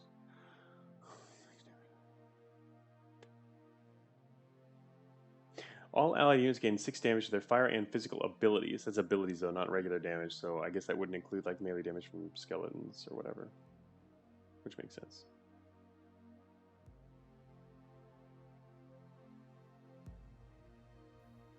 Melts walls. Whoa. Huh, that could come in handy, I can see at some point. Melt walls. I mean, a 7-tile perpendicular line to the caster. Or line perpendicular to the caster. That could be useful for clearing walls out when you really need to move somewhere instead of having to go around. And a regular old fireball. Wow, fireball has a ton of upgrades. Oh, something tells you the balls at the end. You can only pick one of them.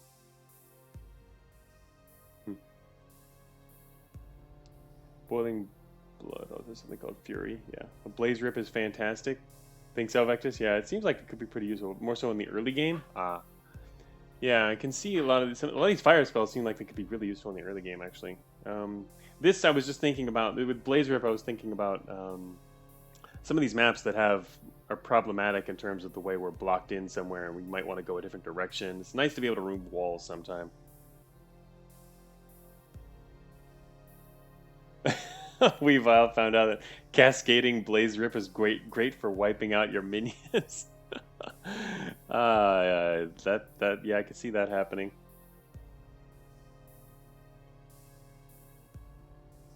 Nice, Cypherpunk. Filling the screen with slimes. Poison Aura enchant.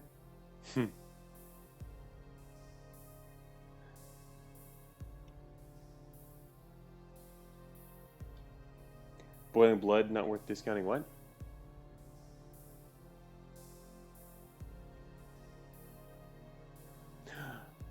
Oh, I see what you mean. Wait, what? Wait, am I reading the wrong thing? The Fury seems like Boiling Blood would play those elements too.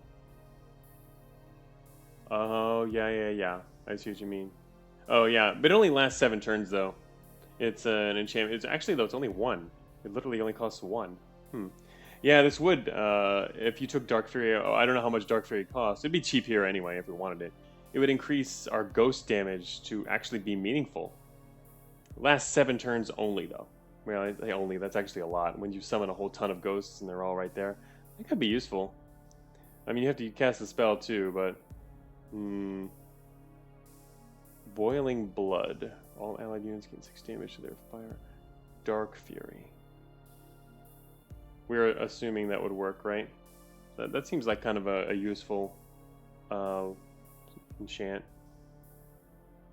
So to let our ghosts become offensive powerhouses, which I've always wanted to do, but we still haven't gone that far. It's an assumption, but maybe good.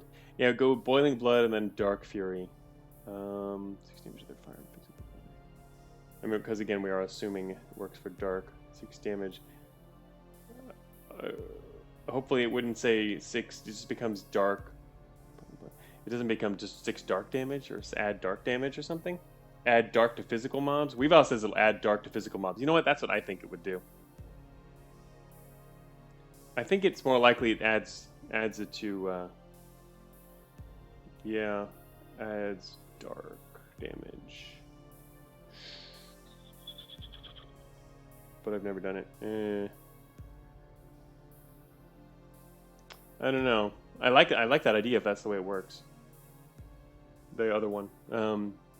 If we could buff our ghosts with it, basically. Sorry this is taking so long. We're spending a lot of time thinking here now because we're in the very late game and have a lot of SP to potentially spend. Then I actually have to go back and look at the map again. Flame Gate. Oh, cool. What? Whenever you can. What's the duration on this? What's the duration? This effect lasts until you fail to cast a fire spell. Ah, right. I got it. That's right. I looked at this a long time ago.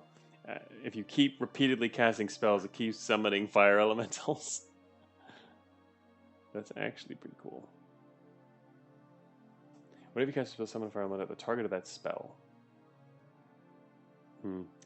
What if you combine this with... Can you combine this with another spell in Death Cleave? Like you got a fire spell zipping around killing a bunch of stuff and each one of them summons an elemental? That'd be interesting. Anyway. Hit fiends with the edge of holy fire so it doesn't hit your minions. What? Still talking about holy fire? It does work with cleave? Yeah. The Flame Gate one. It seems like it would. It's kind of a way to turn... It's a more complicated way to create allies than what we've already got. I mean, we've got Death Cleave and Death Bolt. Death Bolt Cleave does that. I'm just thinking about what another build might do. We wouldn't do it, but... Oh, you also want the spell that causes your other spells to copy for Flame Gate? Oh my god. There's so many possible combinations here that, wow, you can really just theory craft forever. And then remember, oh yeah, there's that spell too we could use. So much. Oh, there's too much stuff. Overload.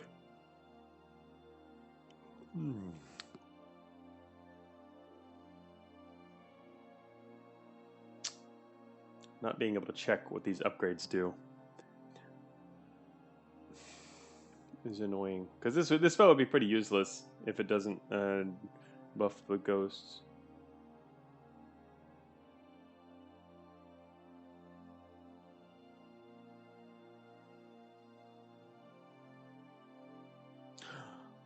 What if we also went instead like a fireball? Go with an early game spell and then upgrade it a lot using a bunch of SP. I wonder how good that would be. 9 damage and 2 tile burst.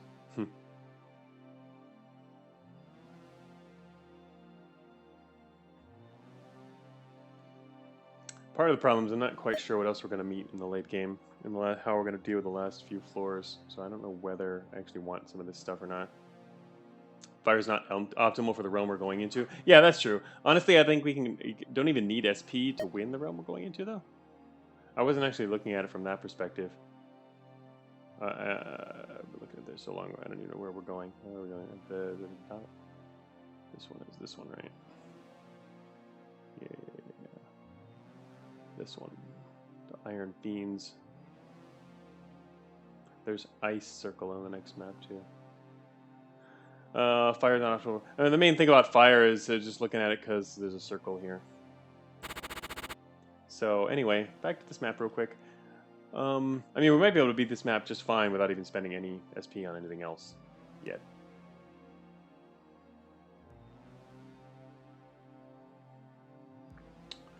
Alright, so anyway, this is the one that reduces your damage. Idle sorcery, we can get through all that stuff.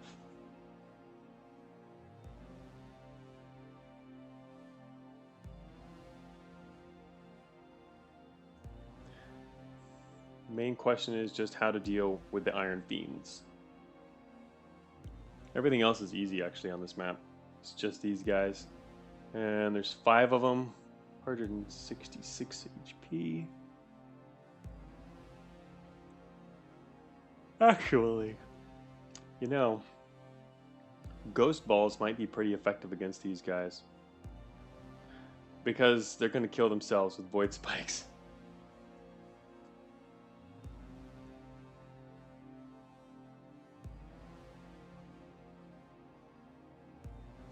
They're just going to take a lot of damage, though. They won't necessarily die, but then you can just dominate them. Spawn some ghosts, let them hurt themselves, and then dominate them. If we want to. If only you could stun them. Well, you know, we could stun them with also with Horror is another option. Which is something I've been looking at for a while, of course. Whenever an enemy does dark damage up to 3 random enemies in line of sight of that enemy are stunned for 5 turns. We just kill their friends. And then they're dealt with. They get all stunned. But the thing is, you still have to be able to hurt them. They're really resistant to a lot of stuff. I like Horror in combination with our Death Bolt. That's something I've been wanting to do for a while.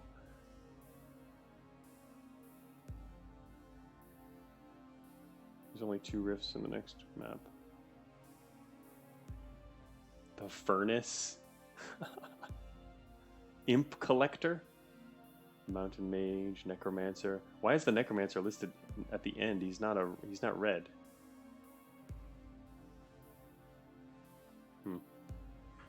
Reaper. Man, the next maps seem really bad. Anyway, I think we could get Horror and stun them if we want to. And just deal with everything that way, you know?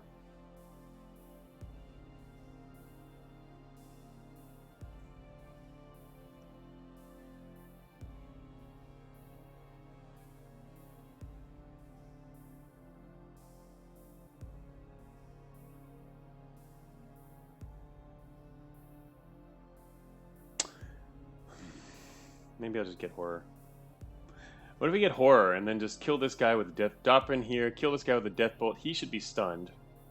I assume. It says up to 3 enemies. I guess, yeah, that means it's always 3 if there are 3 that can be stunned. So this guy should be stunned immediately. And then we could... Actually, yeah, then we could zap him. I'm mainly doing that so he doesn't summon things immediately. He'll get stunned. Then we can zap him with Death Shock. That's not quite enough, isn't it? Well, and I was going to say, because I want to dominate him. We could just... Obviously, we have the option to just kill him outright. But he summons stuff. He could be a friend.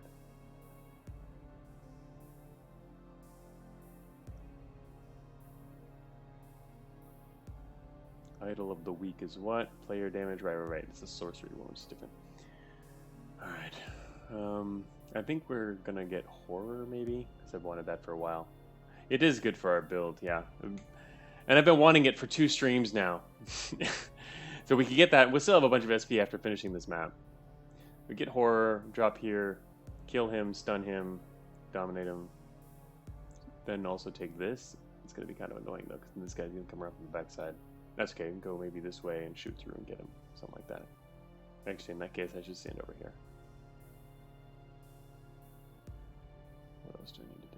Alright. Yep, my favorite thing to do. Horror. Whenever an enemy dies to dark damage up to 3 in line of sight, gets stunned for 5 turns. 95.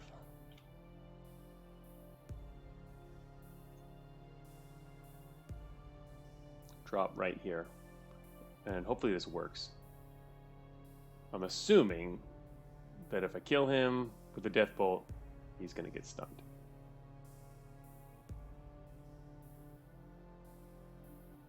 is line of sight. Nothing else is even in line of sight, so...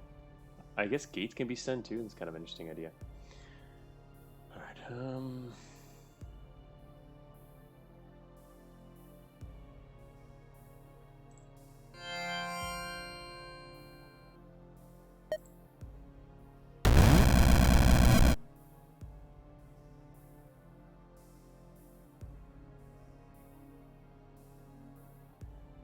he did not get stunned. What the hell happened? First of all, I forgot that that was going to spawn 2 more things. I'm forgetful like that. Second of all, this guy did not get stunned. Shoot. He used Petrify? Who used Petrify?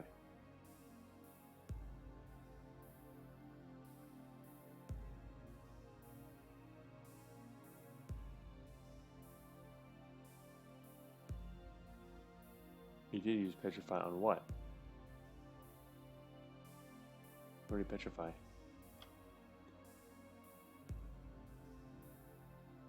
What is CD? His Petrified spell is in CD? What's CD? It does look like he did use it though. He used a Petrify on what? Because he has 15 turn cooldown. Wait, I should have been stunned. Oh, cooldown? Yeah, cooldown. Yeah. Yeah, I can see that it's in cooldown. But what did he use it on? And why wasn't he stunned to begin with? Oh, you know what? It didn't count as killing this guy. That's why. The bolt he spawned too. We gotta remember, that doesn't count as death. I don't think it counts as death. What is on reaching 0 HP? Right. So on reaching 0 HP does not count as a death. All right, fine. We'll try this again. There. Now both of them are stunned. That's okay. It just took an extra turn. Killed him and stunned that. Oh my god, Iron Imps. I didn't realize that yet. Yes. Letting 75%. Those guys are pushovers. They're gonna die so fast. Anyway. Alright, this guy's now stunned.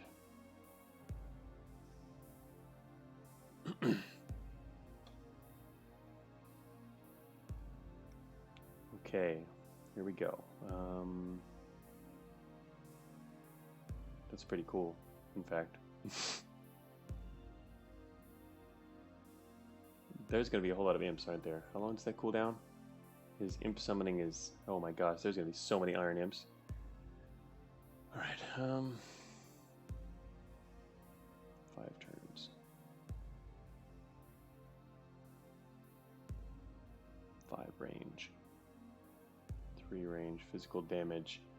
3 physical damage at 3 range. Okay. I'm going to... I want to basically dominate this guy. 4 left. And dominate this. But I don't want it to die, so I think I should wait a second for doing that. I dominate this guy. Wait a minute, what? What? Why can't I dominate him? Oh, never mind. He used too much health, right? I did bring down his health first. I forgot about that part. Death Shock.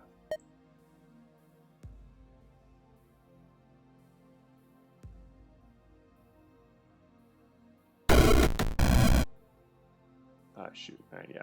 He's still going to have... His resistance, he's still slightly above what we need, but that's okay. Next turn, he's going to be cool, because our friendly skeleton's going to hit him once, and then he's going to join us.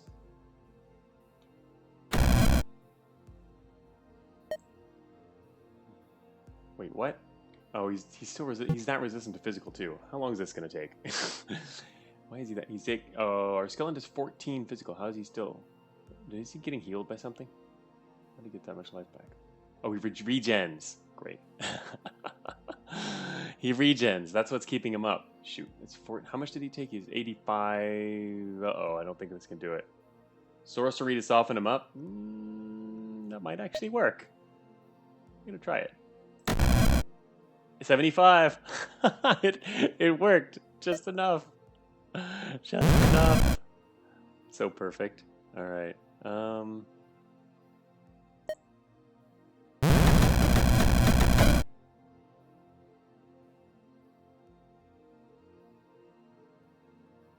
That was pretty awesome.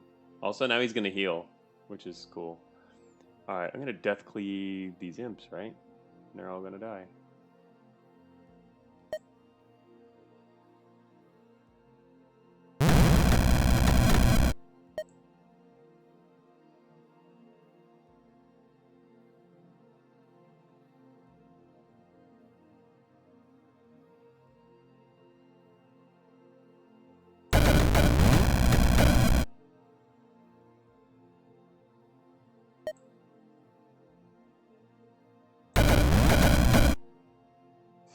Keep bouncing off these friggin' fiends.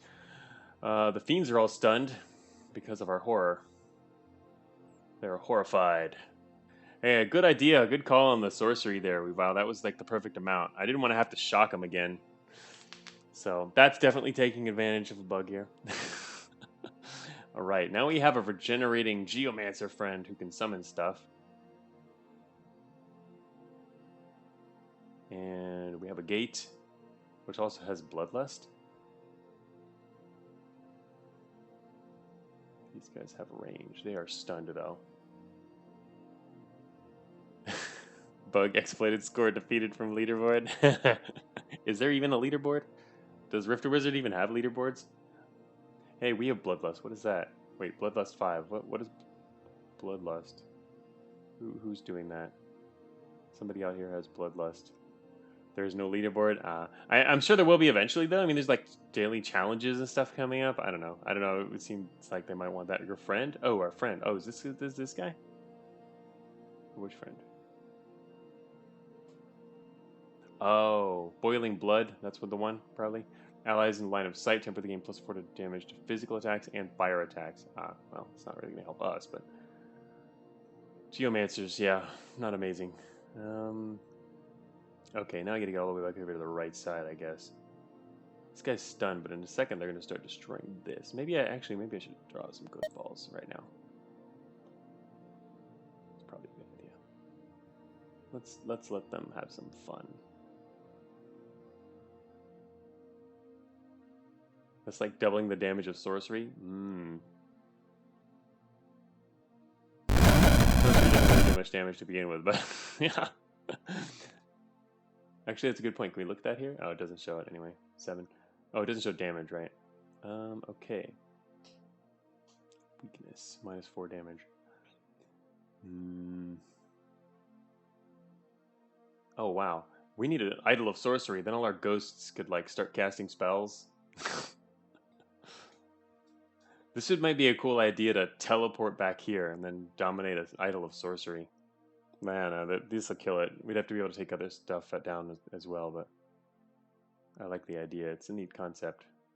Ghosts casting spells.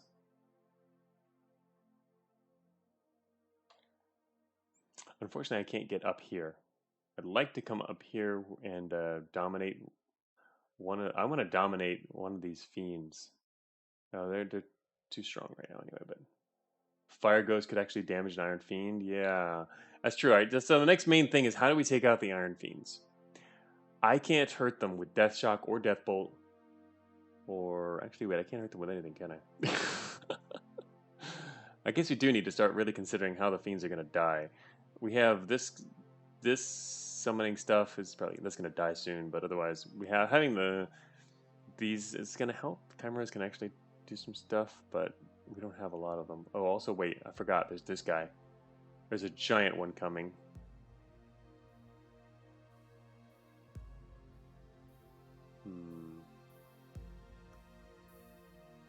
You could use your Troublers from Disperse to kill them. That's a very funny joke, Vectus. Haha, I know you're joking. Even though you said that without any punctuation or anything.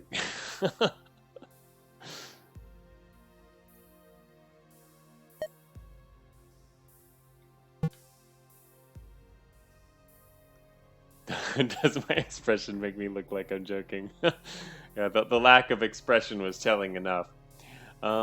Shoot. Yeah, I wouldn't mind getting an idol, but wow, there's actually a lot of these giant ones too. Didn't notice that before. I wasn't really paying attention to them. Like 6 or 7 of them out here. It's pretty funny. I can actually kill them in one hit though, so I'm not worried about that. Mainly just worried about the fact that these... I guess I can use them to take out... I guess we can use them to take out the Iron Fiends. Kill these guys. They'll be really powerful. I think that might be effective. Alright. In that case... onward.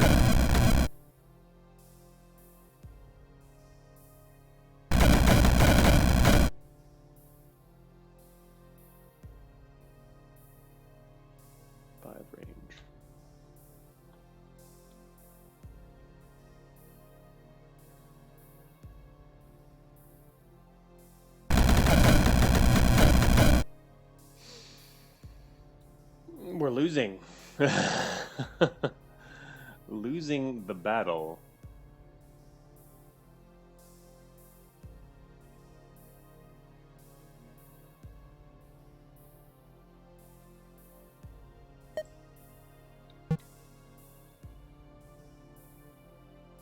Can't cleave anymore.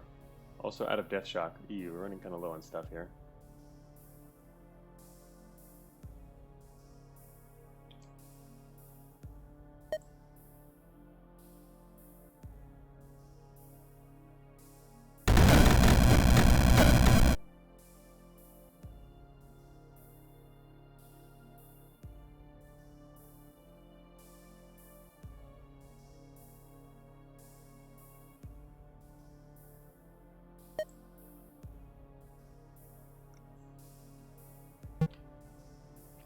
What I really want to do is dominate these fiends over here. And actually, what is this guy doing over here? He's just sitting there. Why won't he come over here? Or is he? He can't actually. Oh, he's in range to attack some stuff. Oh, we have a clay hound over here now. Now he's attacking the clay hound.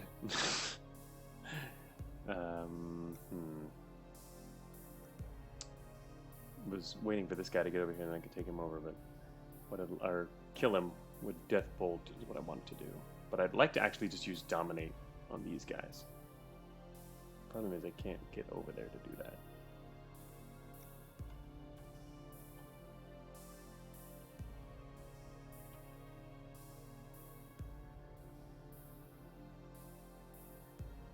Our range of Dominate is pretty good now, actually.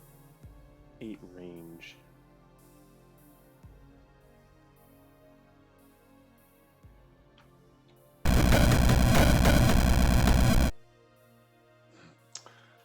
Problem with these fiends is they just keep summoning more imps, and it's getting in the way of me actually reaching them.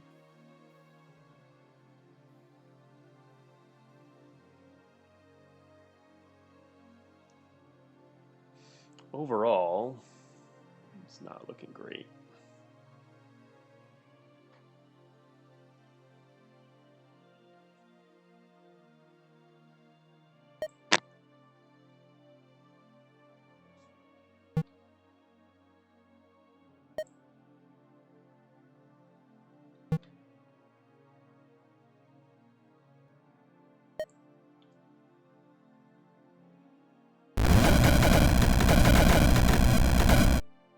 Man, almost all of them died immediately.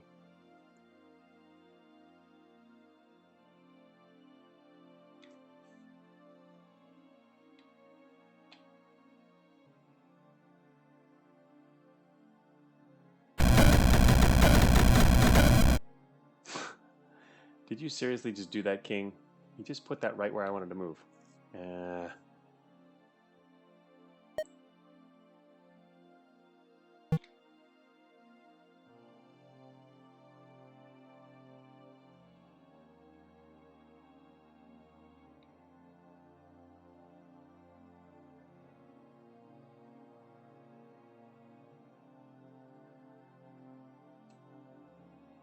Combination of spell effects is a complicated. I don't know what I'm looking at.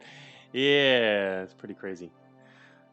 Mostly worried about these beans. I need to dominate them, but can't get close enough. I'm so close. This guy's right around the corner, but they keep putting stuff in front of us because they don't have to move. They don't have to engage us.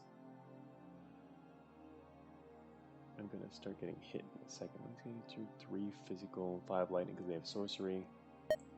Damn it.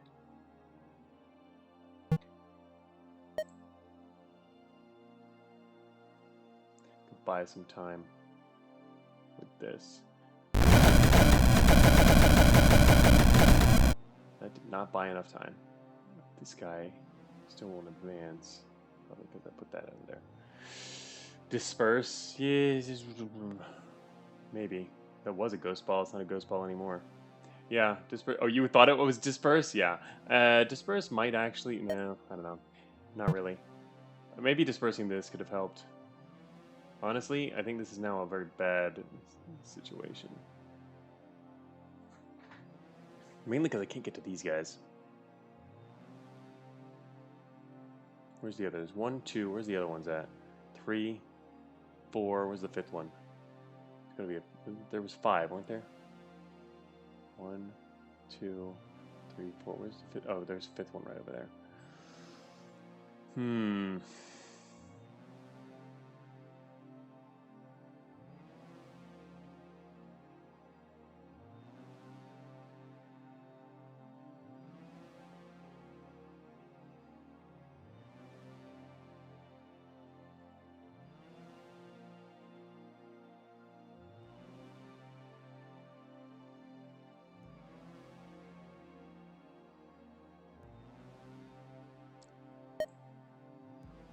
Gonna teleport up here. Immediately dominate both of these things and kill all of them with death bolts, and then use a mana potion and start over. I think. Well, no, wait, that's a bit of. I was thinking mainly because I wanted the Ifrits. I can see that being a problem for our Geomancer friend is actually doing fine. It doesn't get me any closer to taking these guys, though, which is the problem. But the problem is they're so surrounded by imps now. Anyway, well, using the mana potion is one of the important things, because that'll open up a lot more stuff we can do. But these guys are a big problem, the Iron Fiends.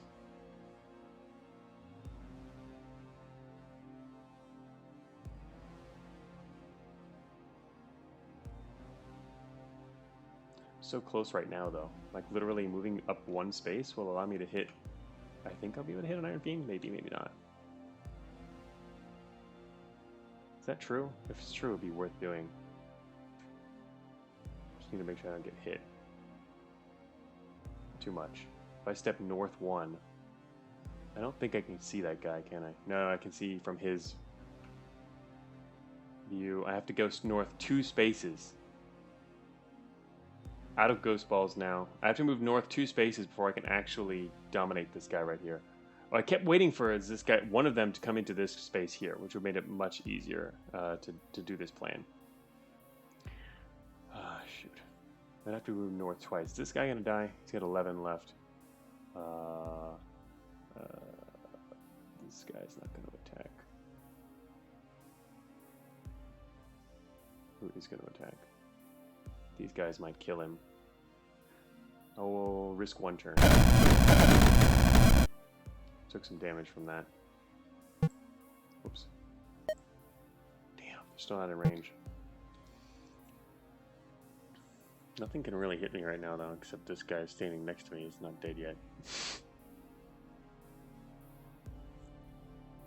not going to hurt us for much. Shoot, if I death bolt that, that's not really going to work. Those guys aren't going to get closer, though. And now we've got 2 ghost gates sitting right next to us. Ah, can I not get to these guys?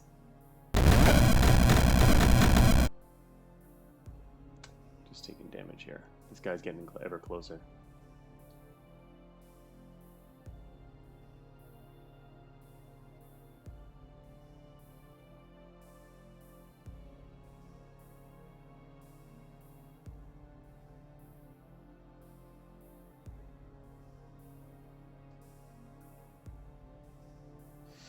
Yeah, they won't let me dominate Vectus. They're standing right outside the range. It's really annoying. This guy's about to step around the corner, which I wouldn't mind. Because I want to either dominate... I was going to just kill him with a death bolt and make a really powerful skeleton, but to be honest, dominating him might be better. Because he'll spawn 2 more guys when he dies. These guys, alright, it's now impossible for these guys to get over here. It's not going to happen. And then take this guy. You can either dominate him or skeletonize him.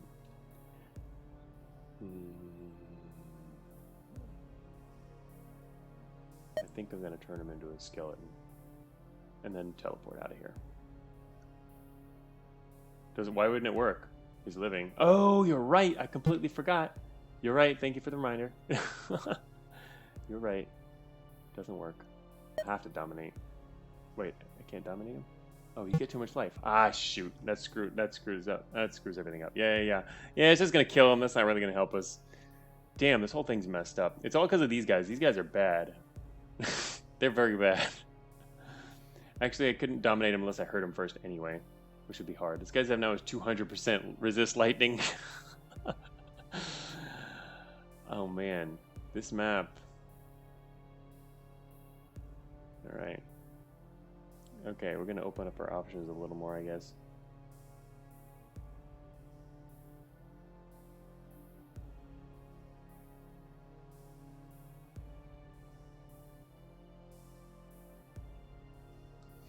Oh man, I don't know. I'm gonna fight through all these imps.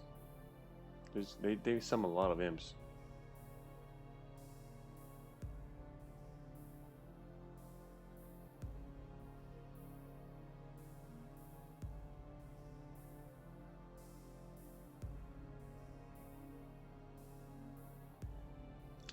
Freaks 2 damage, fire damage to enemy units in a 5-tile radius.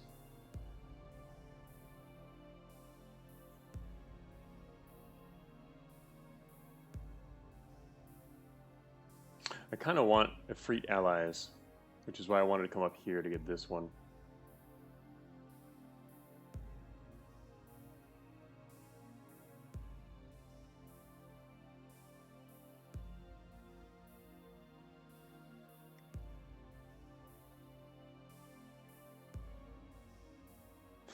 No way out except either buy a new spell or a portal key? I don't know.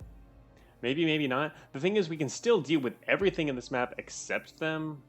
And part of the reason that we've been weak so far is, remember, when I came into the floor, I had almost no magic, and we ran out of Death Cleaves, and really quick.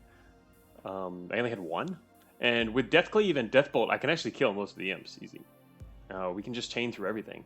The main problem is just the things that'll stop the chains, of which there's only a smaller number. So honestly, we can kill all the imps really fast. And the other thing I was going to do is come up here and get the... oh yeah, except that's true, the fire damage. Alright, so I'm thinking we could teleport up here.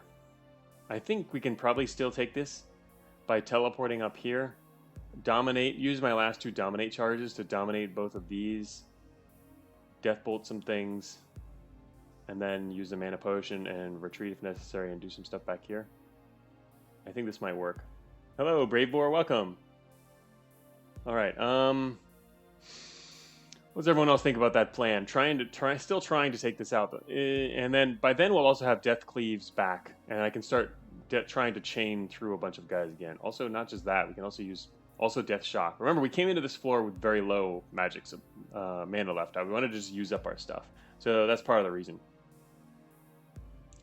It's just not a good plan, but the best one. Yeah, I mean, obviously we can leave too. That's another plan, which I've never done before, but wow, giant chaos lion. Haven't seen one of them before. He's pretty big, chunky guy. Oh wow, we can actually own them. We can actually kill them with the death bolt and do okay. Anyway, all right, let's try that. I think this is a good spot. Gonna actually maybe take some damage because these guys also got lightning. Death Cleave. Oh. Weavile is saying Death Cleave Holy Fire. All right, all right. Would it be smart at this point to get another ability?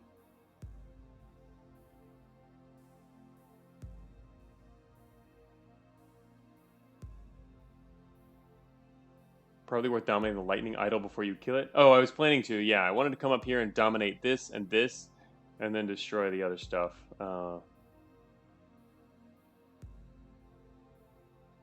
Assuming you can stack. I don't know what you mean by stack, but if you mean stack touched by fire or whatever, you can't stack that.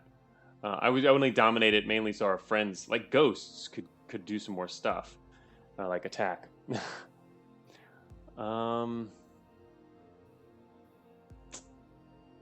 Okay. Shoot, I can't decide. Should we get another spell or not?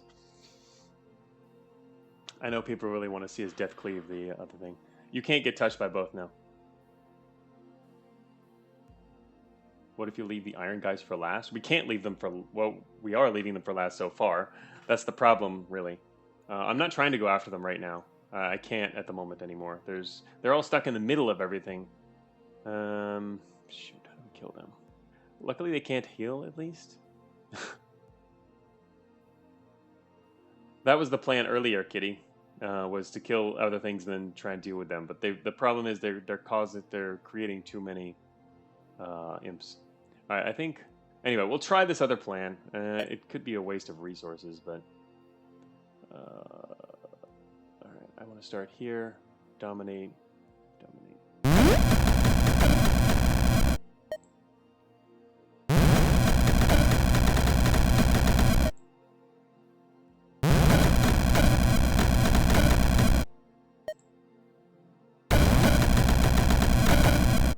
This guy's not living. Oh, okay. There we go. We got an Efreet.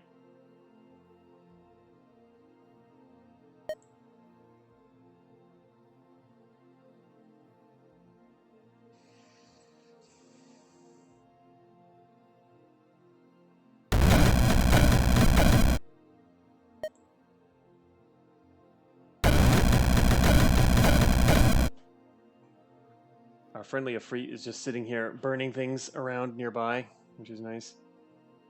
Our idol is going to die in a moment to this guy. How much damage does he do? 5. It'll survive if I use a potion now. Well, I could also disperse him. I'm not going to disperse one guy. Disperse multiple guys. I think... Alright, I'm going to use a mana potion right now.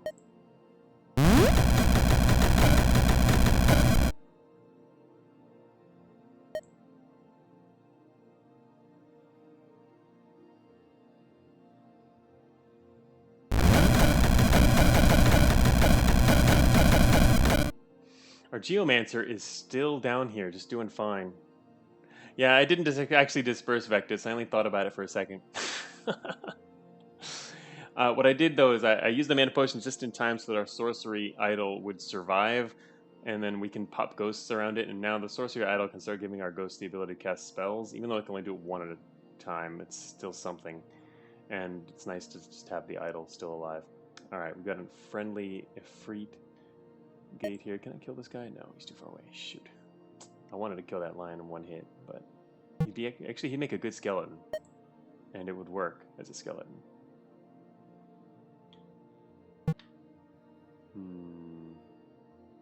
Shoot. I need this skeleton, but I want to go east. I don't actually want to go down there.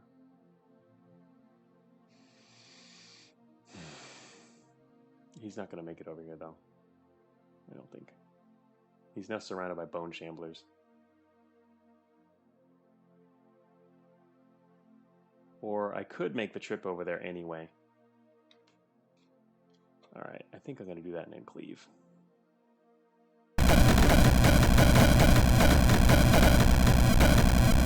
My gosh, we're losing a lot of guys.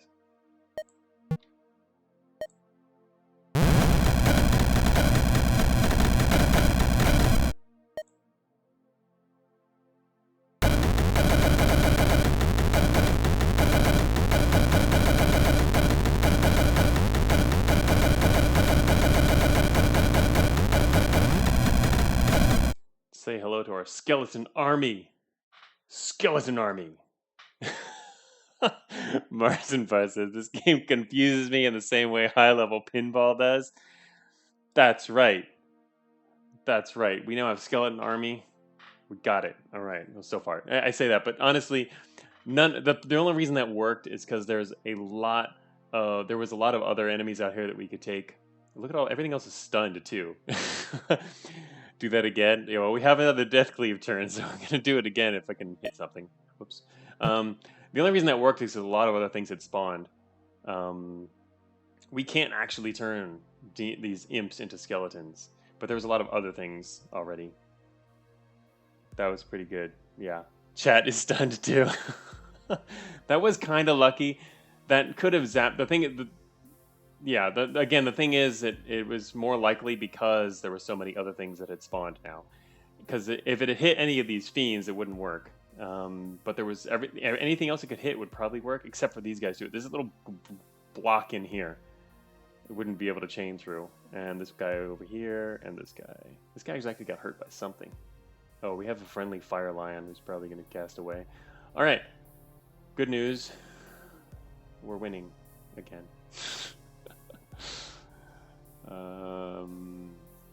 Sheesh, these freaking giant chimeras down there. Alright, we have one more turn. All this stuff is now hurt. And we're going to get them all as skeletons. Not all of them, unfortunately. The range is too long. It bounced down here to the guys we couldn't get. But there's a lot of stuff here which is stunned now, which we can turn all of them into skeletons. All this stuff in this little group here. Now, the main problem is these guys. But they are stunned because we have horror. The second one was a dud. It was a lot less likely that it would work. Okay, now it's time to advance. Let's see, that's our gate. We want this gate. Shoot. We can either retreat and take some of these gates. No, really just one is the only one nearby. That's going to be a lot of turns to get there, but...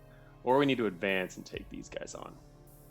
What else can we actually do to these? There's literally 3 of them in the middle of the map. How do we... Our skeletons are the most effective way to hurt them, and even our skeletons are just weak. Our idol is dead, unfortunately. It's not good. The idol could have really helped, because then all our guys could cast spells. Spell casting skeletons and whatnot. Alright, so now we're ahead, but honestly, I think this could still go south. Or at least it could... We could fall behind. This whole middle, man, I wish we had some kind of nuke spell, like the meteor spell. Nuking the middle of the map here would be pretty amazing. The Geomancer is doing just fine. He's got his friend here. We drew everyone else away or whatever. This Geomancer keeps healing everybody and doing his summons. Glad he's on our side, even though he's weak, but... Alright, what else do I have that I can actually do to these guys? The Geomancer's Clay Hounds? The Geomancer's Clay Hounds keep dying. They can kill the Fiends. They're not very powerful, though. It's just a Clay Hound. Yeah, 5 HP per turn is good regen. Especially if he's got some kind of cover from allies. That's why he's gone down below 100 before, but he keeps coming back. This is a friendly... Clay Hounds are no joke. Really? Oh. Well, I only saw him summon one earlier, and it got totally annihilated, but that's because, of course, there were lots of enemies at the time.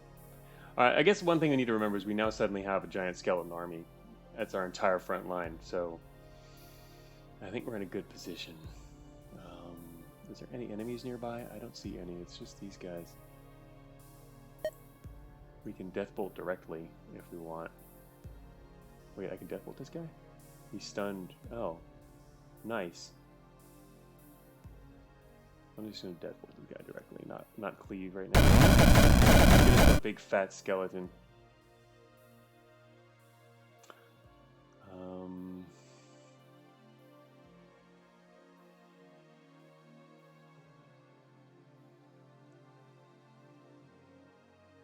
You know what? Cleaving this back area here would be really effective, because all the strong stuff's in the middle. But if we don't take out this strong stuff,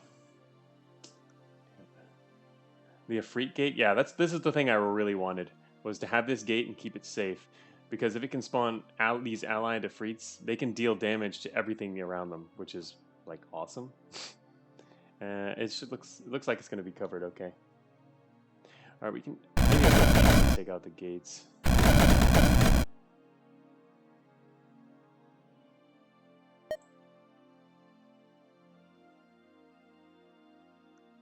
Oh, they can't see it.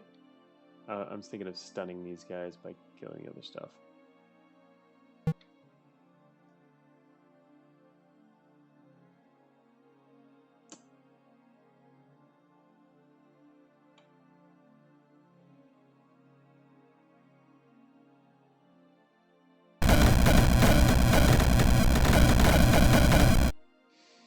I'm getting hurt.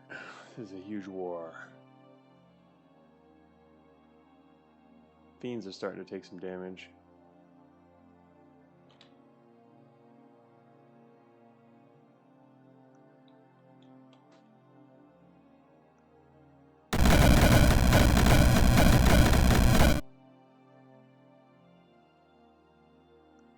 I think I might be going in the wrong direction. It just takes too long. By the time I get over here, everything's going to be dead. I'm gonna have to start over. Only it'll be harder next time, because there's gonna be more things that we can't turn into skeletons.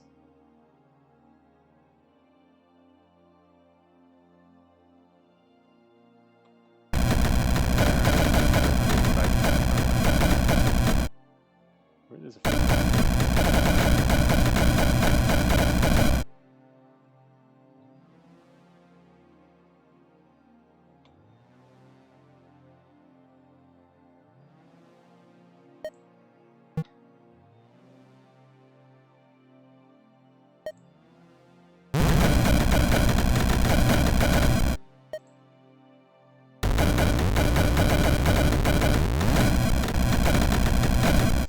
Alright, I managed to get him from the front side anyway. I was wanting to do it from the back side, but... Oh, I just took out all the gates on the south. Sweet. They only have one gate left. One gate, and then it's down to whatever they can manage at the end here. Oh, check it out. Our Geomancer is facing off directly against the Iron Fiend. And Iron Fiend is getting his butt kicked. By something. Oh, here's the Clayhound. The Clayhound is on his way to victory. Clayhound, 12 HP. What? Regenerates 3 HP per turn. What do you mean? This thing's not good at all. It does 5 physical, it has some resistances, and it regens 3. I mean, what? What do you mean it's great? Why is it great? I don't see the greatness. Please tell me why this is great. Infinite lifespan? Why? Because it regens 3 HP per turn? Unkillable. What? Okay, Vectus is just trolling me. Regen by 3 on a 12 HP creature is not that great. Well, I'm not saying anything's bad about health regen. I think health regen is super awesome. I'm just saying that it only has 12, and it's easy for things to take plenty more than 12 damage to just outright kill it. Oh, an imp, yeah, sure. I mean just other things that come up against, like other things. It'll come back stronger? What do you mean come back stronger? What? Troll. It'll come back stronger. Anyway, yeah, I mean, yeah, great. That fights imps. We don't need something that can fight imps. Oh, one of these cameras died. Alright, we still have to face off against a stronghold here in the middle. That guy's stunned. Everybody else is stunned again. Ha.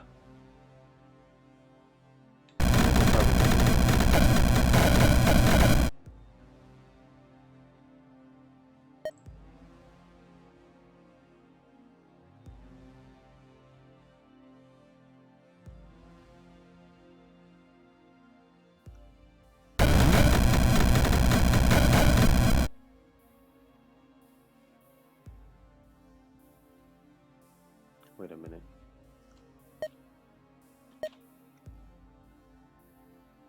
Whenever an enemy dies to dark damage. Okay, I was going to say, I can't stun my allies.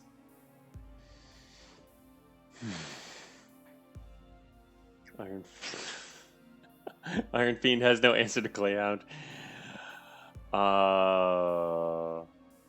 Do they not really? I mean, all they have to do is get multiple hits on them. Right? It's true. Both of these things together, if this thing gets attacked by 2 other enemies, it'll die, right? It's gonna die. It's balling down. We'll see. All right, look at it. It's 10 HP. 50% resist to everything except... Oh, they also have 50% resist. This is true. The Hound is flanking. All right, all right.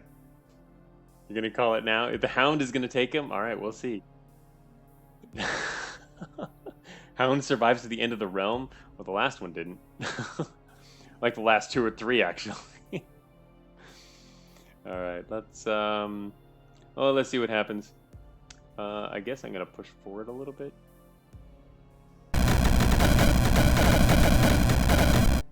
The Hound has the exact same amount of hit points it did a second ago, and the Iron Fiend is damaged. Look at these guys go. All right, we'll see. Even if he dies, he's just resummoned. Yeah, yeah, that's true. The ultimate dog.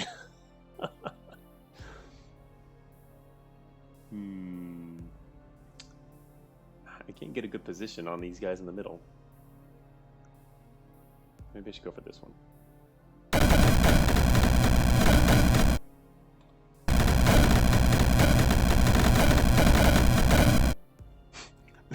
The Shamblers just grow in number.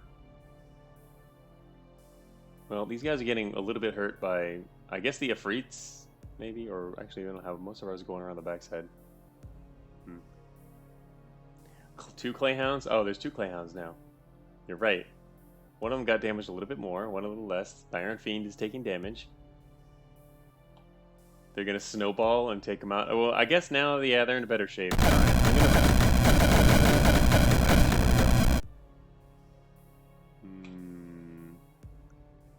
Clayhounds. Clayhounds are doing okay. Stall those 2 Fiends until the Hounds can approach.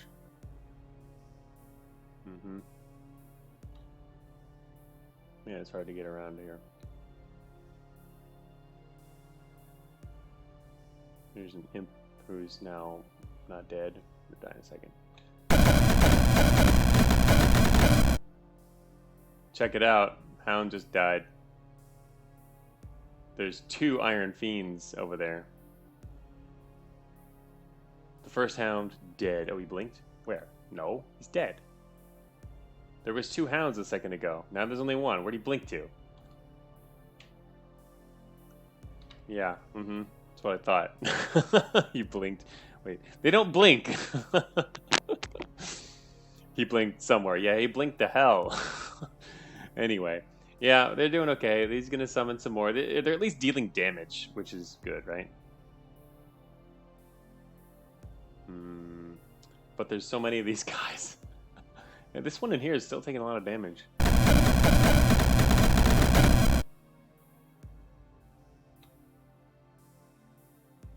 Something's shooting me. Can't actually tell.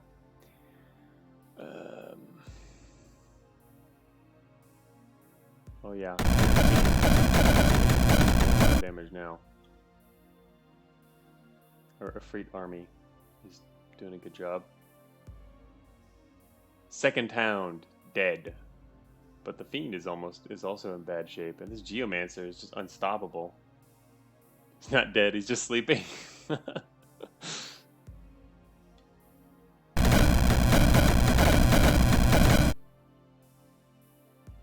Fiend is gonna die soonish.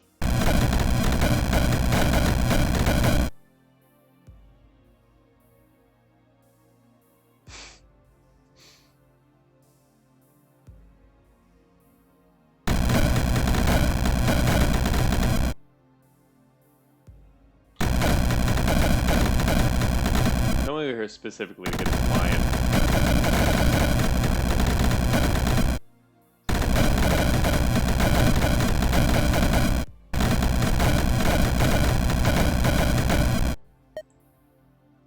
Come here, lion.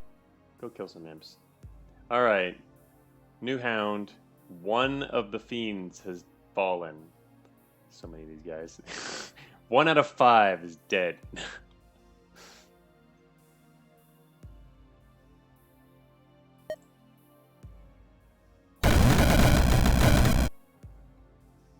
Or zap that guy specifically to stun the other ones. What else is happening over here? The Freets are getting beat up now. We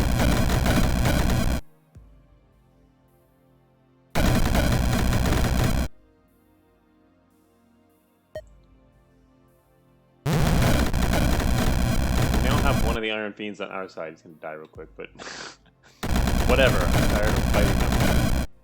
So let's let his friend kill him. Alright, well, the Hounds, they've completely taken out the other side. Oh, we can disperse to save him. You're right. But we can't heal him, though, can we? Well, maybe we could. Alright, well, actually, if I disperse to save him, it's going to send other guys other places on the map, too. I don't know how good this is going to actually be. It seems kind of chaotic, huh? Is it worth saving him? I mean, the only reason to save him would be if Well, no, he can spawn stuff, so that's actually pretty good. Disperse all the enemies. All right, let's disperse everyone. Now I have no idea where anything is. Yeah, the Geomancer can heal him. That's true. Anyway, now he summoned a bunch of imps too. We now have friendly imps. And there's these guys. All right, where are we? Are here. What else is out here that I can shoot? Yeah, Trouble Time. That's for sure. He's toast. Yeah, he's probably gonna be toast when these guys come around the corner. Whatever. You can disperse. All right, we got one in the northwest corner.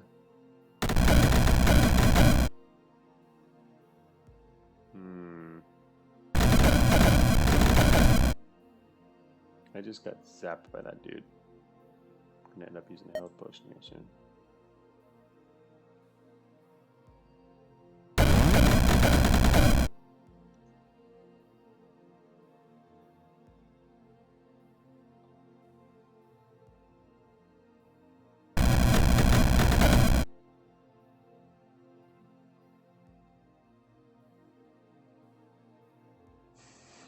Skeletons messing him up. Holy crap. There's too many guys. I didn't realize this was an enemy. Alright, time to use a health potion. Ooh, glad I'm still alive.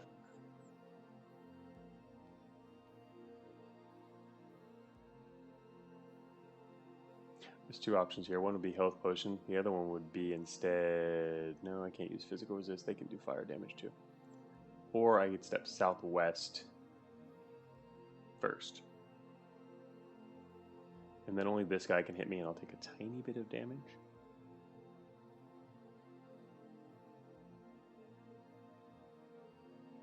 Disperses the botnet of Rift Wizard? I think maybe not. Hey, Wimaka. Every time I see you playing this, I'm overwhelmed. It is an overwhelming game. It's pretty cool. It's cool like that. Wait, didn't this guy just hit us? Oh, that guy can hit us. That's the problem. Whew. Alright, anyway. This guy should be the only one who can hit us over here. And this technically has a lightning spell too. But he can't hit up there. Alright, I'm going to head southwest. Take 3 damage.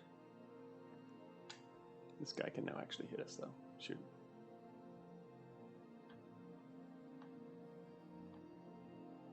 I'll take 3 more damage. I'm maxing. Oh wait. The guys that he spawns, they have ranged attacks too, don't they? They would have 5 range attacks? That's kind of scary.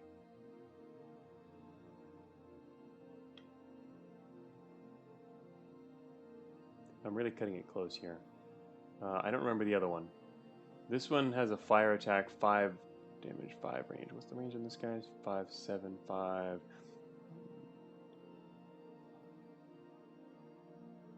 I think the guy's guy's gonna spawn won't kill us. Your troublers might port enemies near you, drink health. Good point. Wait, do we have any troublers left? They're all dead. We don't have any troublers.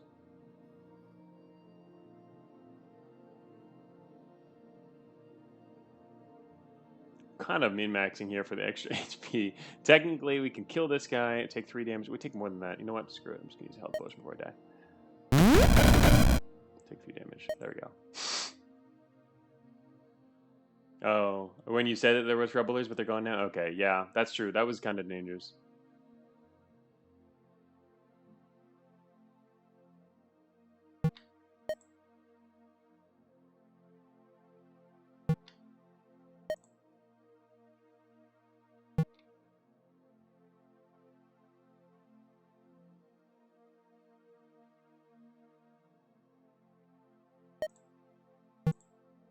Oops.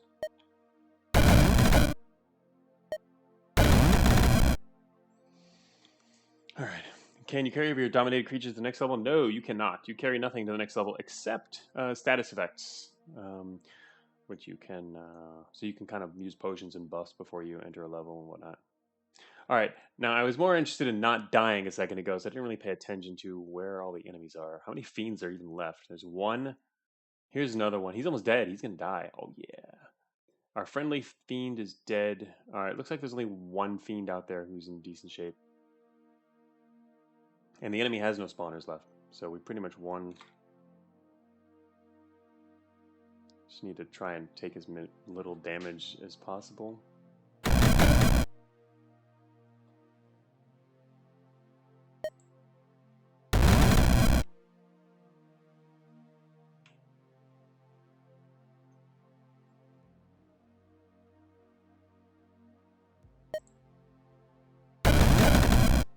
Yeah, that should be good. Oh, this guy's getting close.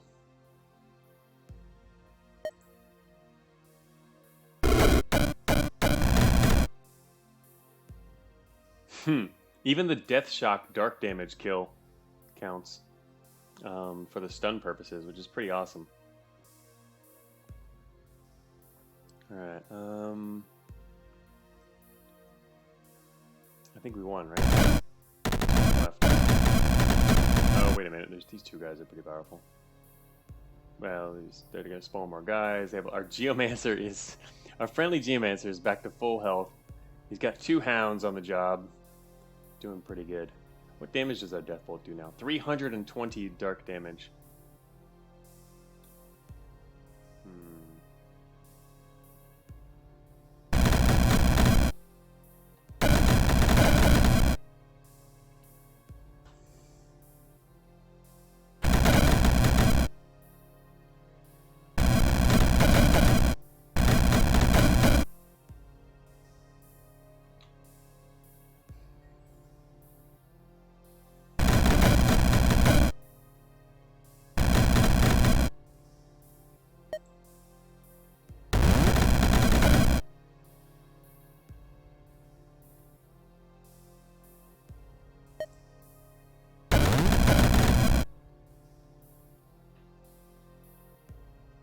Go Geomancer, like a little mini wizard friend. Are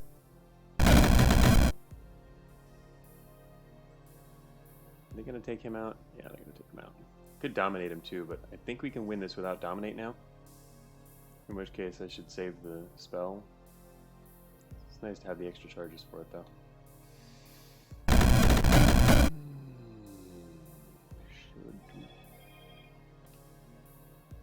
Should be able to manage this. 15.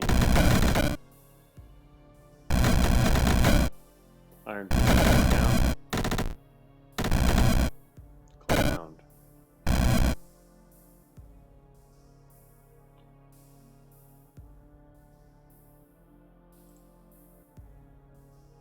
What? Oh, there's an enemy. Where's the enemy? Where is an enemy?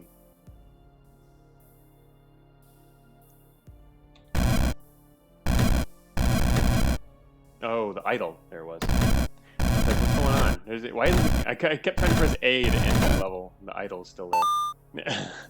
I should have noticed. I mean, it doesn't play the sound, which means that the map's not over.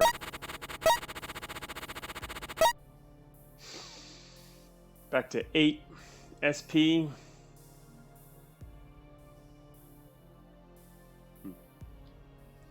Alright, Deathbolt 4,300. Unnamed buffed 700. Avoid spikes 453. Yeah. Void spikes. Kind of forgot about that as an option for killing. Void spike could technically have been used to hurt the enemy, as in especially the iron dudes, but they weren't powerful enough for it to matter probably. But it could have at least weakened them. That would have been better. I only threw out ghosts in the first batch. If Freaks were so thirsty to kill that idol, but they couldn't. Death Beam. Summon Clay Hound. Oh, cool. It actually lists damage to enemies. It lists also the abilities of your friends. We had our that one guy that we dominated. His Death Beam actually did some damage there. Also, Summon Clay Hound did 500 damage total. Damage to Wizard. Yeah, we took a lot of damage that time. That was quite a lot. But still got 3 healing potions left. Ended up using more items than usual. So definitely getting more challenging here in the late game. We purchased Horror right at the end there. And there is an ice circle here. And we have 8 SP and we're in realm 21, which means we're headed to 22, and there's only a few realms left. What is this? False Prophet, Necromancer, Mountain Mage, Imp Collector. Alright, I want to look really quick at, I guess the Imp Collector mostly. Volcano Turtle. Okay, that guy looks cool too. Let's check him out. He's closer. Volcano Turtle. Makes volcanoes. Nature, Fire, Demon. Withdraws into its shell upon taking damage, gaining 50% bunch of resistances. Spews 3 meteors each turn at random locations within a radius of 6. Oh, cool. Volcano Turtle. Create explosions, 8 fire damage. Tiles directly hit. Take 11 additional physical. So it's basically kind of like the meteor thing, only these guys do it. Oh man. Imagine dominating these guys. They spew 3 meteors each turn. Oh my gosh. Getting close to these guys. Oh, I really want some friends that are volcanoes. Actually, this probably also hurts friends too, but still. Still fun. These enemy spells are really more over the top. Yeah, there's a lot of really powerful, crazy stuff in the late game here. Void Toad, like a regular Void Toad? Huh. Oh, apparently there's a whole ton of Void Toads in this map. These are actually, okay, that's right. Being Void, they have shields. Void enemies have shields. Oh, these guys are really nasty, and there's a lot of them. Anyway, the main thing I want to do is come look at the turtle real quick. And then I want to go over here and look at the Imp Collector. Who the hell is the Imp Collector? The Imp Collector. Call imps. Summon 2 random imps every 5 turns. Random imps. That could be interesting considering there's a lot of different kinds, yeah? Imp Harvest. Wait a minute. Huh. 12 turn cooldown for 5 turns whenever a demon dies. Reduce spell cooldowns by 1. Oh, wow. As you kill their imps, they get the ability to spawn imps more quickly, basically.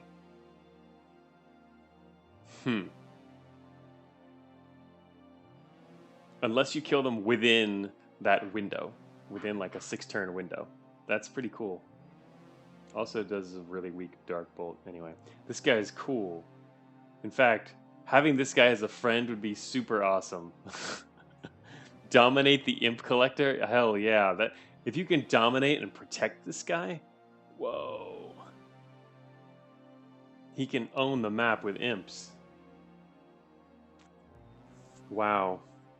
Not only that, but even just all different kinds of imps, because it's a random type. That means they could deal with all kinds of different problems. Wow.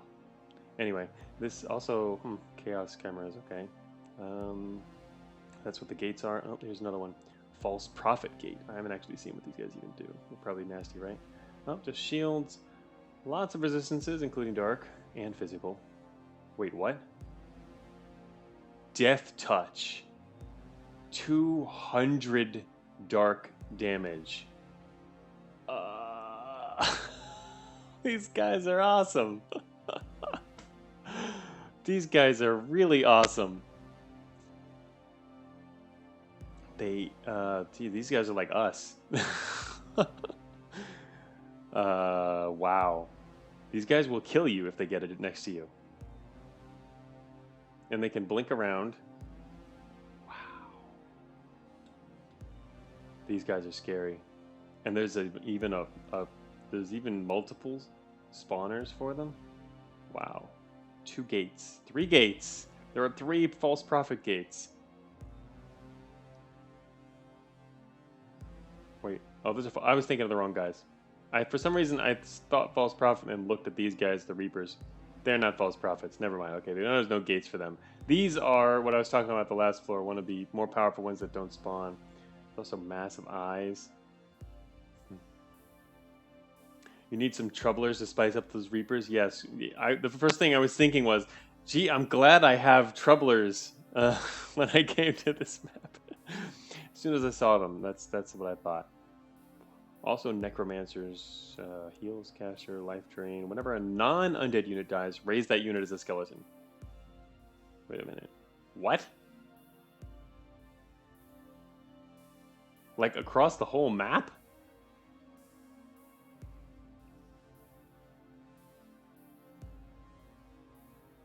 These guys are insane.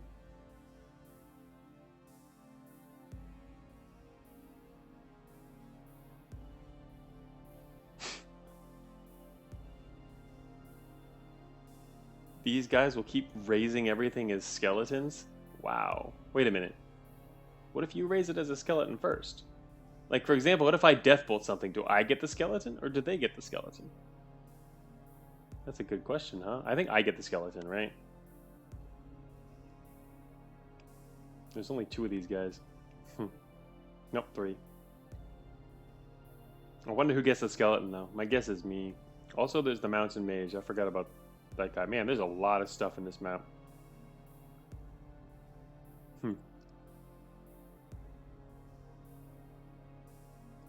Could weaken him a bit and dominate him, too. Anyway, I really like this Imp Collector, dude. He's really cool.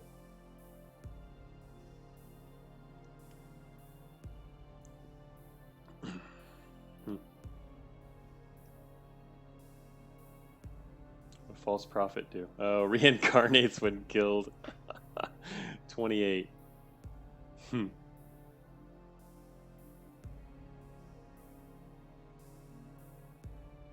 Nothing death cleaving Deathbolt couldn't solve.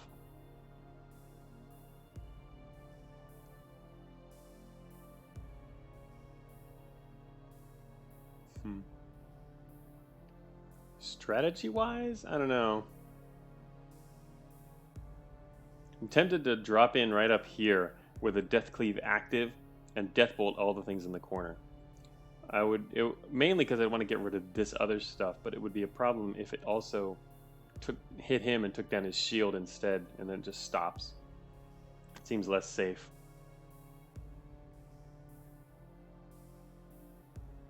Massive eyes. Oh my god. 6 floating eyeballs. I don't actually remember what floating eyeballs do. Sure, they're bad. Also, they're 100% resist dark.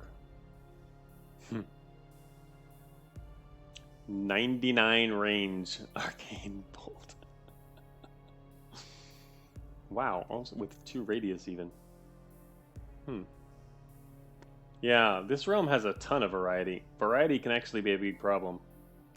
This guy would only add to the variety, the Imp Collector. Without dominating him, that could be a problem.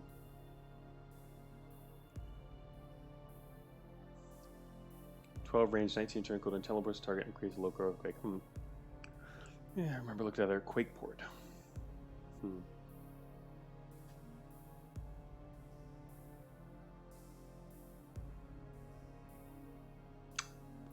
There is a lot of variety and a lot of scary stuff. These Reapers, there's 3 Reapers? These guys can insta-kill you. Insta-kill. Haven't met anything that can insta-kill yet.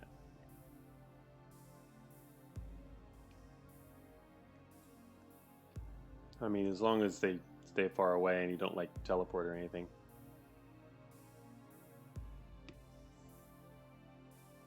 They're not too bad. They do have resist dark, but, like, it could just even kill them with a death shock. That's a good alternative.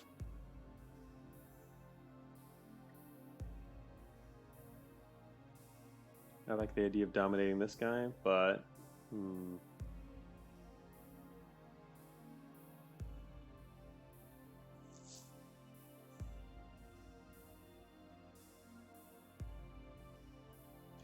What? Really? You think so, Vectus? Vectus says, this realm becomes much easier when you abandon hope of dominating the Imp Collector. Does it become much easier? I mean, I think it's possible to dominate him.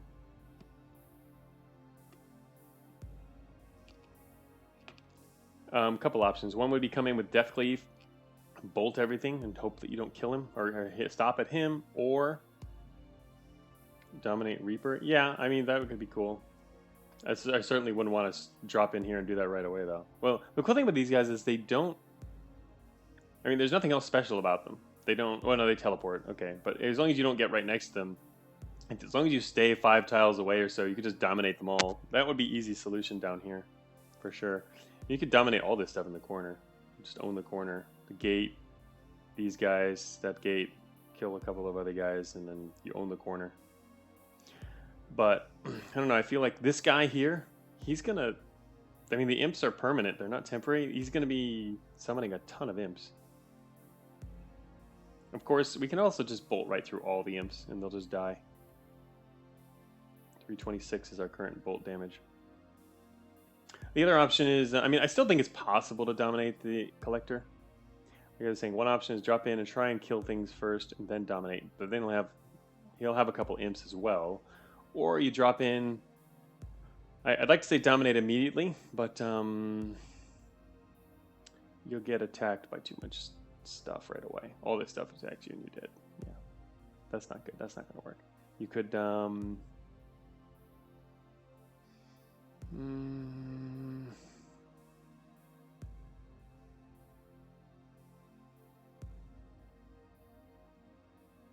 Yeah, I don't see a good option other than killing stuff first.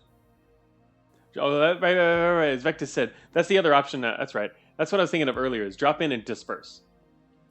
Drop here and disperse all these things. That was the first thing I thought of, actually, when I dropped in and we was looking at whether we want to take him or not. We're still going to get... You'd still get hit, probably, but I think you could disperse most of everything up here except him. So the only thing drawback to that is he is going to get his imp summons in before you get to own him. But I mean, it's just a couple imps; they're not that bad, right? Drop in, disperse this group, and then all you have to deal with is this guy is going to hit you, and he's going to summon a couple imps, and you can then still own him, and then you own him immediately after that. And then take the damage from the imps, whatever they are. I don't know how risky that is, but... Or if they could be something super nasty, but it's quite unlikely. And then you just then you just kill the imps along with him. You can even just... And then shock the imps, probably. Kill them both the next turn. That'd probably work. Obviously, this also... Or disperse the imps if they're that bad. Either way, the imps are going to get a free attack on you. 2 healing potions in this realm equals free to tank. Are there 2 healing potions? There are. Wow, they're even both right up here. Yeah.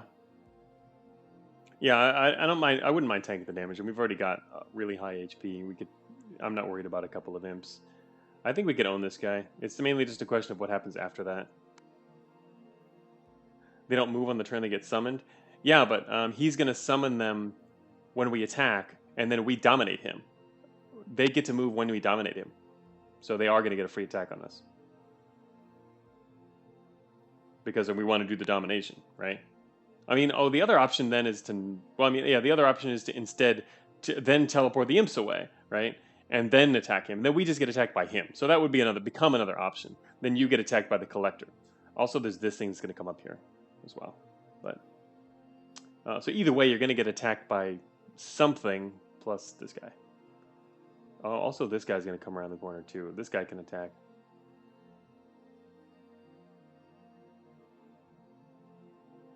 So you get attacked by a couple of other things. Get rid of this group. Or maybe, actually, you could... I think they're just burst ranges. Can't actually see the range here. Well, I'm going to read it. It's the radius was 3 tile? Yeah. Actually, we could disperse both of these guys, too. Anyway. Yeah, most imps aren't that bad. That's why I said we can tank them. I'm not worried about not being able to tank them. Ideally, it's really nice, though, if we could get his first summons on our side. Because this guy could die more quickly. Anyway, we could protect ourselves with a ghost ball for a bit, and then kind of like... Yeah. Start to snowball from there. And we got to keep a really close eye on these Reapers. Because... they're deadly. They kill in one hit. These guys, not worried about. These guys appear on pretty much every map. Necromancer is gonna cause a problem. 3 of them. Also, does that mean your units too? I mean, it's your units as well. And does that mean they become enemies? The Necromancers turn your non-undead allies into enemies? It seems like that would be the case. You have to fight your own enemies. Fight your own allies once they become skeletons. And that's true. Vector says you have 8 SP if you need to increase the disperse radius. Do we really need to buff disperse? Oh, I see what you mean. Buff it so literally 1 cast here will get everybody. I didn't actually we never looked at the upgrades. Disperse radius +2. Oh my gosh. It's 3. You get 5 radius. Also max charges by 10. Dang. That's a lot. Anyway, I'd really prefer it if we had a circle. That would help. I would do it if there's a circle.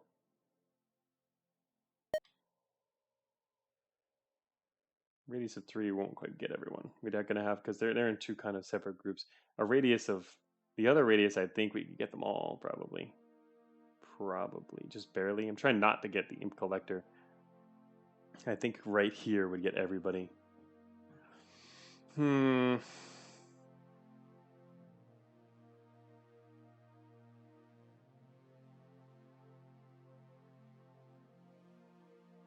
What's on our current map? And is there anything else on this map to worry about? I guess not a whole lot, huh? It's a varied map, but it's not a lot of super powerful stuff. There was this guy, that's right, the Mountain Mage. See, if we take the Collector, then you don't get the Mountain Mage. There's 2 guys out here.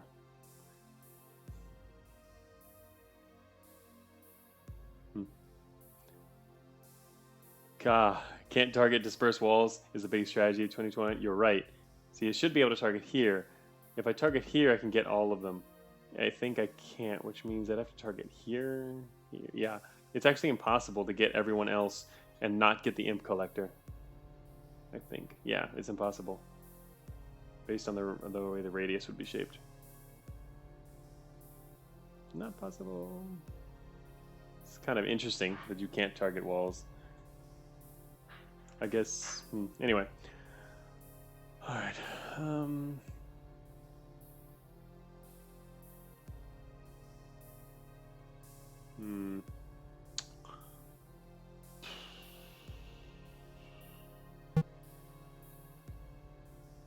There's also an ice circle on this floor.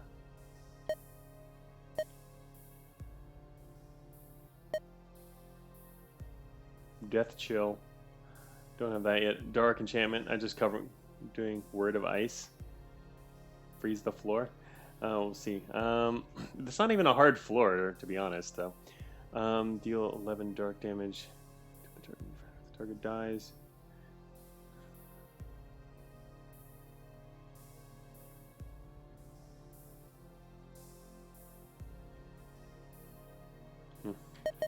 Word of Ice. Oops. Word of Ice, all 9 ice immune enemies are frozen for 5 turns. Oh, this is this one, right. 50 ice damage to all fire units. Freezing the floor will let you take the Imp Collector, no problem. Yeah, it would. So would like the golden stopwatch, which also would freeze the floor.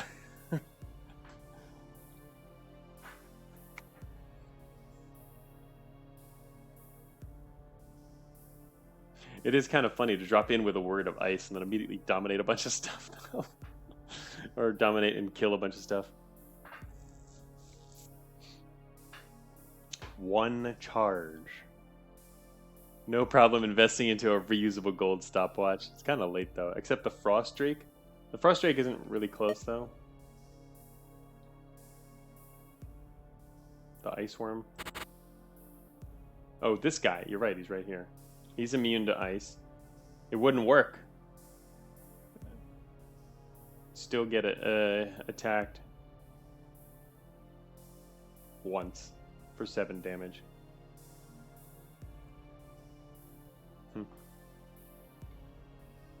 Fine word of chaos.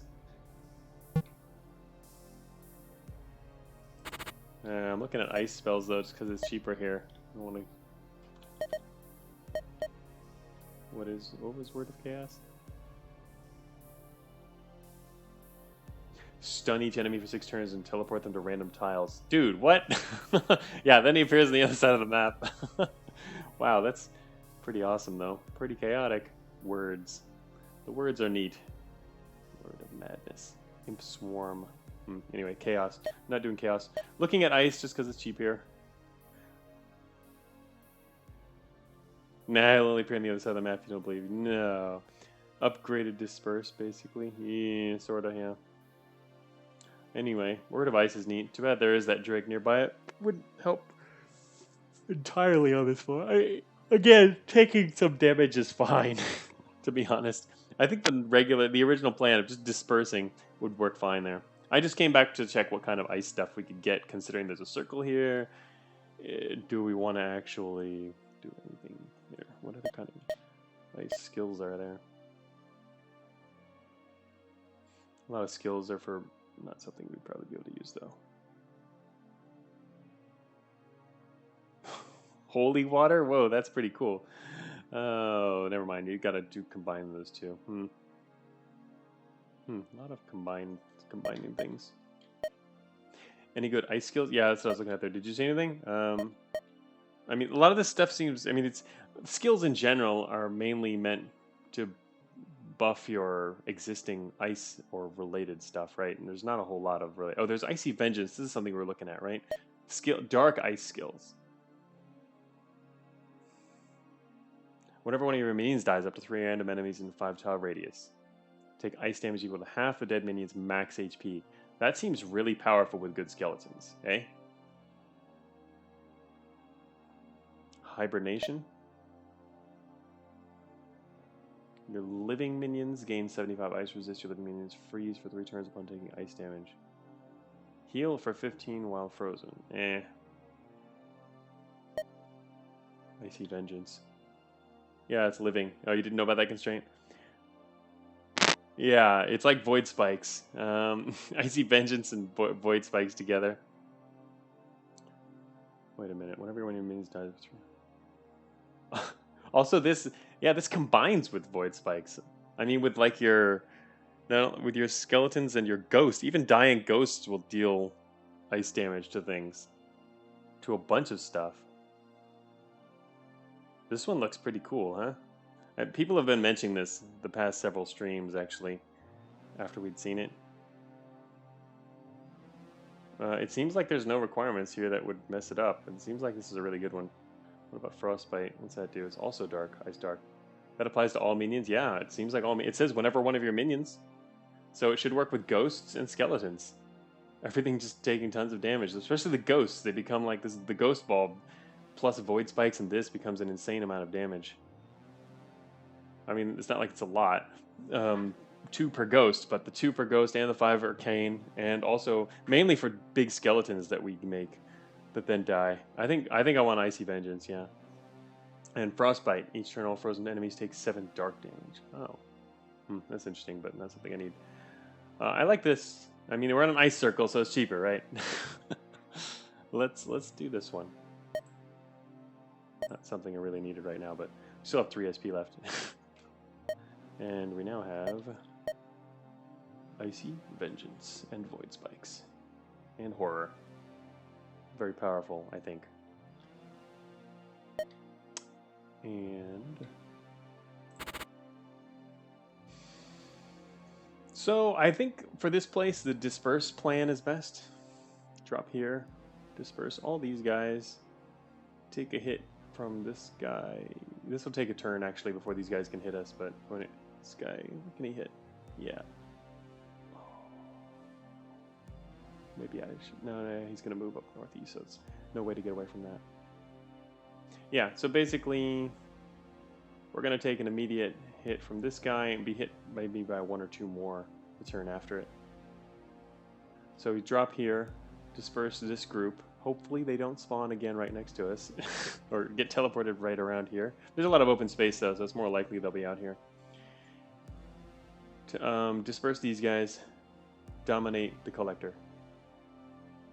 And then pop a bunch of ghosts.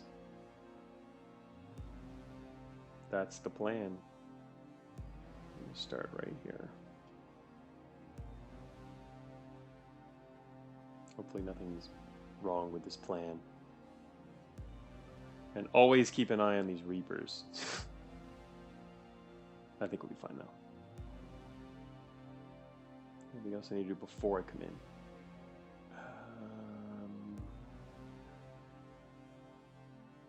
No. Saying before you come in, the only thing we'd want to put on is a Death Cleave, but I don't think we need a Death Cleave.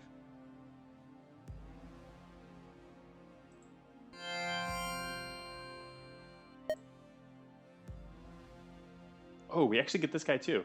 It's a big enough radius to get the guy on the south. Oh, yeah, right here.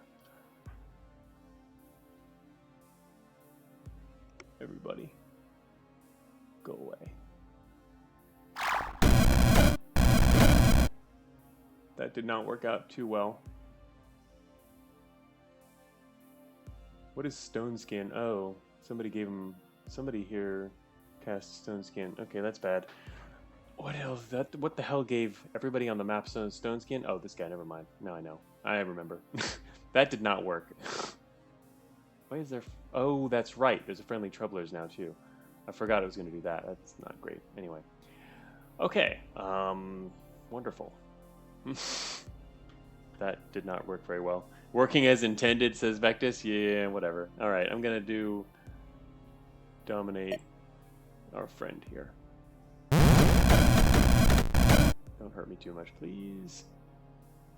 All right, yep. Skeletal Troubler. Check that out. A Skeletal Troubler. Cool. Flying and immobile. An immobile flying skeleton. All right. False Prophet.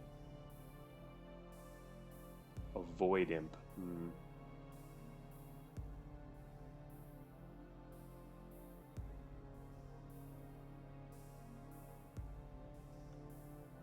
Death Shock? I was actually thinking Ghost Ball first, just to make sure we don't get beat up. Death Shock is going to be stopped by the Massive Eyes. Otherwise, it'll kill most everything else. Yeah, I think we should Ghost Ball. Mainly just because I don't want to get hit, and this is going to put a lot of defensive stuff around us. Here's the most ghosts. There should be like a counter that shows the number of ghosts you're going to spawn so you can maximize it. Anyway, this should be it. Ghost Ball.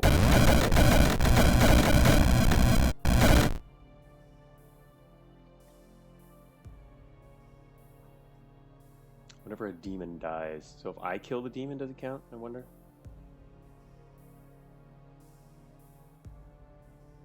Stone Skin and stunned. These guys just all got stunned. Or a couple of guys over here. I imagine you can kill the demon. Yeah, I think if I kill the demon, it probably helps. There's only got one left. He's gonna die. Never mind. The ghost is gonna kill this demon.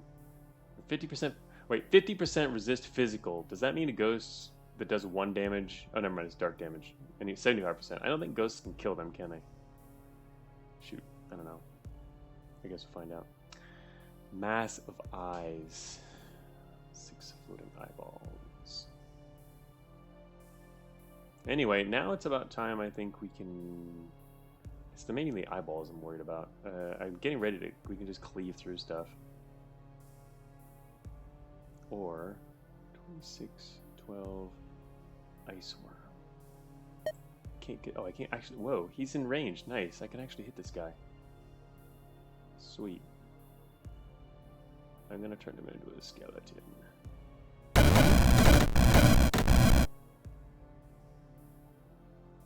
Chaos Imp.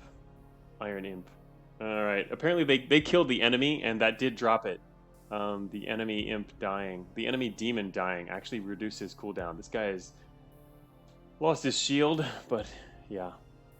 Yeah, that's right, Vectus. Skeleton.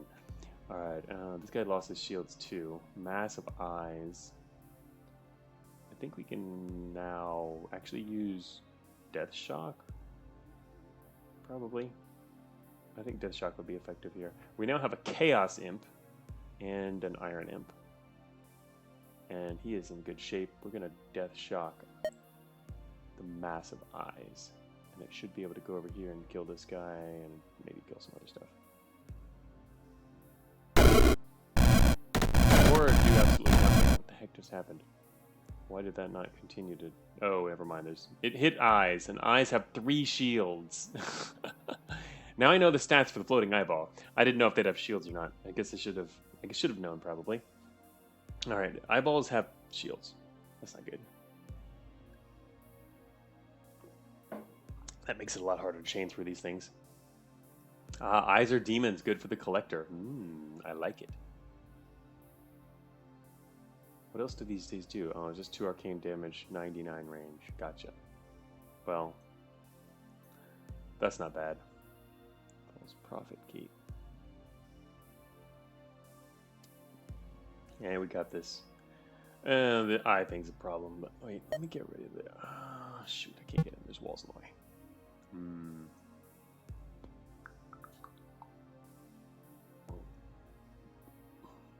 Anyway, ghosts are really good for taking down these shields, at least. Ice worm. I think I'm gonna make another ice worm into a skeleton here. Maybe I should try and Death Cleave. How much does it say I stunned for? He's stunned for 2 more turns. I'm gonna do a Death Cleave. And hope it doesn't bounce back to the eyes. Don't hurt my friend.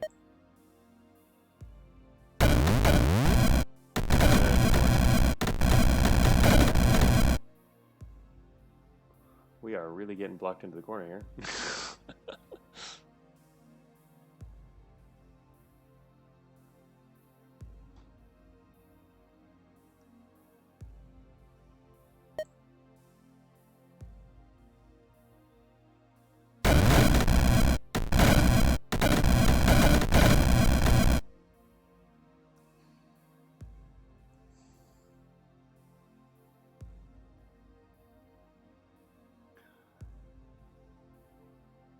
More imps. So we got a furnace imp now. Furnace shards. And we got a chaos imp. Alright. Go, collector, go.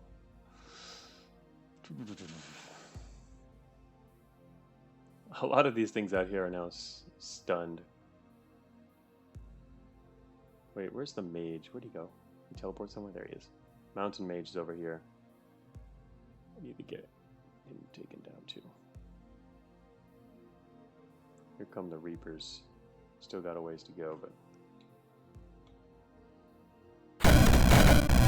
Swap places with our collector so he goes to the back. Wow, that hurt. What is this? Ah, the Earth Elemental. Elemental. I haven't really seen much in the way of elementals yet.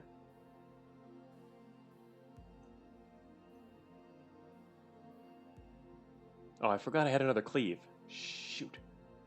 That was a mistake. I wasted it.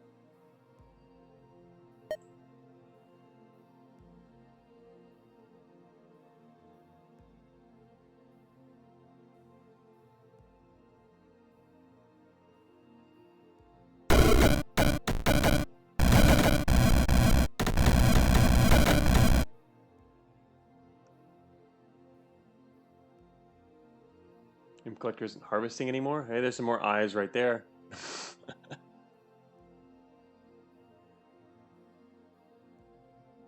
Skeletal massive eyes. These necromancers out here are really annoying.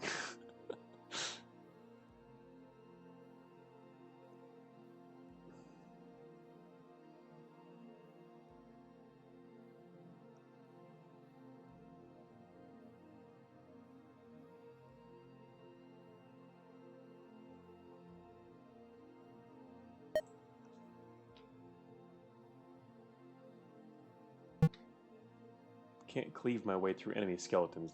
That's a bit of a problem. We have to use Death Shock to get through everything.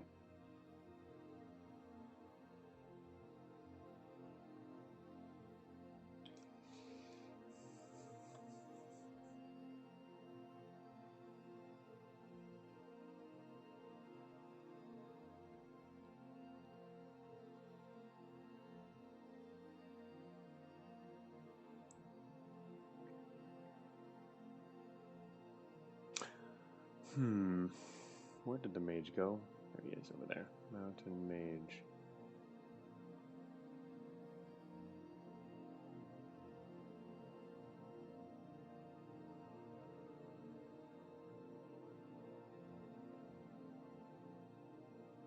I'm actually really tempted to teleport to the southwest side of the map right now. Teleport down here, and then cleave through all this stuff. And then dominate these. Hey, we've alright. Yeah, it's getting pretty late. I was actually not going to play this map, but we'd strategized for it for long enough that I said, fine, we'll just go play it. I can't stop myself, so... Teleport greed might be excessive for this map, you think? I mean, yeah, we'll probably take the map without it, but look at how many teleporters we have. We have 6. Isn't that, like, a lot? We've only got 3 realms left after this. 6 teleporters. It's not really greed, it's just trying to be as safe as possible. It would make this a lot easier. Trust me, I want all 6 and more? Oh, great. That's what I was wondering, too, actually. Before I even brought it up, I was like, am I really going to want a lot of teleporters for the last...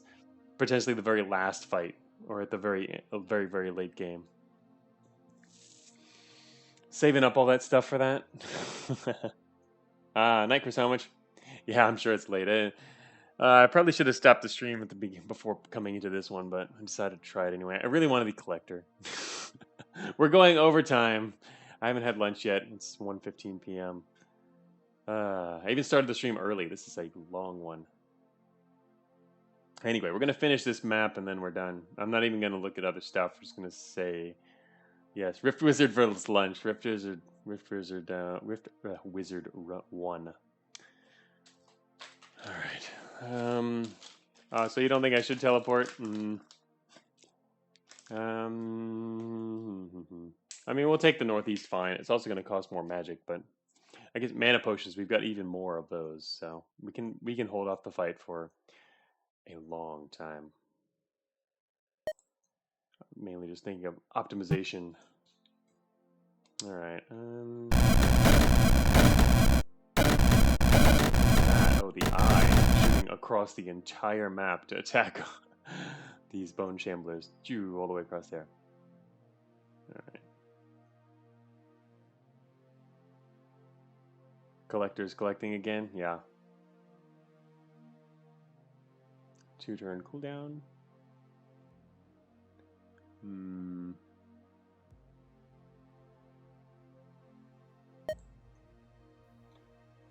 Just seeing what I can hit here with the bolt.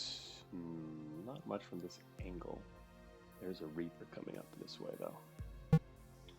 Looks like I want to head south and cleave something.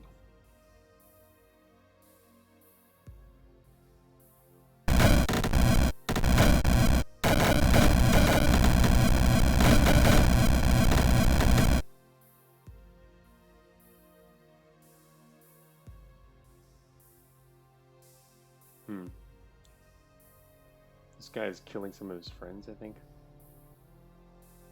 Now there's a bunch of frozen guys over here.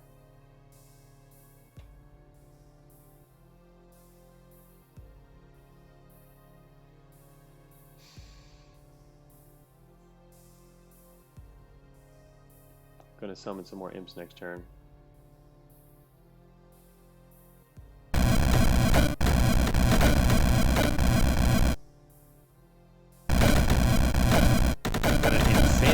Never seen that. Teleports target unit 4 tiles away. Okay. 3 arcane damage, 6 range. Alright, so there's a lot of enemy skeletons out here, but they are, yeah, I mean, there's a lot of skeletons out here, but they're all enemy skeletons.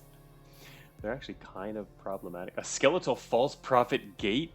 Whoa, the Necromancers are even raising gates as skeletons. It's actually a really powerful skeleton, too. I don't know, it's pretty tough. Because I can't actually kill skeletons very well. There's a bit of a problem. I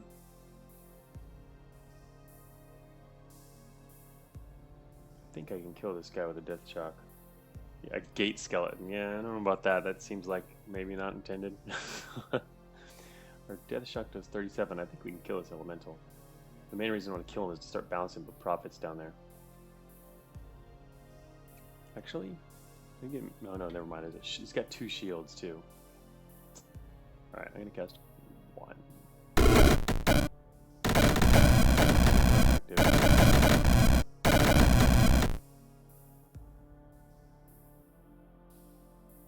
These are all enemy skeletons. I'm used to seeing skeletons as friends, but there's a lot of enemy skeletons out here too.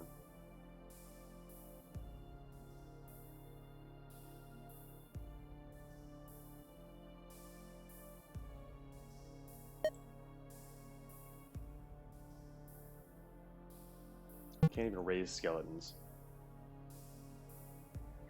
It's just as intended as you having touched by fire, I'm sure. But hey, touched it by fire. I've already said it's the dev said it's not a bug.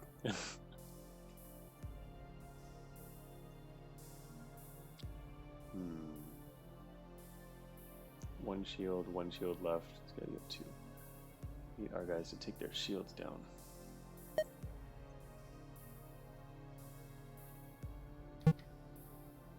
Not effective enough. Might need to drop more ghost balls, but I don't want to use too many too quickly.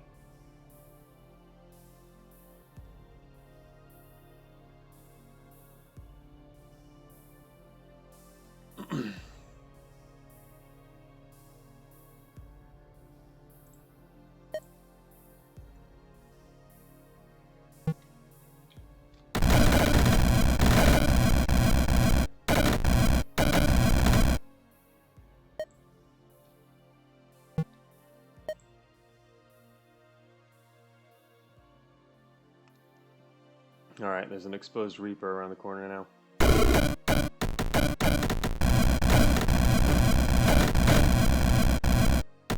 There are now 2 Reapers.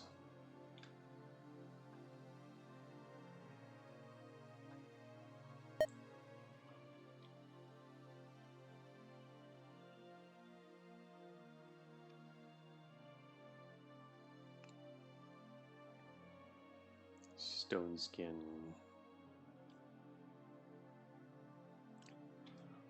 Stone skin making a lot of enemies strong against our skeletons.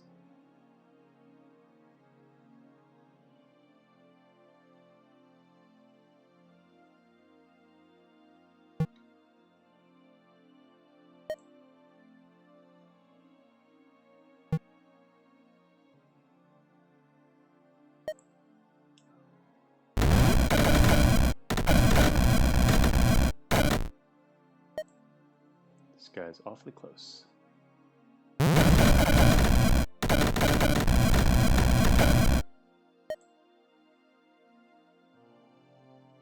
Oh, Reapers are dark immune. Damn. You're right. Damn it. I was hoping to use that on them. Oh well. It's not going to work then. Shoot. I can't even... Shoot. I can't even use that then. What a waste. I wasn't even paying attention to their resistances. I can easily zap them. I was hoping to do something else. Man.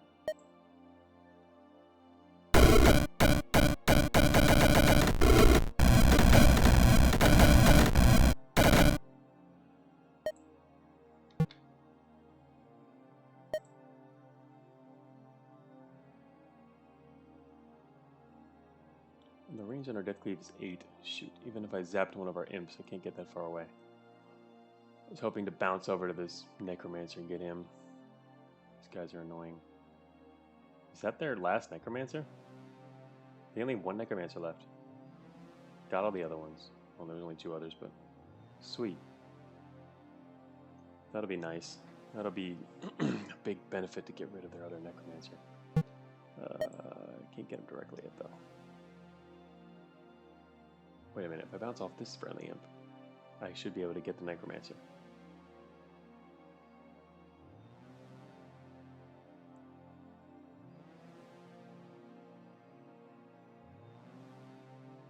Got it. Necromancer turned himself. Alright, now they're sitting right next to a Reaper. The Necromancer turned himself into a skeleton? I do believe they're all dead now. It's kind of funny that effect worked on the Necromancer himself. But it takes effect before apparently the it's removed.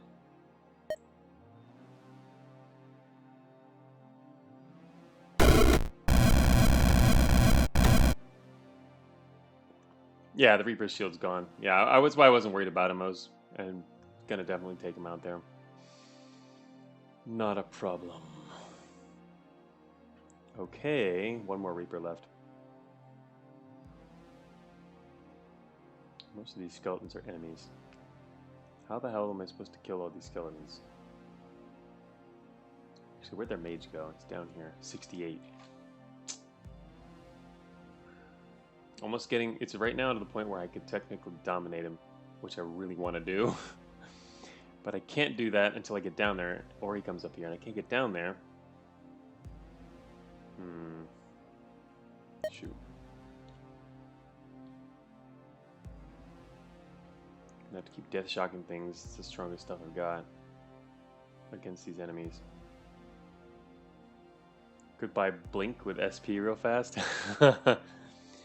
Yeah, and then that would spawn. No, it wouldn't. By blink. It's true. Blink down there. That would just get me hit by a whole bunch of enemies.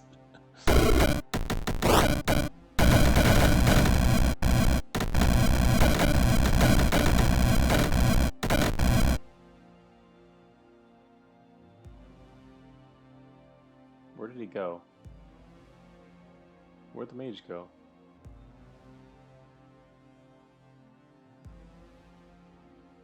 He die somehow? Oh, he caught the death shock. Oh, that's right. I forgot. That does enough damage to actually kill him. That's fine. Oh well. I mean, it would have been nice to dominate him, but...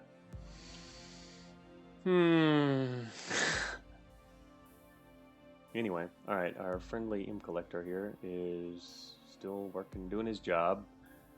Imps...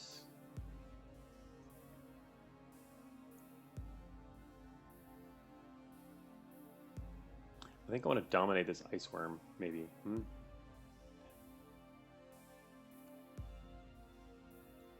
Just because we're going to start running out of charge for other stuff and have to use mana potions anyway, so might as well start evening out the usage. And this guy will get breath weapon.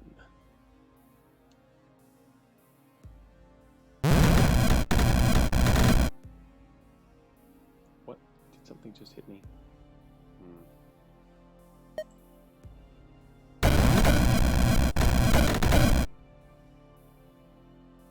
Collector, don't go out in the front line.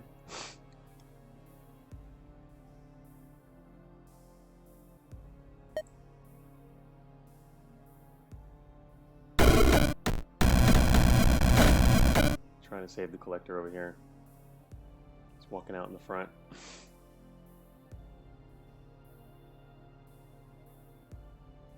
I think we're getting close to where we can chain a death bolt through here. I have to actually get down in range to do that, though. Out of range right now.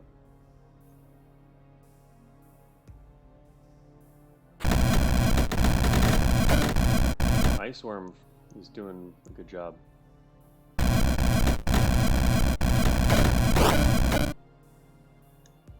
Oh man, more eyes. 2 more. They're gonna put a stop to any chaining I want to do through here, but also, what else is... Yeah. Also, this guy. Oh, the Imp Collector just died? Oh, how'd he die? Chaos get him? Shoot. Oh well. 2021 to 2021. Yeah. That's highly unfortunate. This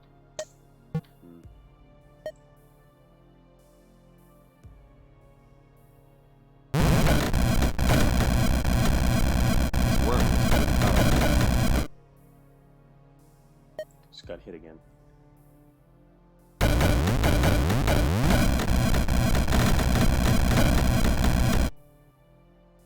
Oh, wait a minute. There's a dude sitting right over here. Actually, there's one right on top of me, too. What? Am I getting teleported by something? Also, wait a minute. There's a Reaper over there now.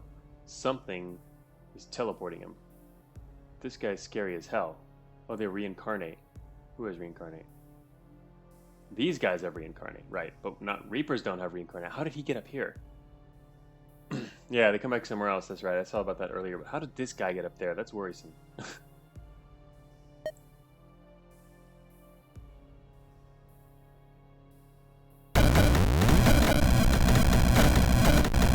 need to keep an eye on this guy because he can kill me in one hit.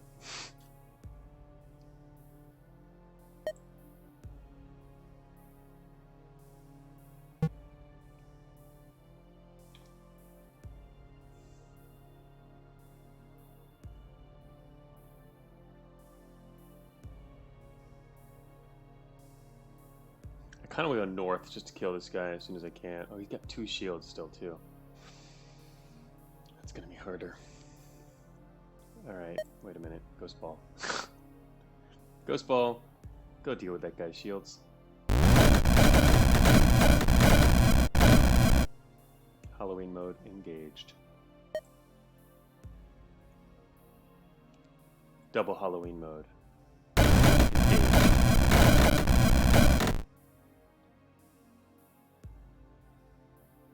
I heard you like ghosts.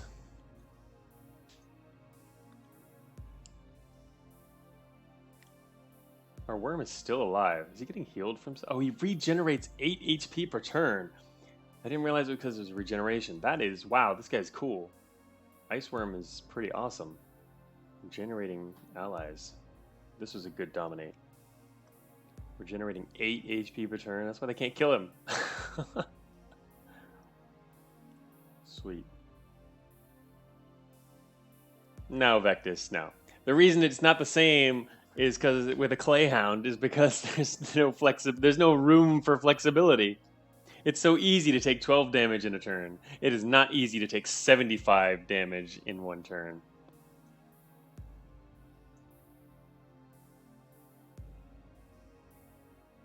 And an ally that regens 2.5 times as much with like 5 times the hit points, much better. 6 times the hit points.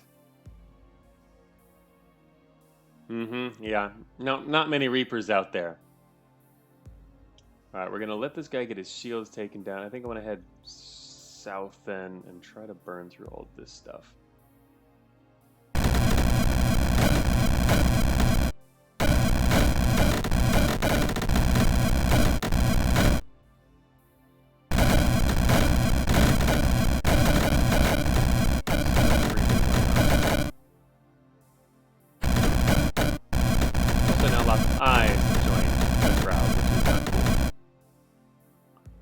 Because I wanted to start doing some chaining now, but we can't.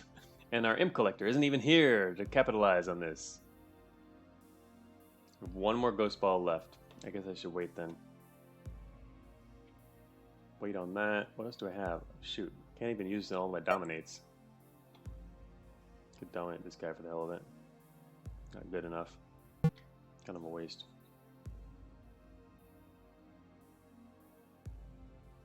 Dominating a Reaper might be nice. I have to get to him though. He's way around the corner. I'm not going to be able to, I don't think. I mean, they're okay. I wouldn't mind, yeah, if I can. I don't want to move that far forward, probably.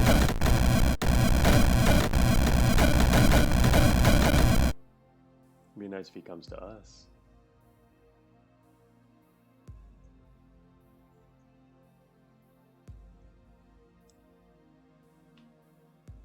You could disperse your ghosts. I don't really want to disperse them, I don't think. At the moment.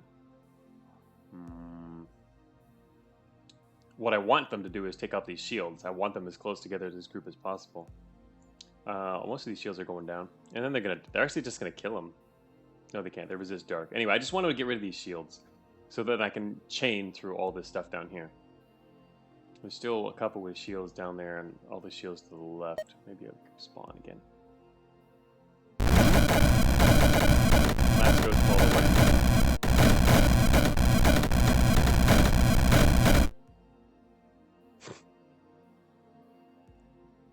That was actually that just, yeah, that's killing all the eyes too.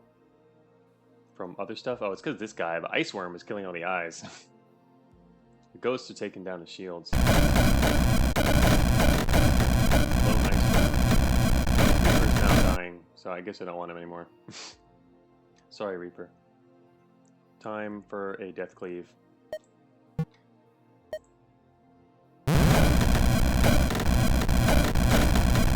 what reaping's all about.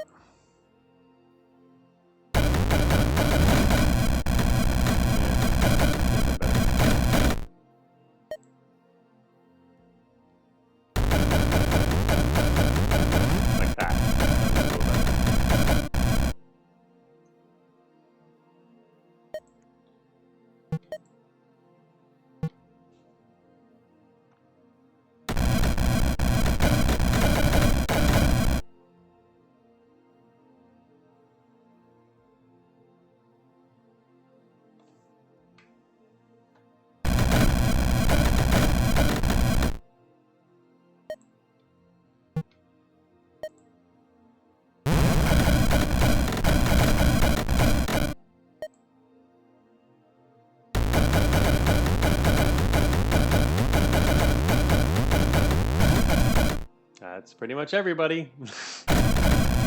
Time to just pull back and let them win.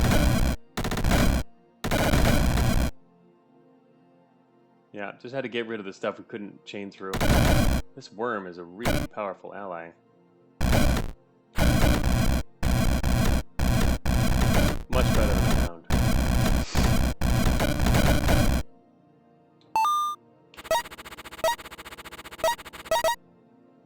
Whew. Yeah, and another fire circle. Much worse than the hound. Just because it's not a hound, right? Holy circle. 2 holy circles. Wow, haven't seen any holy circles yet. Feathered serpent, glass master, translocator, the dreamer,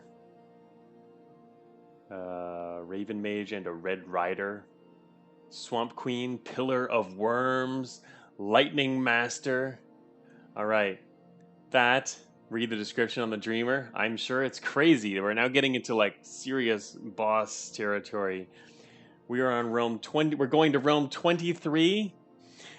I'm not reading any more descriptions. I'm going to wait until next time. I'm sure I'll love it. I can't wait.